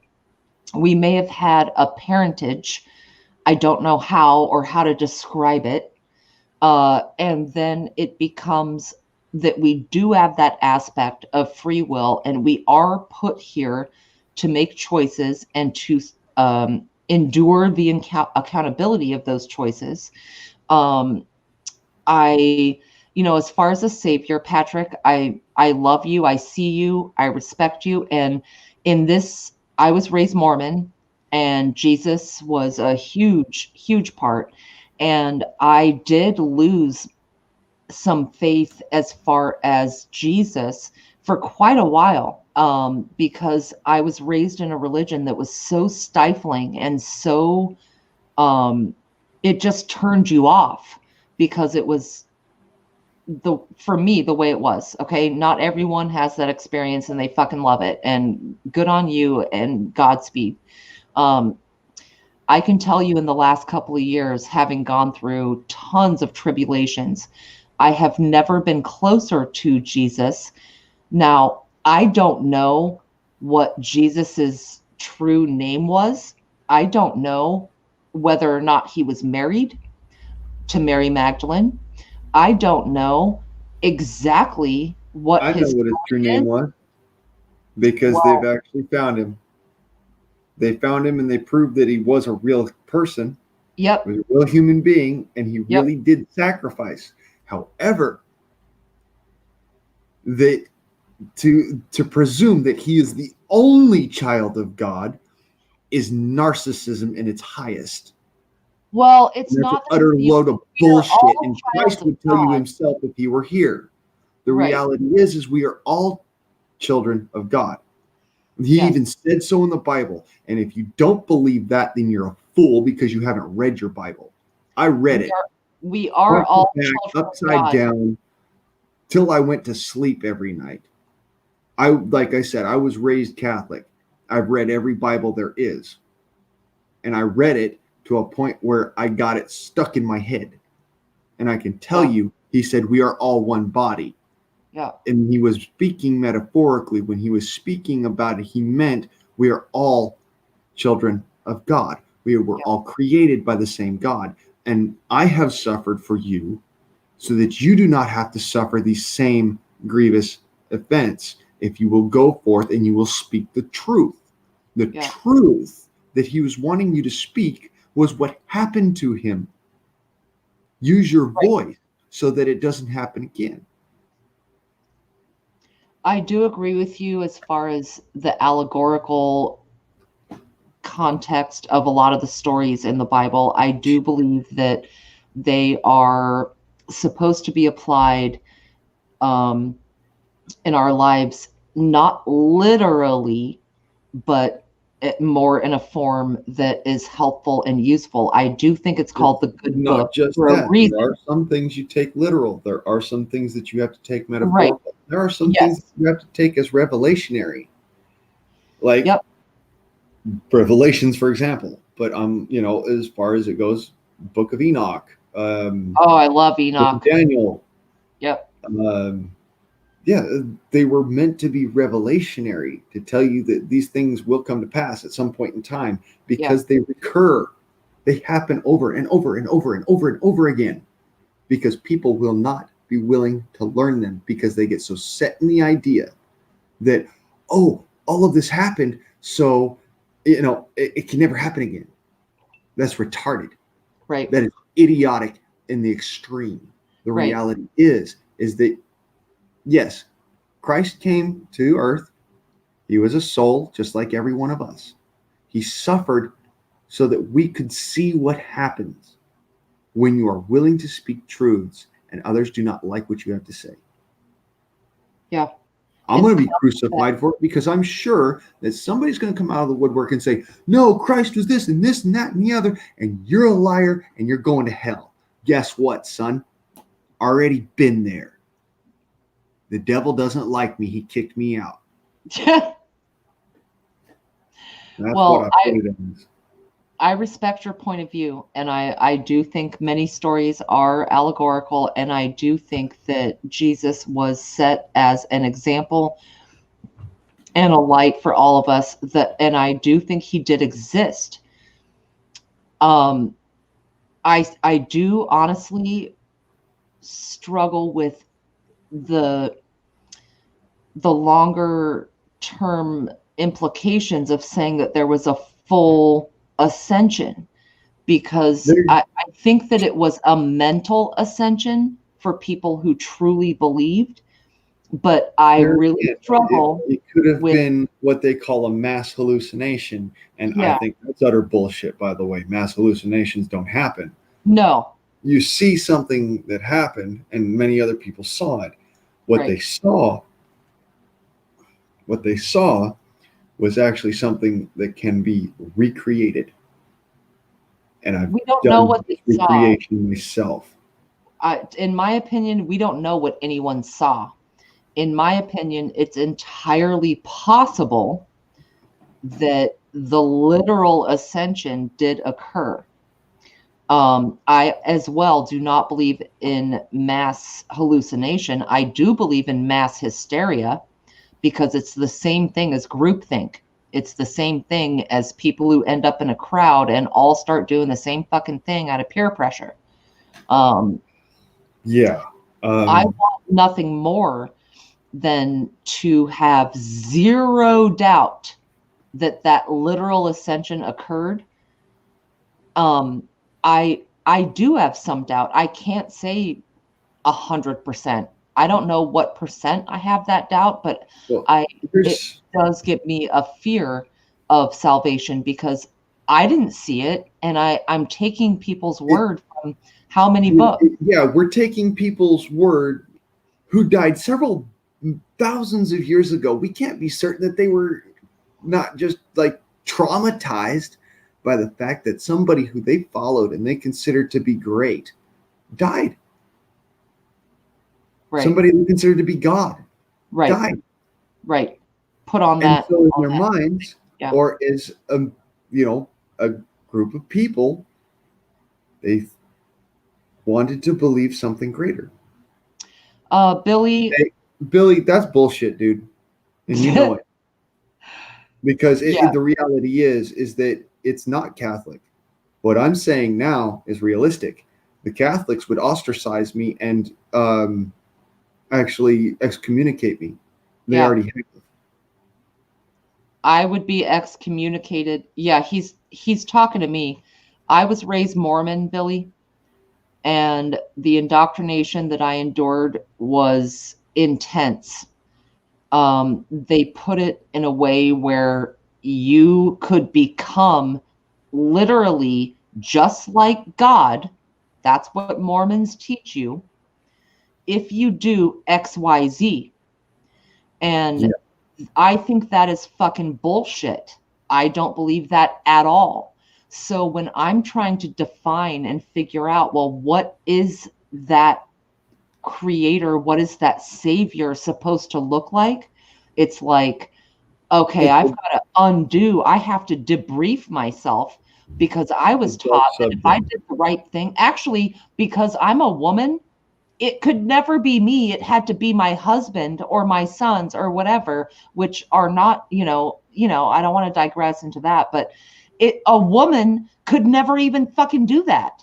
So yeah, I do have a struggle. I see you, Billy. I know you're familiar, and I'm not dogging you. I'm just saying that for me, wrapping my head around it because of the cult that I was raised in is a challenge.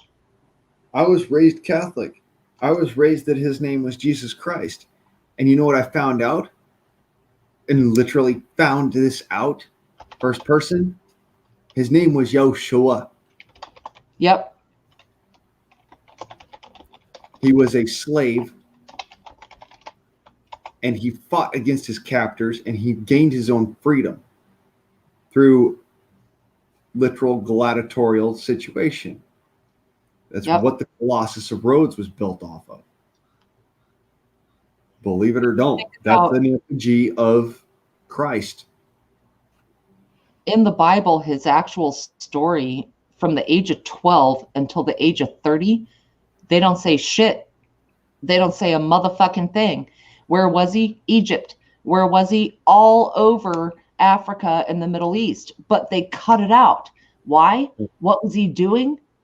Well, you guessed it. Just like what Airgun just said. He was a slave. Yep. And he spoke truths. They ostracized him for it.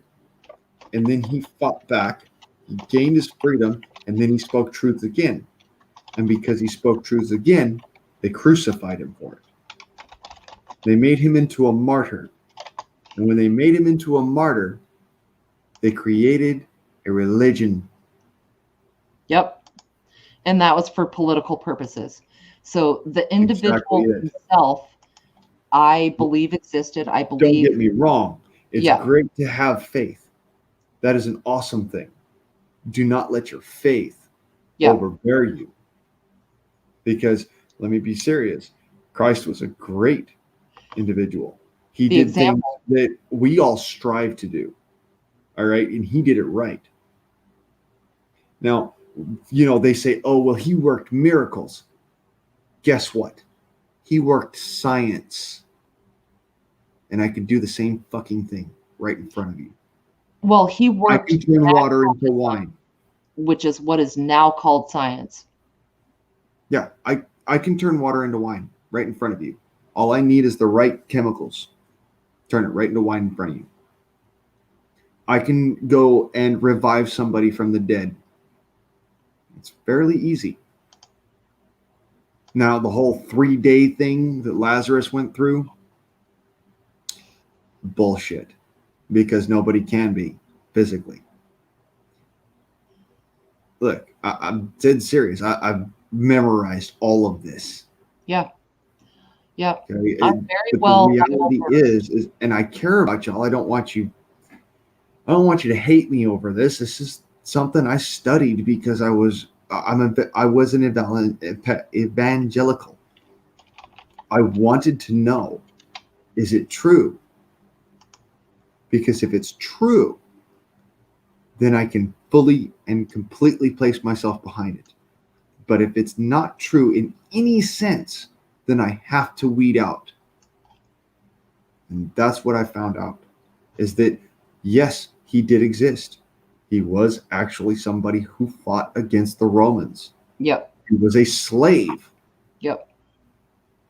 That's why he was born of a Roman legionnaire and Mary, which is why she was called the Virgin Mary, because if they told the story the way that it really was, then she would have been considered a whore, and then she would have been stoned to death. Yeah, and he would have been a bastard and yada yada. He would have been a bastard, and he would have never had the clout. Yep. And that's the And whole they thing would have about it. lost so many societal rights as well, and she would have been possibly stoned to death. I mean, you can't be a whore. And that now I don't want to go. I don't want to go there with Mary. I'm not saying that about Mother Mary, y'all. Don't be offended. I'm just saying, in the cultural context of the time, a pregnant 14-year-old is not going to go over well unmarried. Patrick Lee, regarding the masculine and feminine, I really love what you said. And by the way, I love you. You are one of my chat husbands, and I love you. But I agree that there has to be a balance or a dipole, like we were talking about earlier with the sun and the earth and how it works and moves with tides and gravity and magnetism and yada yada.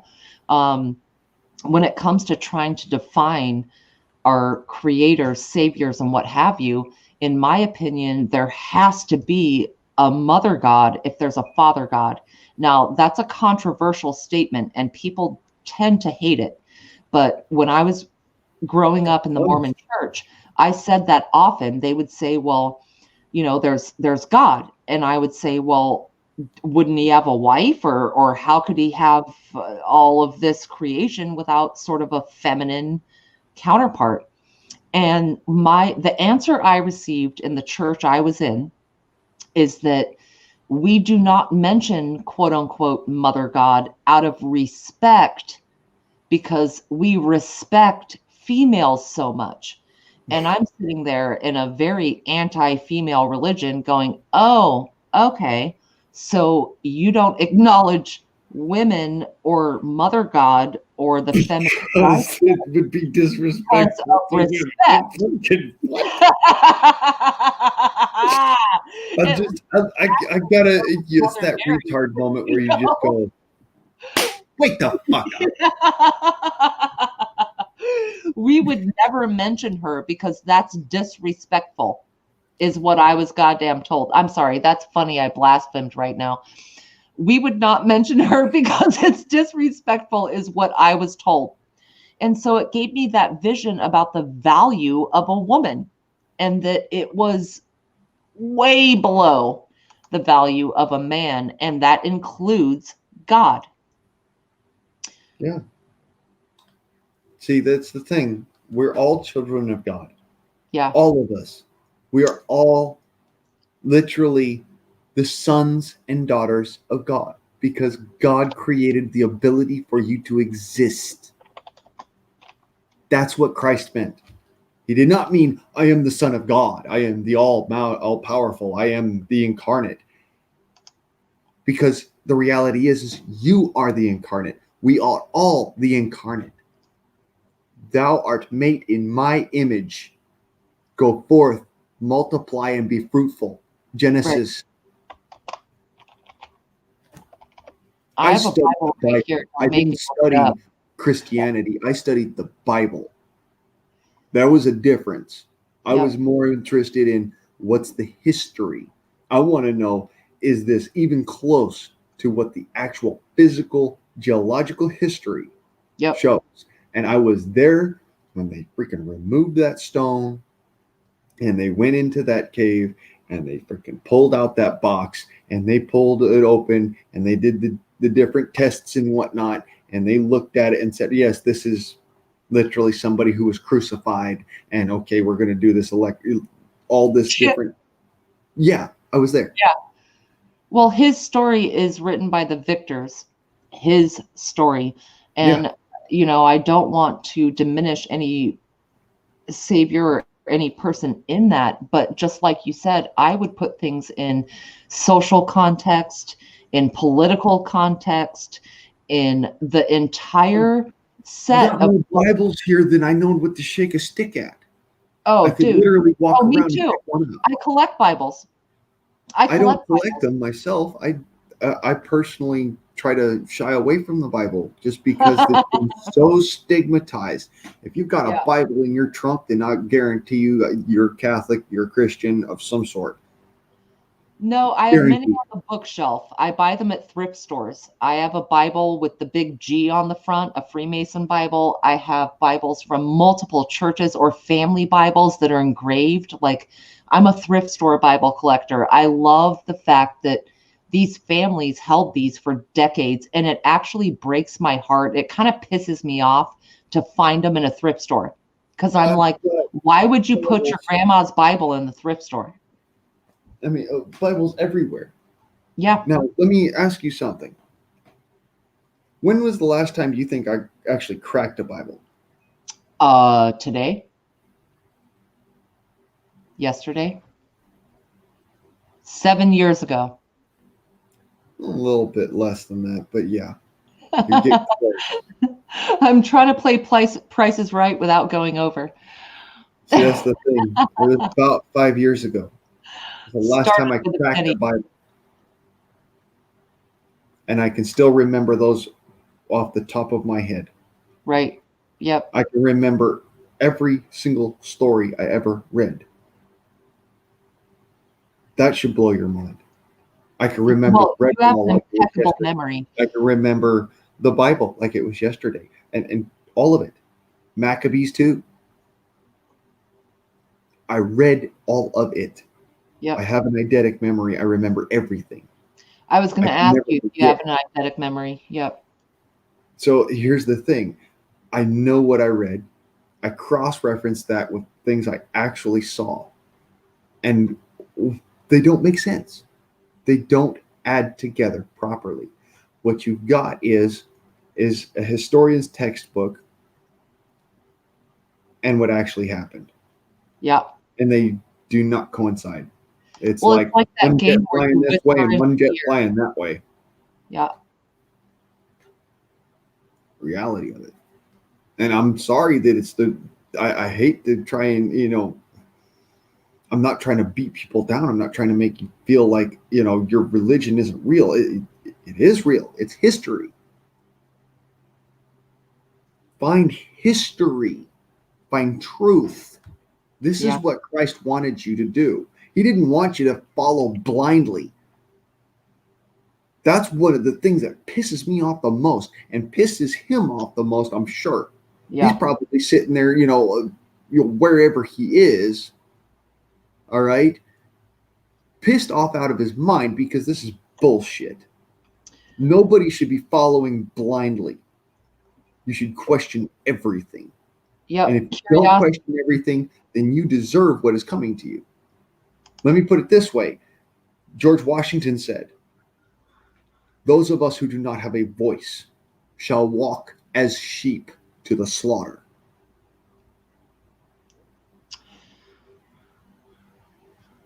That's literally one of those quotes that comes right from George Washington, from his letters.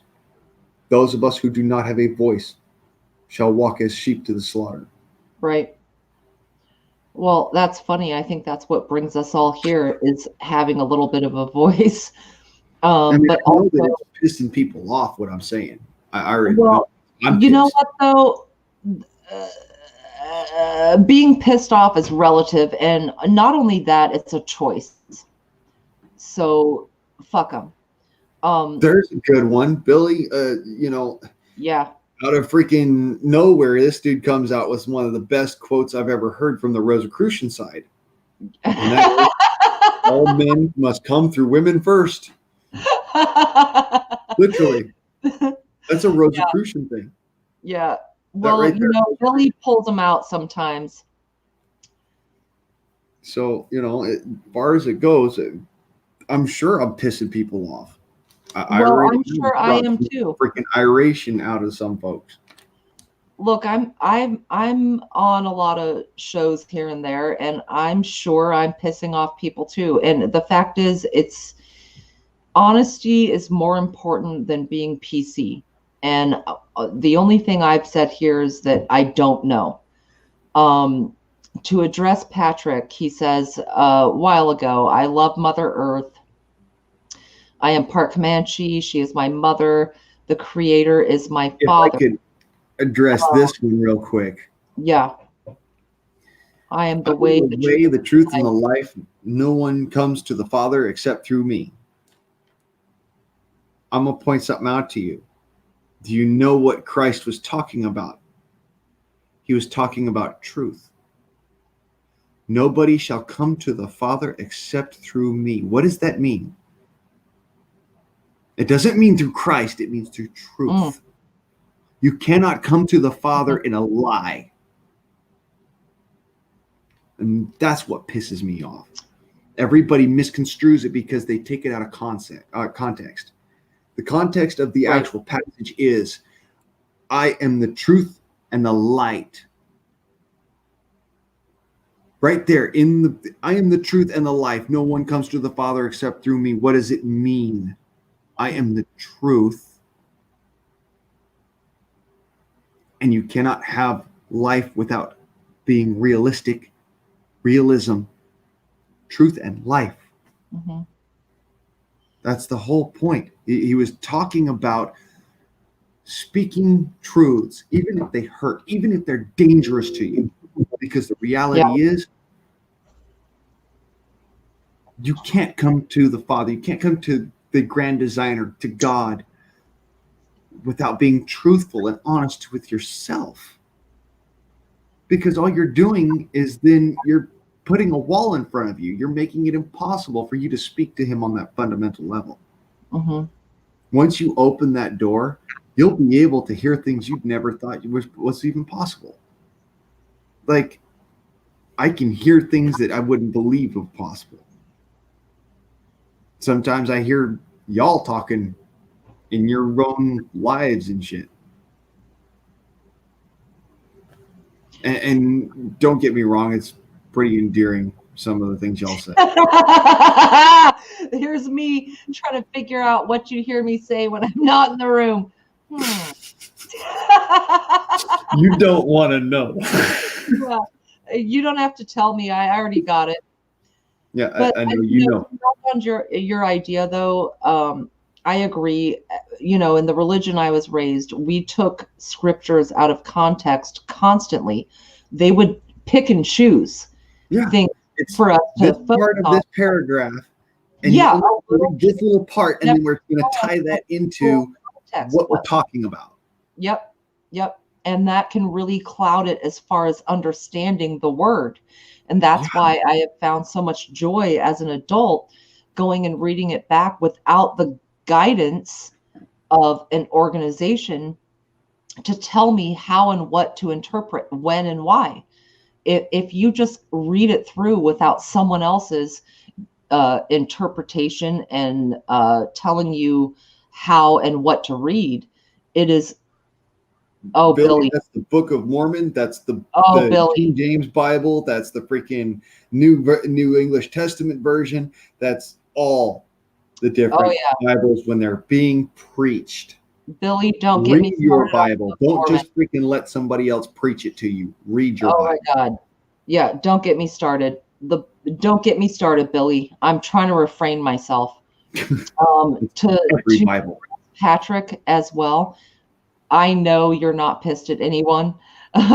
We love you too. I see you almost every day, and there is so much that we learn from each other, and I'm so happy that you're openly listening to our points of view. It wasn't some guy with a magic wand doing things. All right. You know what it was? It was scrying stones. They call it the umum and thermum, and he put it in the bottom of a hat, and he looked into the hat and said that he received the Book of Mormon that way. His father was the number one Freemason in that town in New England, in New York, upstate New York. And so what he did, if you think about it colloquially, was witchcraft. If he actually did that, looked in a hat with scrying stones, what he did was witchcraft. Let's say he didn't do witchcraft, then we're looking at a fraud. Let's say he did see some big light in the forest. Well, it could have been Moroni. It could have been a couple of angels. It could have been an alien. It could have been that he had a mental disturbance or ate the wrong mushroom. Or it could have been aliens. It could have been aliens. So with the Bible, you can verify places and people, but with that story, you really can't. And when they asked him, at one point, the Book of Mormon had been lost, and they were like, "Hey, can you go ahead and redo that?" And he was like, "Yeah, no." And they tried to go back and confirm. And if, for example, in one of the publications that JS did, it's a complete facsimile of the Book of Abraham from the Bible or from the apocryphal text. It's a complete copy. It's fucking plagiarism. So don't get me started. Don't get me started. I don't want to piss people off that might be LDS that I don't know. All I know is that, being raised Catholic and then being part of a mission that took a couple of Messianic Jews to see the Holy Land. That opened my eyes 100%. That made it so that I realized I've been indoctrinated and that everybody has been indoctrinated and that we need to get away from that. Read your Bible and don't just read the small little passages, the snippets that sound good. Read the before and after, the Alpha and the Omega. Yeah. Read all of it. Like, if you're going to read it as if it's a story first. Then read it like it's a history textbook. Mm-hmm. Then read it. Your state of mind when you're comprehending it. You like recently, Little House on the Prairie got banned because they used the N-word. When she wrote that book, that was a colloquial term that fit the context of the story. Yep. Why are we shutting this book down? They took down her goddamn sign at the library because 150 years later, because of that. What, we can't do that to our history. That's the whole problem. You know what a Samaritan was? Who her what was? What a Samaritan was? Oh, yeah. Yeah. It was a Sumerian. Yep. What we modern day folks call a Sumerian. Yep. They were supposedly blasphemers, and yet they were more kind and more in touch with the world than any Christian. So when it comes down to it, I read the Bible backwards, forwards, upside down. I've learned all my catechism, and on top of that, I discarded all of that for what I learned during that mission. That mission in itself defined the difference. It brought me to my knees and literally shook me to my core. I figured out that I had been lied to my whole life. Yeah. Because what had I been told? What had I been told? I was told Christ has died, Christ is risen, Christ will come again, and that no matter what, you'll always be forgiven for everything you've ever done. Because nothing that you do could ever offend Christ. And then I read the Bible. You know what offends Christ? Lies. Oh, Fucking lies. yeah. That's what offends Christ. Yeah. So when you actually realize what offends Christ, you're like, oh my God. Yeah. How was I so blind to reality that I sat there and I let somebody else tell me instead of looking for it myself? Yeah, you See, I cannot. was raised Catholic. I went to a Lutheran school. I went to a Catholic school. I went to an LDS school. Mm-hmm. I learned all of this stuff. Yep. And I didn't learn as much as when I actually freaking went on that mission. And this lady, y'all need to check her out. I'm telling you. All right. Dr. Reinhardt. She is this is what she does. Okay. And she taught me more about the actual reality of ancient Hebrew Yep. history Yep. than anything I could have ever learned going and reading the Bible, reading into the Israeli texts or any of that. You have to I put it learned in more. context and think about the language also. When they translate a single word or a single comma or a single semicolon can change an entire sentence in context. So, Yeah. for example, if we take 3 words, let's eat, comma, grandma. So let's eat, grandma, or no comma, let's eat, grandma. Totally different sentence. You see? One comma. One comma. Comma. Here's even better. Cherokee word for dog, wolf, Right. and fool. All the same word. Akiwa. Right. Right. All the same word. So if you really want to get into it, you can actually, there's no commas in Greek, but there are commas in Hebrew. Yes. Bet you didn't know that one. There's punctuation in Hebrew. Where do you think we got it? And what does the Bible come out of? Aramaic, Hebrew, Greek. Aramaic, Hebrew. So, yeah. How are they choosing the commas? See, that's the whole thing. They chose it based off of English, Old English, not even based off of Greek or Aramaic or, Yiddish or Hebrew. They chose it based off of Old English. So if you actually learn how to read Old English, you'll understand more about the Bible than you will about anything else. You'll realize this is all bullshit. You want to really learn the history? Look at what's been uncovered recently in the geological record. Okay? That's going to prove to you things that I could never do. And that's right here on YouTube. That's literally right here. That was all put on YouTube. Yeah. No, I agree. I avoided the camera like a plague, but you might actually see me on one of those cameras at some point in time. I'm not bullshitting. I did. Yeah. When I was over there for OPSEC, I avoided the camera like the plague. I was really afraid that it might end up getting people killed because I was already pretty well known, not necessarily on YouTube or any of that, but I was pretty well known around Los Angeles. So it could have gotten people into a lot of dangerous shit. I totally Not to mention understand my that. mom and my sisters. And so Yeah.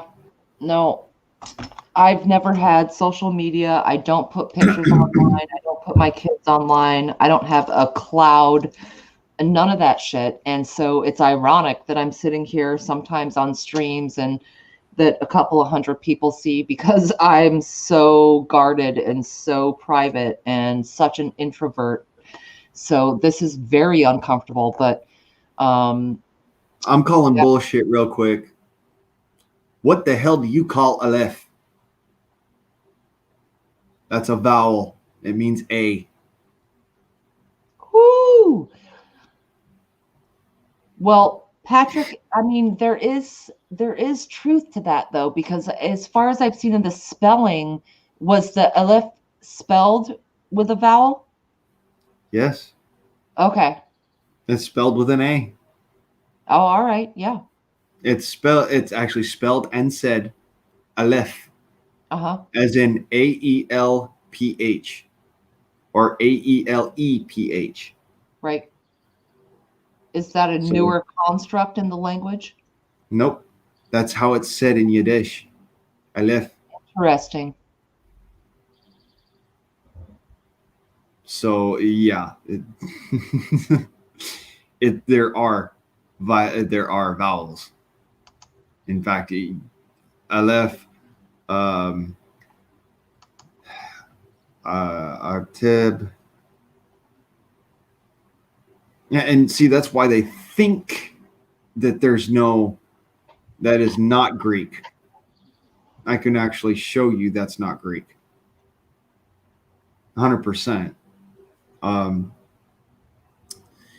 I had to learn this because I was doing this for the Bible study. Hebrew alphabet.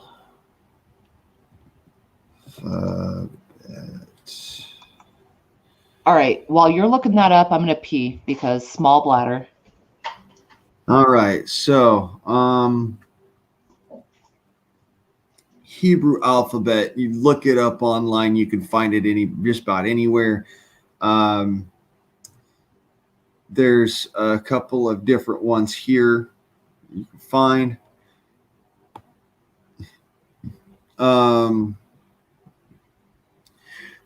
They're translated here. We go. Let me see here. Damn, that's a long ass freaking. I'm not sticking that in the comment section. Suffice to say, Yod, Aleph, Ayin, Chof, Fe are all actually vowel sounds, and they translate to vowels.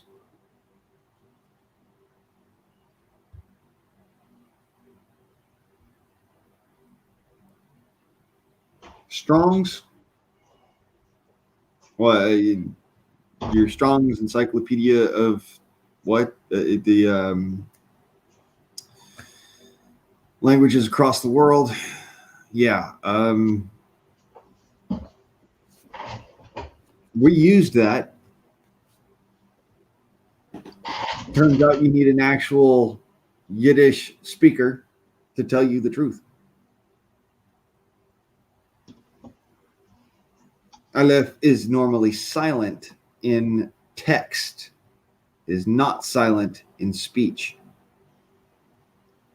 I was just looking at Strong's on YouTube. I mean, on Google. That's where I brought all that from. It's silent in text. You will not see Aleph actually written. You will see it spoken. That's a very important thing.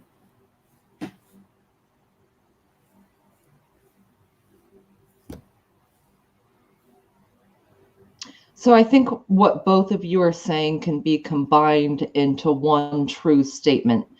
And what Yep. Patrick's saying is there are no vowels in what they are writing, but what you're saying is there were in the pronunciation and the dialect. So I think that you're basically meeting in the middle here, and it's a matter of semantics as far as how, when, why, or where they started doing certain vowels in whatever fashion. But I do. Okay. This is The a truth, conversation of semantics. the truth is actually pretty creepy, because, like I said, um, uh, what I just read off to you, I was reading after something that was taught to me. That was taught to me by somebody who speaks Yiddish and spoke Yiddish for our trip. She's the one who translated it all. She's the one who was able to tell us the difference between, okay, it's not written here, but if you insert this particular, now you can make sense of the way that it's spoken today. Yiddish is not ancient Hebrew. It is the spoken Hebrew. See how that works? It's actually the way that it's spoken. It's not the way that it's written. When you write Hebrew versus when you speak Yiddish, there is a difference here. God,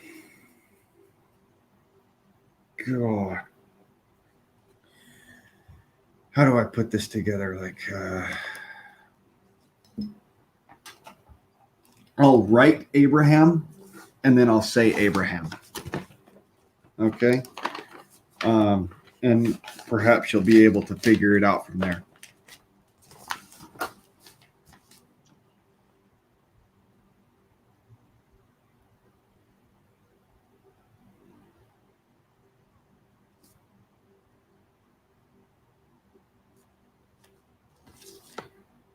This is translated into English letters.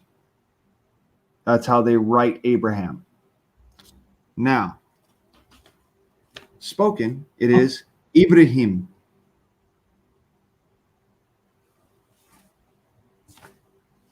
You see how that works? I see what you're saying. You'll be able to read it as it's written. Yep. Actually, I can visualize as soon as you said it, it went in my mind like I could visualize exactly what you were saying.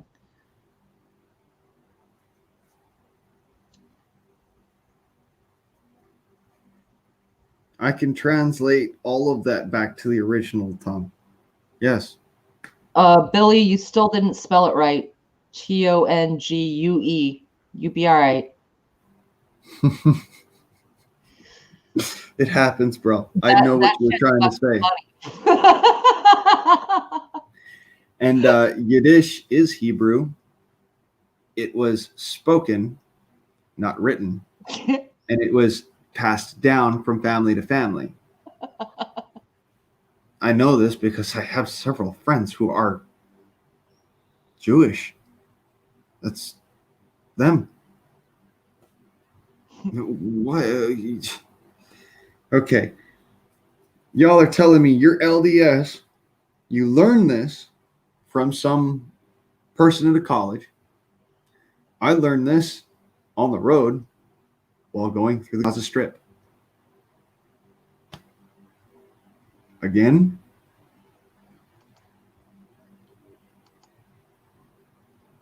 yeah, I'm not debating your knowledge of vowelage. I can see where there would be a difference in written versus spoken, because languages were not written for a long time, but people spoke them much longer than we've ever been writing them. So I do think it's semantics. I've said this before, and I'll say it again. The way that it's written, Brhm, Ibrahim. Using that invisible vowel. Yeah, the silent vowel. But people just knew how to pronounce it. So Aleph wasn't created until the modern era. All of these vowels weren't created until the modern era, but they are used in the speech. Yeah.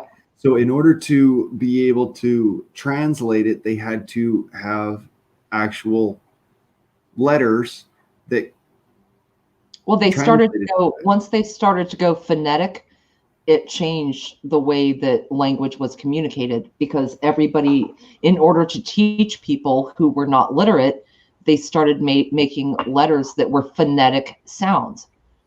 The English language changed a lot in that way. All of the languages, I mean, that's going way further, but it was all based on phonetics.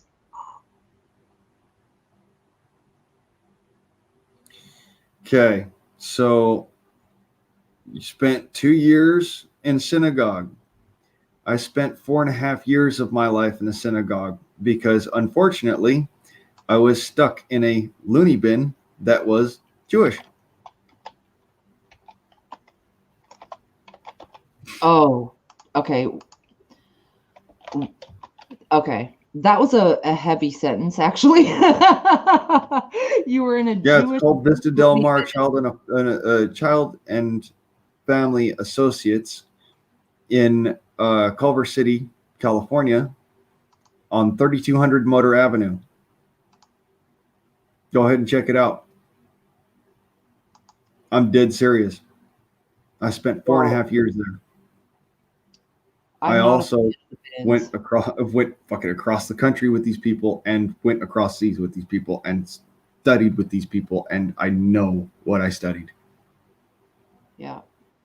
And you can go ahead and say, "Oh yeah, well, that isn't," no. I didn't go to Orthodox. I didn't go to liberal. Nothing.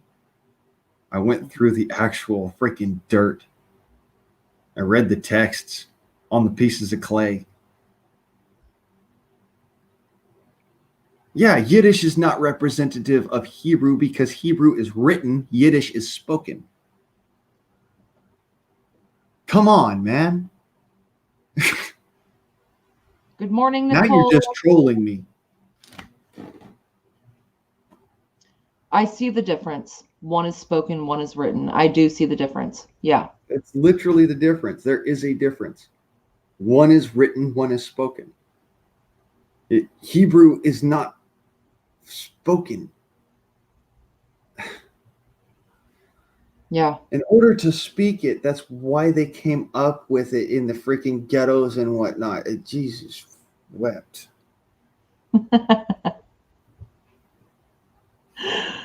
Yeah. No, I think it's all good. It's all good. It's a very fine line topic that people know what they know. They've been where they've been, read what they've read, believe what they believe. So there's so many things about it that we can split hairs all day, but I don't think that's the fruitive way to go. You know, we just gotta roll on. Yeah. I Nicole, I spent hope you've had a damn lovely near morning. I spent damn near about a year and a half going over this stuff. Yeah. Okay, part of my recruitment had to do with this stuff because I had to take these people across the fucking middle of hell. Yep. And when I say the middle of hell, it was sand and death and heat and pain. And that's all that there was to it. Yep. Yeah. I cannot imagine what you lived through. I do know just a little bit from people I know who have done that, but I can't completely empathize. But that's why I'm saying that, you know, it's splitting hairs. There's people here who have lived through all kinds of different things. There's no way for us to know fully, but I think we could let it rest at, you know, one is spoken, one is written, and not have too much splitting on it. I mean, you know, how it is. I got to calm down the Richard Fest.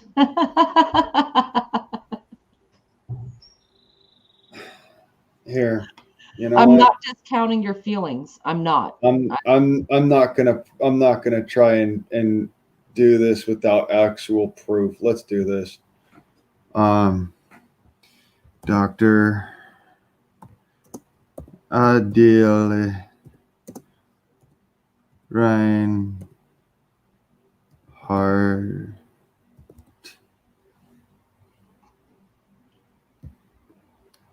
Search it. Yes, that's what I meant. Okay, Dr. Adele Reinhardt, public data, XCollect. Dr. Adele Reinhardt, Vermont, Tamark. Not Benjamin, I'm talking about Adele Reinhardt. Okay.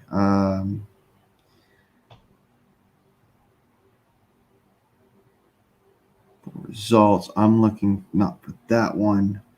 I want, oh, death record. Really? Different Adele Reinhardt. Okay. I was about to say, Right. Jesus You look Christ. someone up and you get death records. There's YouTube videos of her actually doing this, and so I just gotta find her real quick. And take me a minute.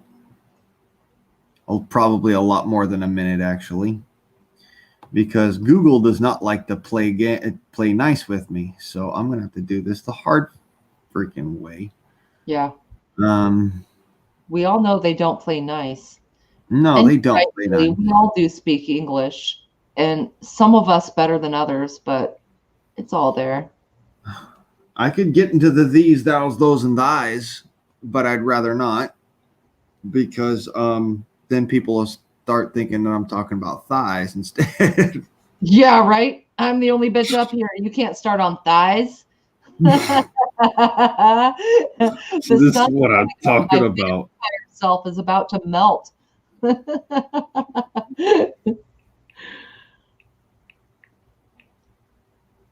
I might be the only person on the West Coast here. Nope. Oh, good. It's not just the lone insomniac. Nope. That you have me too. Good. There she Jeez. is. Oh, what do That's you got? Adele Reinhardt.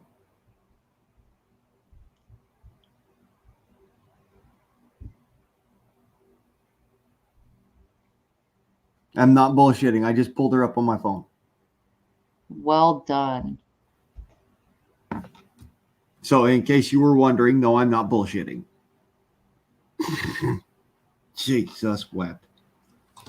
That's the woman that I took across the freaking.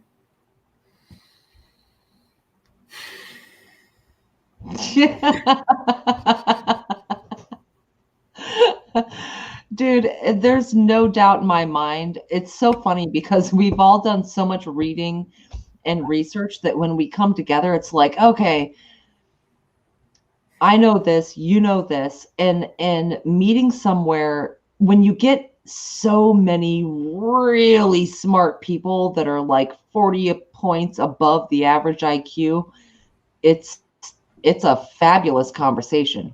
Like I don't think anyone here is personally attacking anyone or disagreeing overtly or even like not respecting each other's points of view. I think it's kind of like how do we manage all of these Rain Mans when the insomniac, introvert, messy desk people get together? There's going to be a lot of a lot of going ons, and that's awesome. There's a reason why she showed me her actual name, and this is why.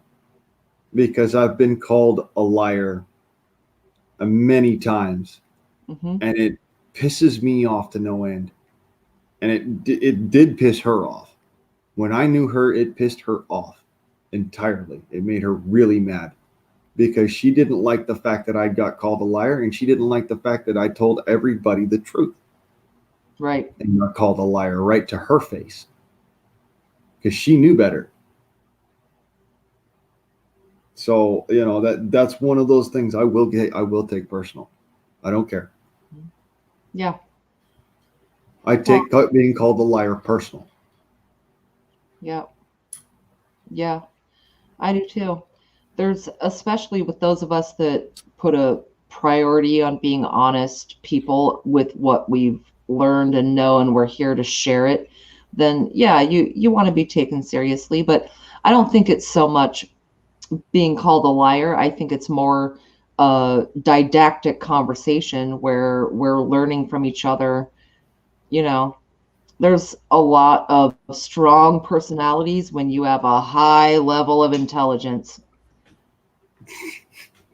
Strong personality is an understatement. Well, you and I have survived each other for 5 hours now. So yeah, I think you smell your own.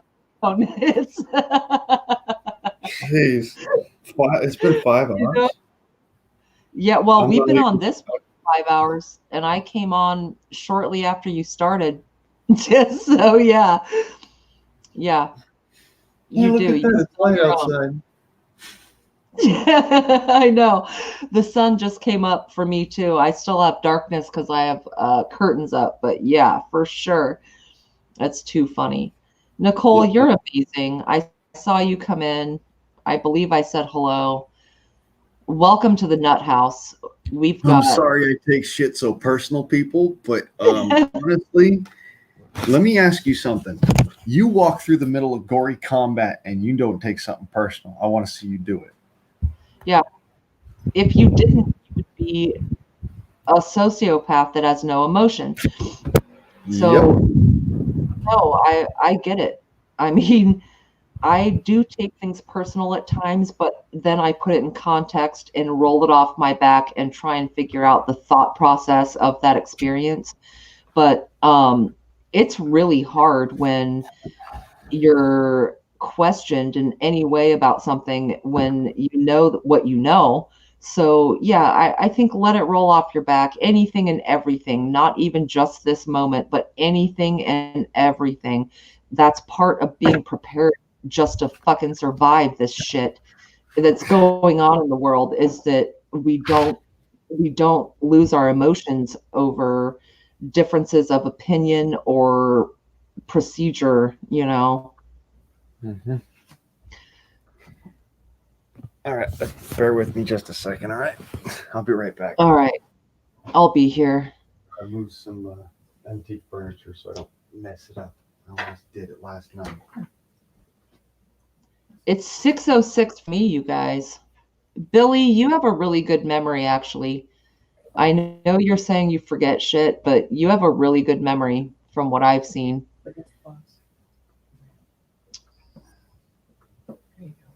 And Billy, we turned the corner. Yeah, we did. Saying hi? There was a time that we were not on the same street, but you're all right. All right, everybody, real quick. I'd like to just say hi to my mom. What? This is Victoria, Hello. my mother. Hello. Hello. Oh my gosh. What a How are you? pleasure. We are well. Virginia. We've talked about the universe and God and astrophysics and hyperspace and you know, oh my gosh, it's such a pleasure. Chat, say hi too. My face is all warm just from meeting you. That's such a beautiful thing. Thank you so much. Well, thank So- you. Yeah, Hi, and you have a everyone. lot of photos coming up here on the chat. Everyone's saying hi. I don't know if you can see it, but Yeah, I can see it. It's all on the side here. Hello, Aw. everyone. Nice to meet you all. So yeah, this is my mama. You have a really wonderful son. I do. Thank you. You do. Thank you for being gentlemen and ladies. Oh gosh, that was Honestly. so sweet. That was so cool. Thank you. Thank you for introducing us. Where do you think I got it from? I'm not sure because she was beautiful.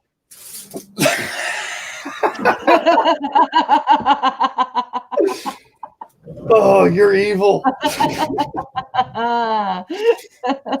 Oh. God love you, Virginia. You're Yeah. evil. Thank you. I'm joking. I'm joking, of course. Yes, I know. None of us are evil. What happened to me? I got hit with something about the equivalency of a 16-pound sledgehammer at full swing. That's what happened to me. No, you're perfectly lovely. I do. I think you're an attractive man. That's so cute. Gosh, I'm so happy. Please tell her that all of us gushed. All 7 of us. She can gushing. see it. No, that's my mama. That's why Oh, that's so cool. When I tell y'all I'm really protective of my mom, Yeah. understand I am, like I said, woe betide. Yeah. Well, like I said before, I have 3 sons and I pray to God and you know what? They love the shit out of me and I am so proud of them. So, you know, if mama can hear, girl, you did a good job. I have 3 sons. 2 of them are about to be 20. One of them turned 4 today, or actually last night on 6/9, but your son is a lovely part of this community, and I hang out with him probably every night. And she can't hear you. That's a double maybe paddleboard. tell her to watch the replay where people gushed over you. All right. Well, I'm Mom, gonna have to tell her it's like right at the very end sort of stuff. So 5 hours and 14 minutes in, they all gushed. You can tell her that. Yeah, but seriously, Mama, good job. yeah, I think so. Heck, I wouldn't be alive today if it wasn't for women like her. Yeah. So, Yeah. Well, that's what we were talking about earlier, kind of is like the male instinct to protect. But I think that women have as much, maybe even more, because mothers, dude, okay, men and fathers are very protective, but you get a mother bear or a mother of animal of any kind and her oh, you want to see Mama Bear? yeah, You want to see Mama Bear? By all means, step on my dick. right. In her presence, you do that shit. Oh my God, watch out.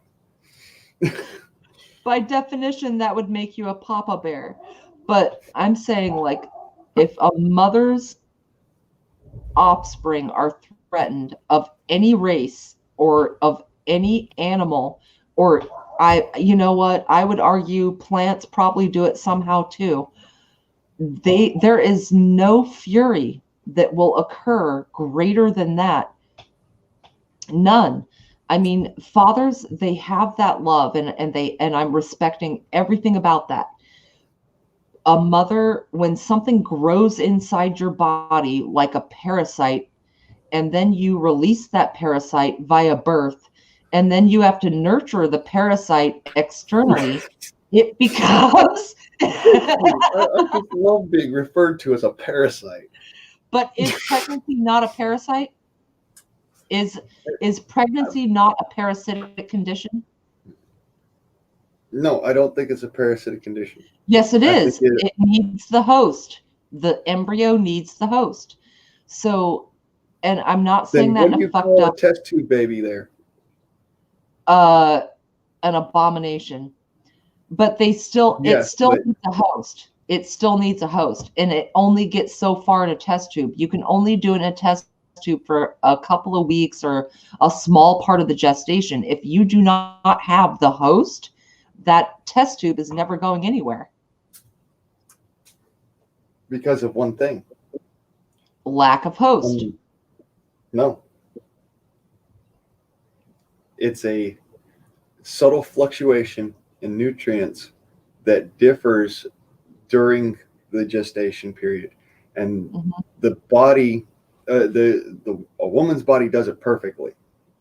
Yep. Whereas you can't do it perfectly in a lab setting. You can never get it perfect because each individual baby is different. Yep. And the mother and the child adapt to each other. The entire biological process is kind of mind-boggling if you think about it.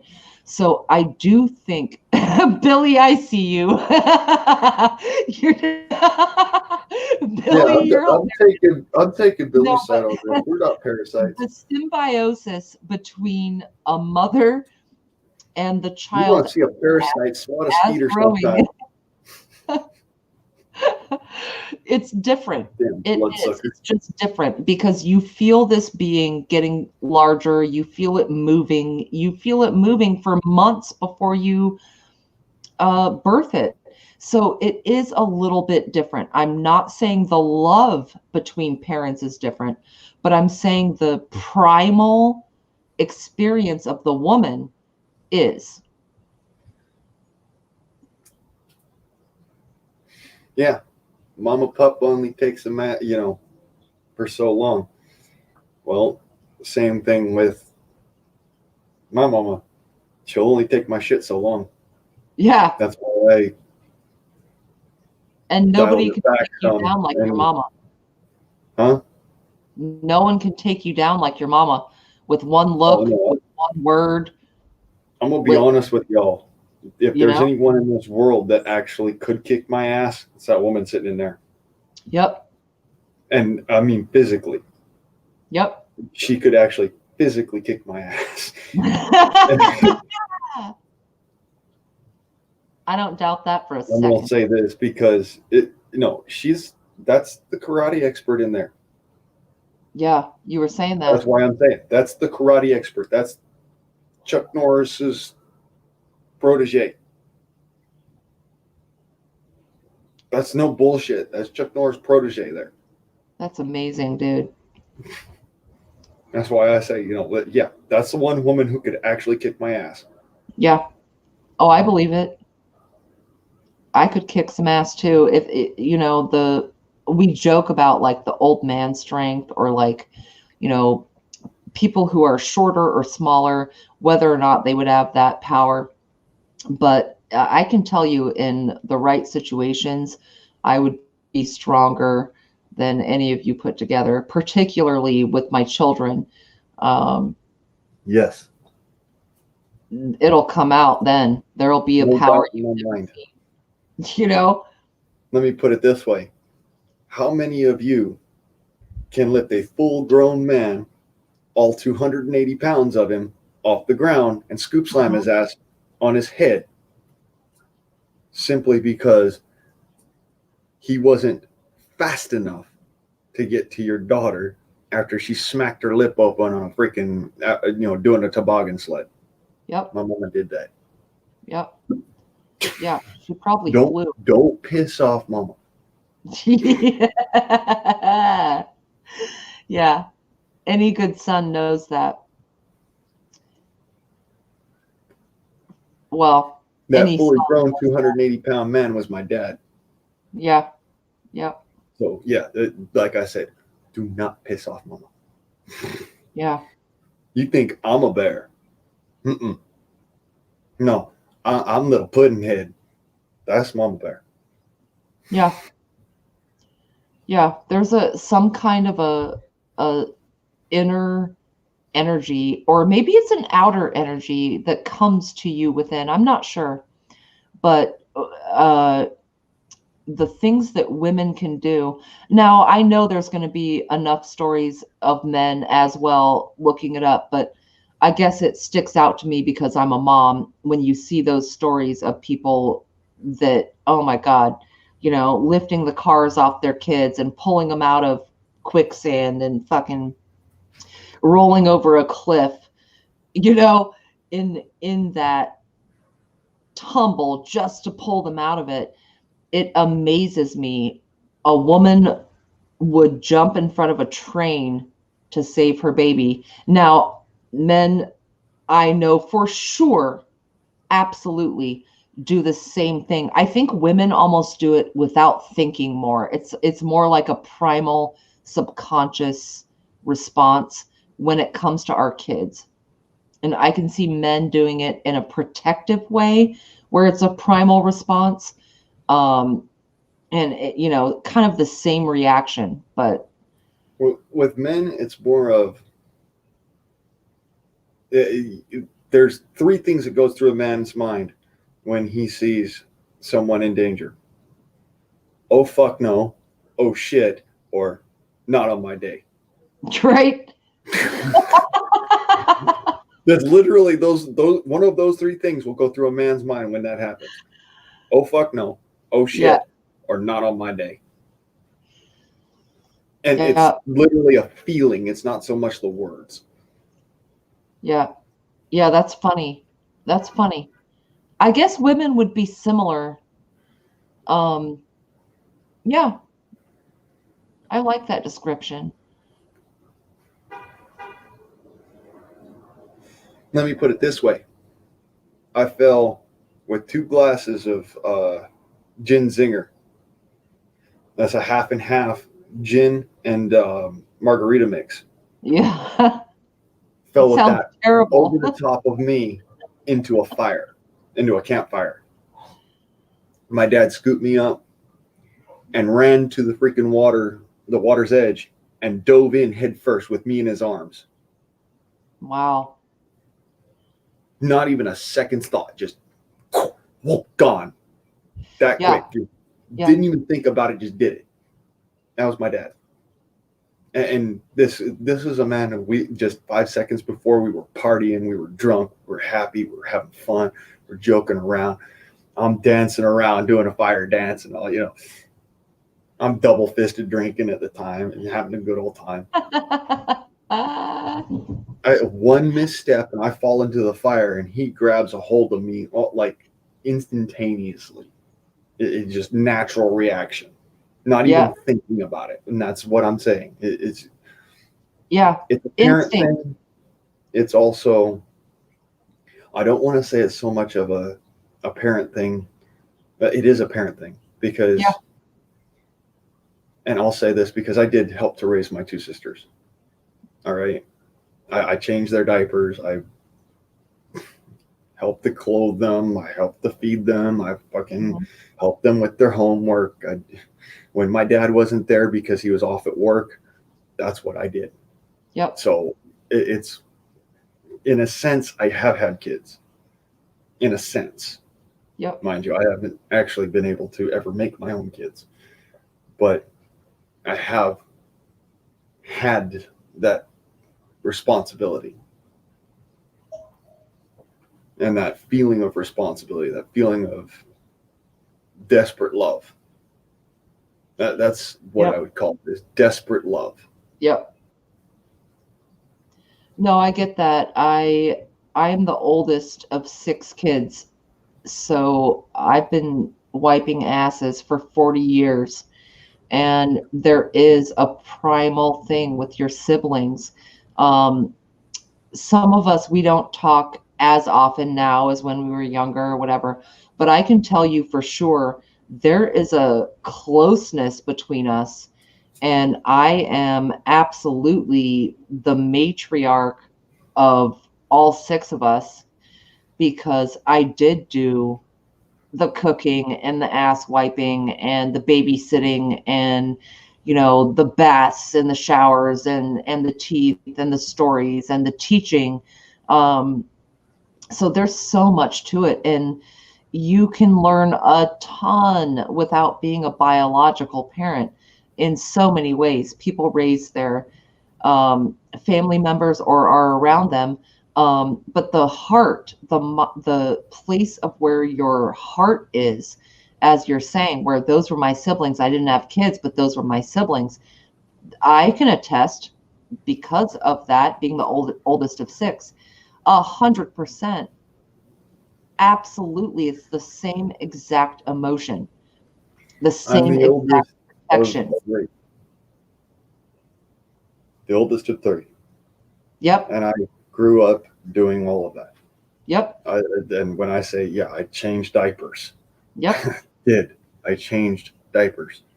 And no, it wasn't on another boy. It was on 2 girls. Mm-hmm. I changed diapers. I went and I fed them from the bottle.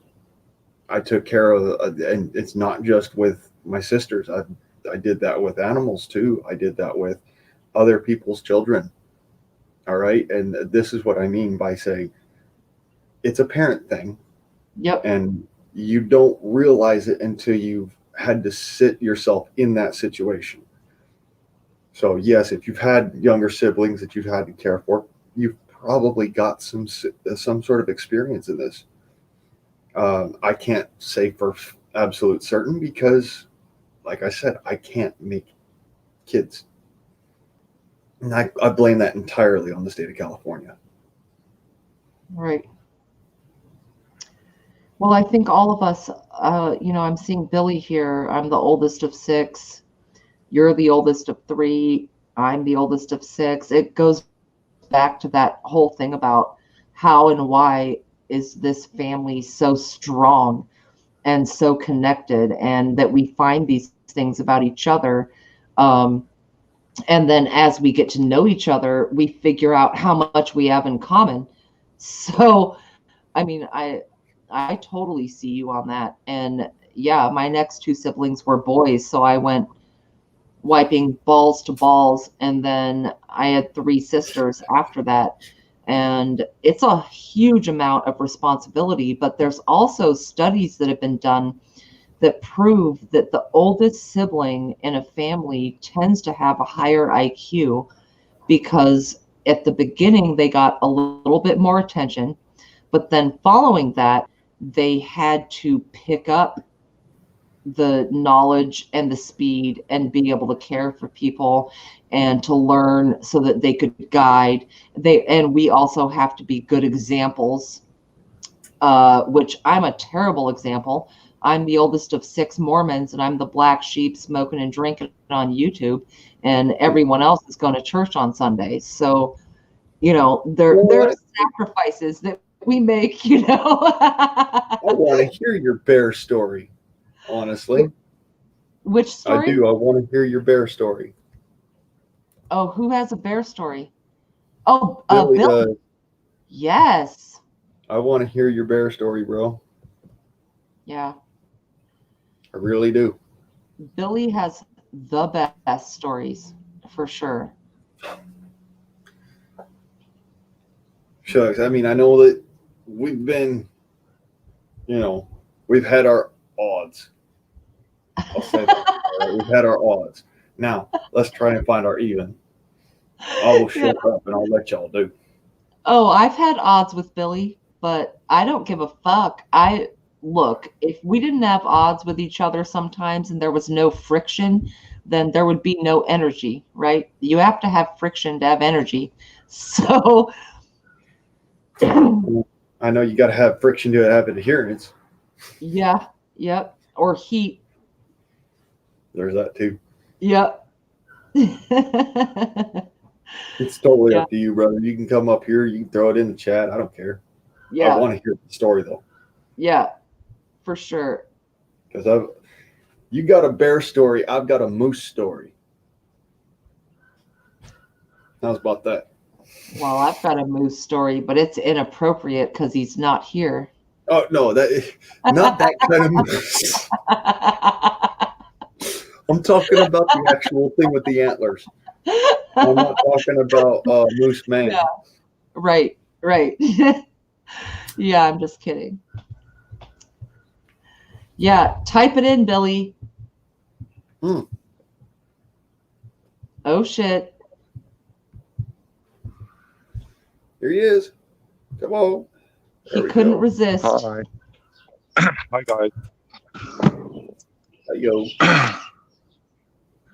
Well, I know I'm kind of a dick, and what really sucks is when I type stuff into the chat and shit. There's no way for me to convey my intention behind what I say. Plus, I can't spell, so it takes my diction all out of context. Your diction is out of context. Got it. No, well, we're all in the same boat. When you're in a chat, you don't have nonverbal communication. You can't see the people's face. You can't see what people are emoting. So Yeah, it's pretty difficult because if I say fuck you, it's different than fuck you or hey, fuck you, man, or Yep. it's kind of like if you want to go back to when we were talking about the Bible and adding commas and moving them around and stuff. I actually did a pretty good study on when Jesus was on the cross and he said, "Today you will be in heaven." Well, if you move that comma around, which isn't original to the text, he could have said, "I tell you today," or he could have said, "Today you will be." You know what I mean? Yeah. Just a comma makes a lot of difference.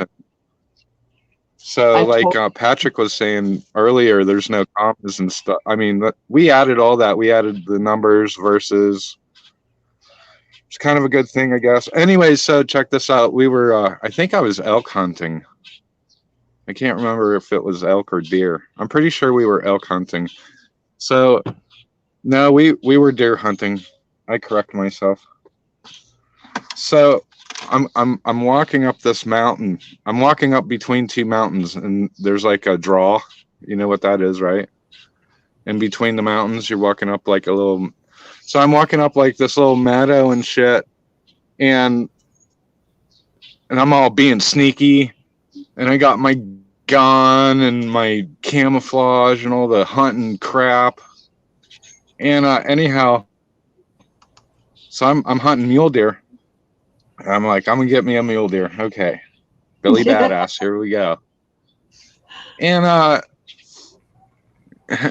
anyways, so I'm walking up and I hear this big thump on the ground. I'm like, what the fuck was that? It was like up ahead of me a little ways, probably 150 yards or so. I'm like, what the hell is that? So I keep going up a little bit more. And I hear it again. It's a big thump on the ground, like boom. On the ground. I'm like, what the fuck? I never even heard this noise before. So I'm like, I'm sneaking up a little bit more and I hear it again. Big old boom, like on the ground. I'm like, what the fuck is that? And that's 3 times so far, right? So I'm like getting around a corner a little bit and I look and there's the biggest fucking moose I ever seen in my life. I'm like, holy cow. That thing is huge. Big bull moose. And he picks up his he picks up his front hoof, his right front hoof, and he stomps it on the ground hard, dude, like real hard. I'm like, wow, that's what that sound was. I'm getting the fuck out of here. So I make a beeline. Yeah. I make a beeline to the left. I go right up to the top of this ridge, and I'm scared. I'm like, that moose will kill you. I don't even care. Them fuckers will kill you. If they want to kill you, you're in there. I'm like, I'm in this motherfucker's living room, basically. I'm like, I'm out of here, you know. So I'm like, I'm not like really scared, but I'm pretty fucking scared. And I'm like, I'm getting the fuck out of here. And plus, all I had was a rifle, and I didn't have a handgun on me. I remember that. Because usually I'd have a handgun, but no, I only had a rifle. And if something's charging you in the mountain, if you don't have a handgun, you're kind of screwed because a rifle will get you like one shot and they're on top of you. Mm-hmm. But anyway, so I make a left and I go right up to the ridge, which is really hard to do because there's nowhere to really walk. It's all, you know, I'm bushwhacking basically. So I get up to the top of the ridge and I settle down. I'm kind of chilling out for a couple minutes. I'm like getting my shit back together. And I notice on the top of this ridge, it's kind of forested. It's not real high. I'm probably like 8,000 feet, maybe 8,500 feet up. So it's still alpine. In other words, there's still trees and I'm like, the way this ridge is set up, there's like these real big flat rocks that are just laying on top of the ridge, and off of the ridge is pretty much just straight down, seems like. But it's forested again. This is alpine. So I'm like, I'm just gonna mosey up these big rocks. They're like flat that you could walk across them. They're like big patios, but they're huge and they go all along this ridge. They're broken up a little bit. So the average size of these patios, I'll say, was like probably like 20 feet long and 10 feet wide. And they're kind of broken and you could walk up them. So I'm like kind of sneaking up along this ridge basically with no plan at all. So I like walk a little bit, walk a little bit. Thank God that I'm away from that moose. He's down there in that valley. And I start hearing these two bucks fighting. And so what's going on in my mind is like, hey, there's two big mule deer over there. I can hear the antlers locking up, like crash, crash, crash, crash. And I'm gonna get me a big ass mule deer. I probably have a choice between the bigger and the smaller one, I'm like, I'm all excited. And right below me, like all the way down to the bottom is the highway. So I'm like, fuck, easy drag. I just roll that fucker down the hill, come pick it up. And so I'm like, cool. So I'm listening to this for about 20 minutes and I keep sneaking and sneaking and sneaking. I'm getting closer. And all I have to do is poke my head up over the top of one of these big rock patio things. And it'll be right there. I'm like, dude. So I back off the ridge and I walk right up to where I'm pretty sure where they're at. And I go straight up over the ridge. And I look over the ridge and I'm probably like 25 feet away from the biggest fucking bear I'd ever fucking seen. What kind of bear? A brown bear. All right. So you got the a brown fucking worst bear kind. looking you in the eye. On the that worst note, kind of bear. Keep up your story. All right. I'll be right back. Yeah, I'm here. I'm listening. Did he want me to stop or does he want me No. to keep going? No, he said keep up your story. He'll be right back. I think he has to pee, but I'm listening. So you're now eye to eye with a big brown bear. No. I'm not eye to eye with him now. Okay, not yet. I'm just like, so check it out. All this noise that I had been hearing wasn't two bucks like banging their horns together fighting. What I had been hearing was this motherfucker's been flipping over these huge rocks looking for shit underneath of the rocks to eat. And he had been rolling them down and they'd been hitting the damn trees and shit. Oh. So all the crashing that I was hearing was actually big rocks and shit. This bear had been making a big old noise. Okay, so you thought it was animals behind you, but it was actually a huge animal rolling rocks. Yeah, it wasn't cool at all. I about shit my pants right there. Was the bear alone? Yeah. That don't matter. I'm lucky it was. Yeah. If it was a female, most people get attacked by bears because they get between cubs and the lady bear, the mom. I think somebody just got attacked by a bear last week here. So, anyways. Well, how did you get out of the situation? Okay, this is the best fucking part. Okay, all right. So I'm sitting there shitting my pants, basically. I kind of. If you picture like I'm at the very edge of a little ridge and I'm looking right down at this bear and I just slowly back off. And luckily the wind wasn't going. When you hunt, you pay attention to the wind. So I was always downwind of the bear. Well, the deer. Well, I thought they were deer. So luckily I set myself up because if the thing smelt me, dude, there was going to be a fucking issue. He didn't see me. Right. So I'm like, I back off of there and I'm like, I'm getting the fuck out of here. So I already tangled with the moose, so I cannot leave the way that I came because I'm not fucking with that moose. This is bad. This is a bad situation. So you've got your head on a swivel. And I'm fucked. Okay. I'm completely fucked about this. So all right, so I'm not going the way I came because there's a fucking big ass moose down there that wants to stop my guts out. And then the bear, he's got me pretty scared. I'm pretty fucking scared.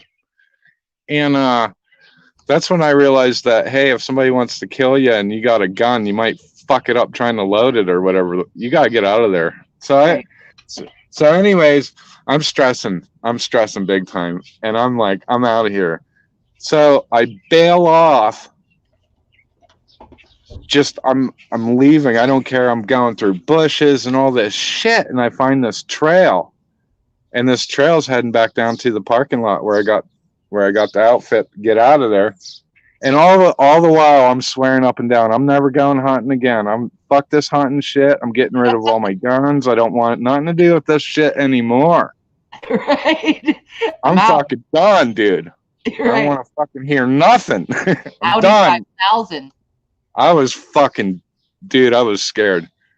And anyways, so here I am. It took me, I do remember this. It took me about an hour and 45 minutes to get up where I was. I was out of there in like 25, 30 minutes. I was out of there. I was fucking moving. So I'm coming down this fucking trail that I found. And it's coming down the side of this mountain, and I'm starting to notice, like, it looks like a 55 gallon barrel been up and down this trail. I stopped because it was so steep, and I stopped. I'm kind of crawling down this trail, and I stopped and I start looking. It's all bear track. I'm like, oh my gosh, I'm going to this motherfucker's house now. Well, straight to the den. Unbelievable. I literally did that. I literally fucking did that. I'm like, this is the only way out of here. I hope that this is Mr. Bear's den that I just seen and not some other. Dude, there's so much shit going through my mind at this time. I must not have ate well that day or something because I did not shit my pants. Or at least you didn't have fast food the day before. Oh, dude. Bro, I could tell you exactly what happened because I went through something similar with a moose. Where the moose, I was about 6 years old. The moose literally chased me into camp, chased me around camp, then underneath my dad's truck, and then finally ran out of camp. And I did not shit myself. Wow. It was, adrenaline shit. And honestly, I had eaten just the raunchiest meal beforehand. So, no, it has nothing to do with that. It's actually your body's holding it in just in case at the point that you do get attacked, you're going to shit yourself because what's going to happen is that's your body trying to fight off whatever is coming after you. Yeah, at to that repel moment. the enemy. Yeah. It's perfectly sorted. I got a lot of stories about hunting. You can look this up on the internet. One of my hunting spots is actually on the internet. Nobody hunts there because they don't even think of doing it, but at Jackson Hole Mountain Resort, there's a tram that goes up to, it's a ski resort. And there's a tram that goes to the top of this mountain. It's like, I think when you get on the tram, you're at like 7,500 feet or something like that. And when you get off of the tram, you're at like 11,000 feet. I think it's 10,400, something like that. So what I used to do, I don't do it anymore. I'm getting too old for it, but I used to, in the summertime, in the wintertime, it's all skiers going up and down in the tram. But in the wintertime, I'm drinking vodka. Sorry, guys. I got these damn barking spiders that keep on running around me. Yeah, barking. I'm trying to step on them, and I look back, and they're gone. Yeah, he stepped on a duck. So what my overachieving ass does is that in the summertime, when they run it for tourists to take them to the top of the mountain, hikers and people walk down the mountain, it's like 7.5 miles. if you take the tram up to the top and you walk all the way down, it's like 7.5 miles if you use the service roads. But anyways, what I would do is the tram, they'd shut the tram down. Well, they do. They shut the tram down in the fall and service it for the winter season. And the last day to take the tram up in the summer, which is the fall, really, coincides with the day before deer season. So what I would do is take a rifle apart and put it in my backpack and dress like a hiker. But I'd have 3 days worth of provisions on me. But I tone it down. I look like just anybody else, gray man all the way. So when I get to the top of the tram, I get off the tram, then I'd hike about half a mile south on the top of the mountain, and then I duck down, and I got a couple little camps set up over there. And one year, I went up there, and I did that, and I'm all by myself, and I seen deer and shit. It was beautiful. I was like, I don't know, maybe I'm pretty lazy by nature anyways, and I just didn't want to hunt that hard that year. I was just enjoying everything. There's no one around. It's just so peaceful. You're like in the middle of the mountains. It's incredible. But one year when I was coming out of there, I ran into a moose down at the bottom, and there's literally no, like, you pick a draw and you have to walk all the way out. You can't get, there's no way, there's no options. You pick a draw that you're going to walk out of, and now I know them all, and I know which ones not to go. You're stuck in that draw. So you're walking down. This one year I come down there and I ran into a whole family of moose. There was Mama, there was Junior, and there was Daddy. And I had a 300 Remington Magnum. And for anybody that doesn't know that, it's a big, powerful rifle. It's like the fucking biggest, powerfulest rifle. Makes a lot of noise. And anyways, I'm down in like this little hollow area, and there's a marsh, and I'm trying to walk around this marsh, and I see these moose, and they already know I'm there. I'm like, fuck, what am I going to do now? And this moose comes and charges me. I'm like, fuck, you have no time to, I'm like, oh, it's that. Wow, what the fuck? Whoa, hold on. And the moose is like, what the fuck are you doing here? I'm going to kill you. He's got his whole family there. I'm like in his living room. I'm like, fuck. There's no escape for me. I have to go that way. And that moose knows it. And he's going to kill me. I think that's what he's thinking. So I jack a fucking round in and I fucking discharge it. That moose didn't even hear it, dude. He's like, what the fuck are you doing? So I did it again. Boom! And the biggest fucking noise you ever heard in your life. I'm like deaf at this point because we're kind of boxed in. That moose didn't give a flat fuck, dude, at all. He charged me again. I let off one more. Boom! That's 3. I'm like, what the fuck? I can't hear. My ears are ringing. That moose is looking at me like I ain't done nothing except fucking ruin his family hour. Thank God. I fucking backed out of there, and he kind of backed up like a half a step, and he's like, you get out of here right the fuck now. I'm like, dude, that moose, fuck them moose, man. Yeah, that was crazy. That's another time. That was another time I should have shit myself, and I didn't have anything to do it with.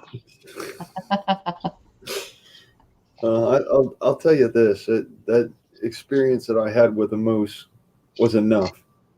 Now, I don't hunt moose with anything smaller than a 50 cal. I miss the fucking They stand up, they'll fucking kill you. Uh-huh. Yep. Yeah. I've been a few feet away from a moose. I've been to Alaska and they're hanging out. So yeah, I a few times stopped on the side of the road and got and stood out by one. So it wasn't like a hunting situation, but when you're a couple of feet away from a moose and you see the stature and you They're really massive. let yourself absorb how beautiful and wonderfully huge those animals are. My friend Steve killed one, and we packed it out, and he killed it about probably 150 yards away from where he parked his truck, and it took 6 of us all afternoon. I think he shot it at probably 10 in the morning, and we didn't get out of there until 6, 7 at night. And You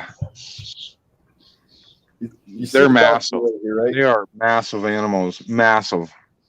You see this Yes, balcony above Airgun. my head? Yes. All right. The moose that ran my ass around my dad's truck, his palms could have scraped the top of that motherfucker. I And don't that's believe 10 it. feet up. Shit. I'm literally holding my hand up. I can't touch it. I'm 6 foot tall. Yeah, I know, dude. They're massive. Yeah, they are. One of them, we were out screwing around up the grove, and one of them charged my friend Scotty, and he shot it in the paddle with a 22, and it ran away.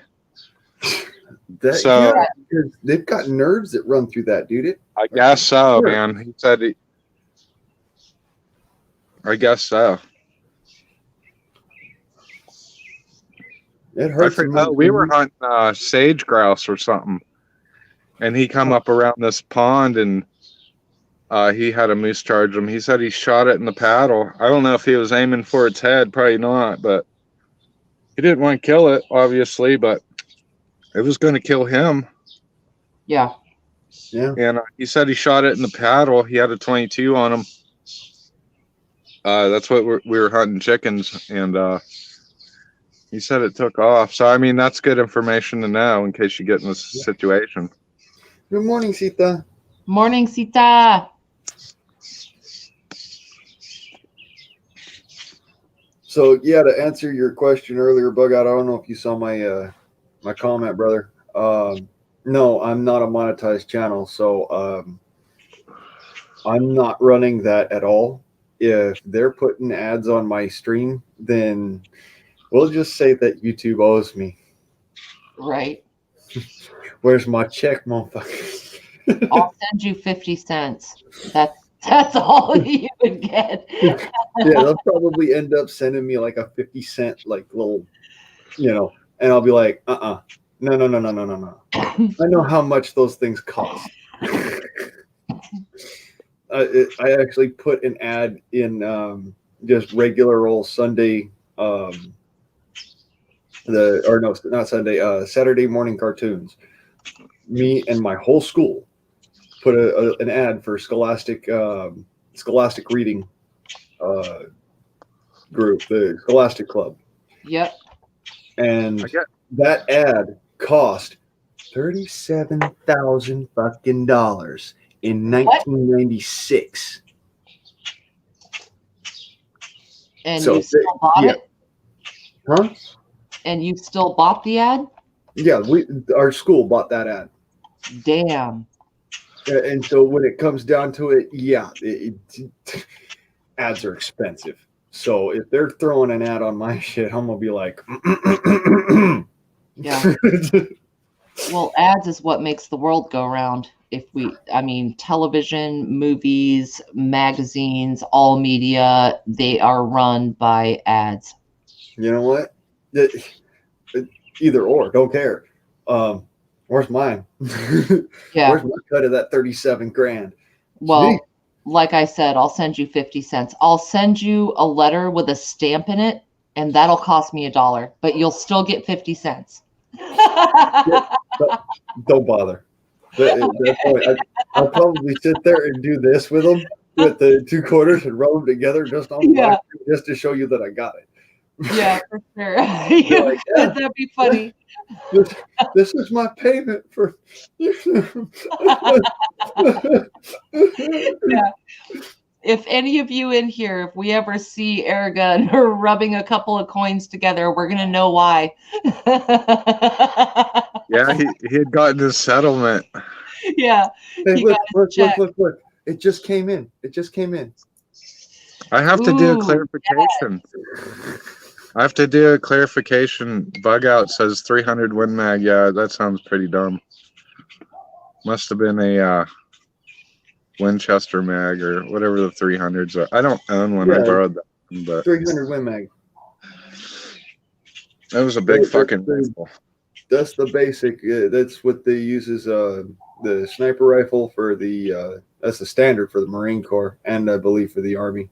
Although the Army also uses 50 caliber anti-personnel rounds. It's a little overkill for mule deer. I guarantee you that. Yeah. The bullet goes too fast to actually do too much damage inside the animal. I learned that. So Right. maybe, I like it's my favorite not- for deer. So. not a 300 Win Mag, but what was the other one? Remington mag. It's actually a 3 rem. Oh, a 30 Remington.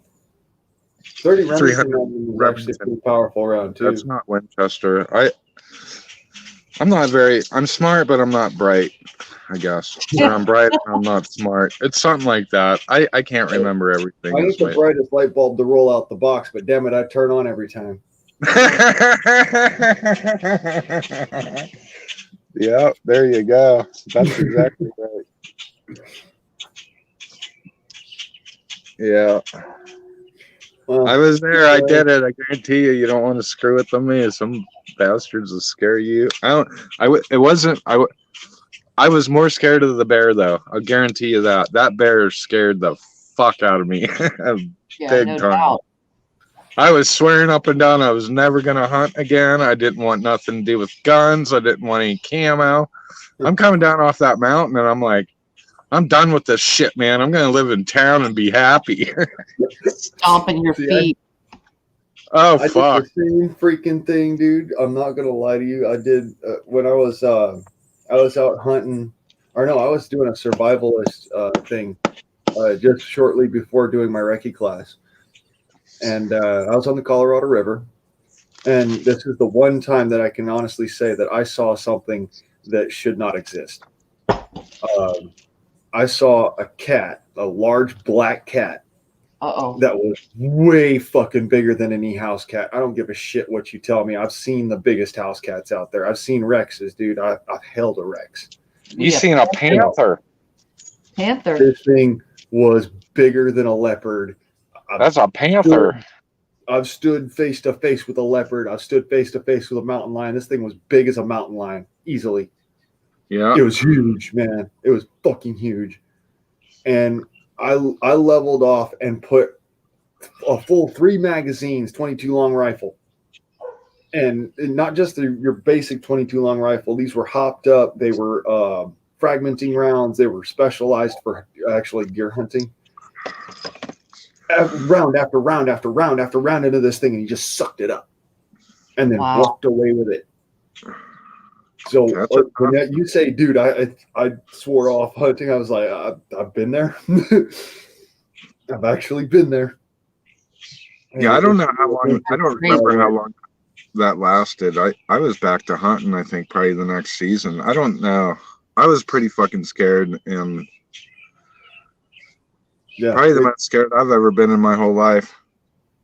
I was literally 15 feet away from this animal that probably weighed 500 pounds. Dude, I'm not kidding you. Like, people have told me, oh, that must have been a bear, or it must have been this or that. And I said, no, you have no idea. This had to have been like literally a mountain lion in full melanin, or like a lion, an actual lion that was in like some way, somehow it was full black. You know, Black Panther or something. Was that California? No, other side of the river over in Arizona. Huh. I was just south of Ehrenberg, probably about like 4.5 miles. But yeah, my 22 long rifle held 7 rounds per magazine. I had 3 mags, and I dumped all 3 of them into this thing. Yeah. And it walked away with it. It didn't run away. It didn't trot away. It just walked away. That's amazing. That's amazing that you reloaded. Usually in stressful situations and shit, people can't do that. They clam up. Yeah. Oh, yeah. And this, mind you, this was before my recce class, so I didn't have all the formal training and all that stuff. So I was just Right. panicky as hell. I like when people start. I like when people online start talking like they're badasses and like want to be operators and shit. Until you're in a situation like that, you might just fold up. I mean, Yeah. seriously, people freeze and people don't realize that when your life is like actually threatened, the tendency is to just fucking stop and not do a fucking thing. Well, there's fight. People don't realize that shit. Yeah. I mean, I am not experienced with weapons, and I'm not a hunter. And all of you know that. I've said it openly. However, I do think there's something to be said as far as, do you turn into a deer in headlights if the shit hits the fan? For Yeah, me, but you got one thing going for you. You're a mom. well, that's kind of what I'm getting at. For me, That makes a huge something difference. whack is going on, I stop, I assess the situation, I determine what the risks are, I figure out what to do about those risks, and then I proceed. Yep. And so it's a mindset thing. In the future, Yep. I may very well have to do that in a more offensive, tactical way. Yeah. But as far as life in general, can you handle being under pressure is the question. So if you're floating in that situation, yeah, that's because you can handle being under pressure. There's a lot of things that you do and other things in life where can you handle being under pressure? I think that's the hallmark of who's going to make it and who isn't. You know, Well, are you going to crack under pressure? I told my drill that story, and he said, "No, bullshit. I don't believe you." He said, "Show me where this happened." I walked him out there, and I showed him where this all happened at. And then we walked down from where I was at to where my buddy of mine who actually sold me the rifle. We walked around to him, and we were sitting there playing some bridge with him. And I said to him, "So you remember that black cat, right?" And my buddy Bob turns around and says, "Yeah, I saw it the other day." That shut my drill sergeant up right now. Right fucking now. He did not deny it after that. He was like, "Okay, dude, no, dude, this old guy is backing you up. He's got no reason to." That's good in my book. In that area of the country, there's quite a few anomalous animals. You might have had an experimental hybrid or, something running around, but it sounds like a panther to me. But I would say there's a possibility that there was also some animal stuff going on that you never know. You're talking about the Southwest, right? Yep. Just the other side of the Colorado River from Goose Flats. It's a place called Deer Island. Yeah. And you can find it on any map. You look for Goose Flats Wildlife Management Area. You draw a line directly east from there. You'll see a little tiny, like a backwater that has an island in the middle of it. That's called Deer Island. Super interesting. Huh. I have to say hi to Christ is the Answer. I love that name. We've gotten a text back and forth on these chats and stuff. That's an awesome name. I love it. Yeah. Hi, Christ is the Answer. Yeah, good people. All I can say is that after that, I think that I kind of became my drill sergeant's favorite to pick on. Shit.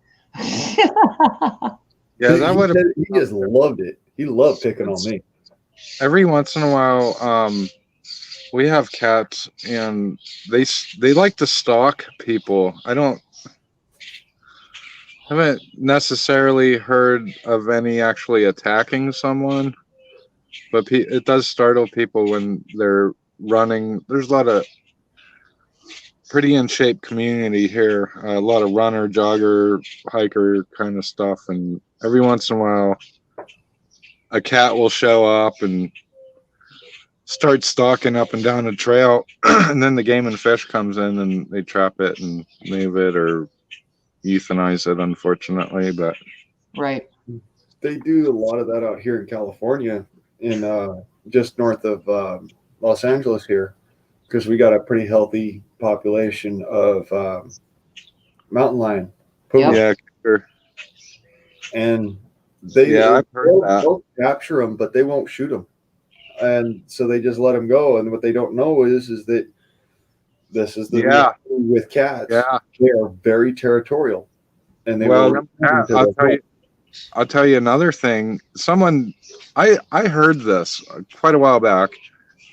I can't like refer to who told me this, but I kind of almost believe it. Someone somewhere along the way. I read a lot. I do. You know, I absorb a lot of.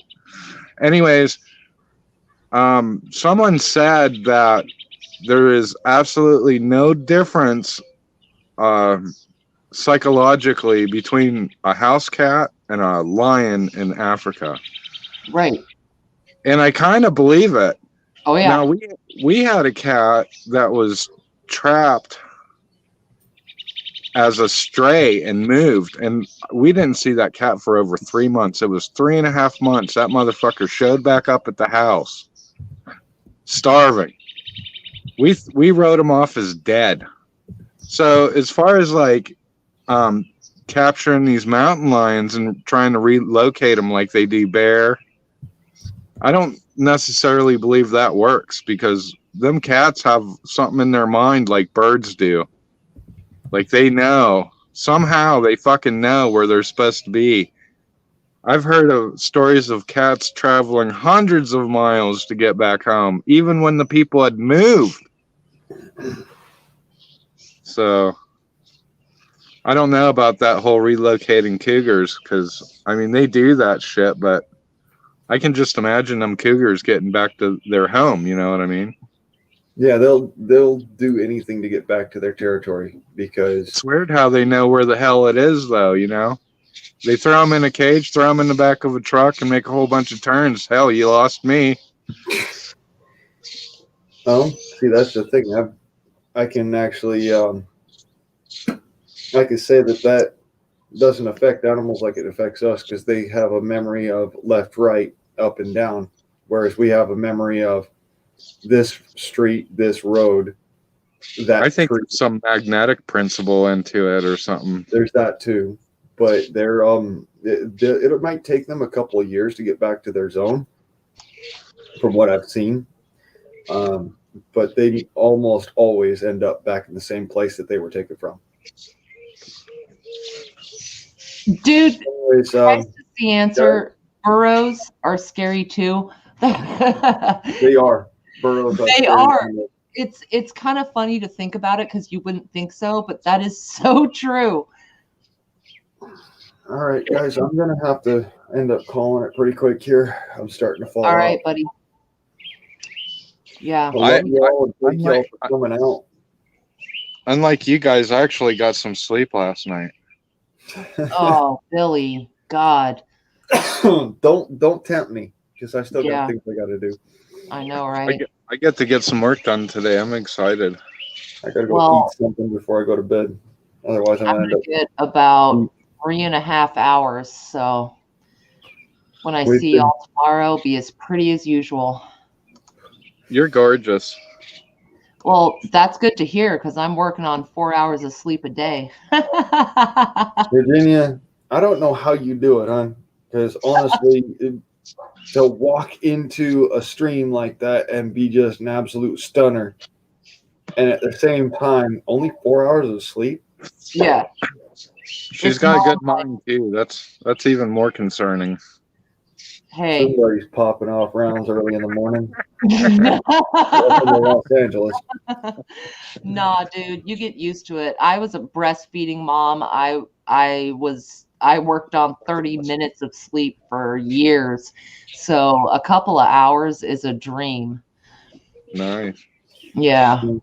See, I had to sleep standing, so I might actually end up falling asleep standing on you guys. So I don't want to have that happen. Are you kidding?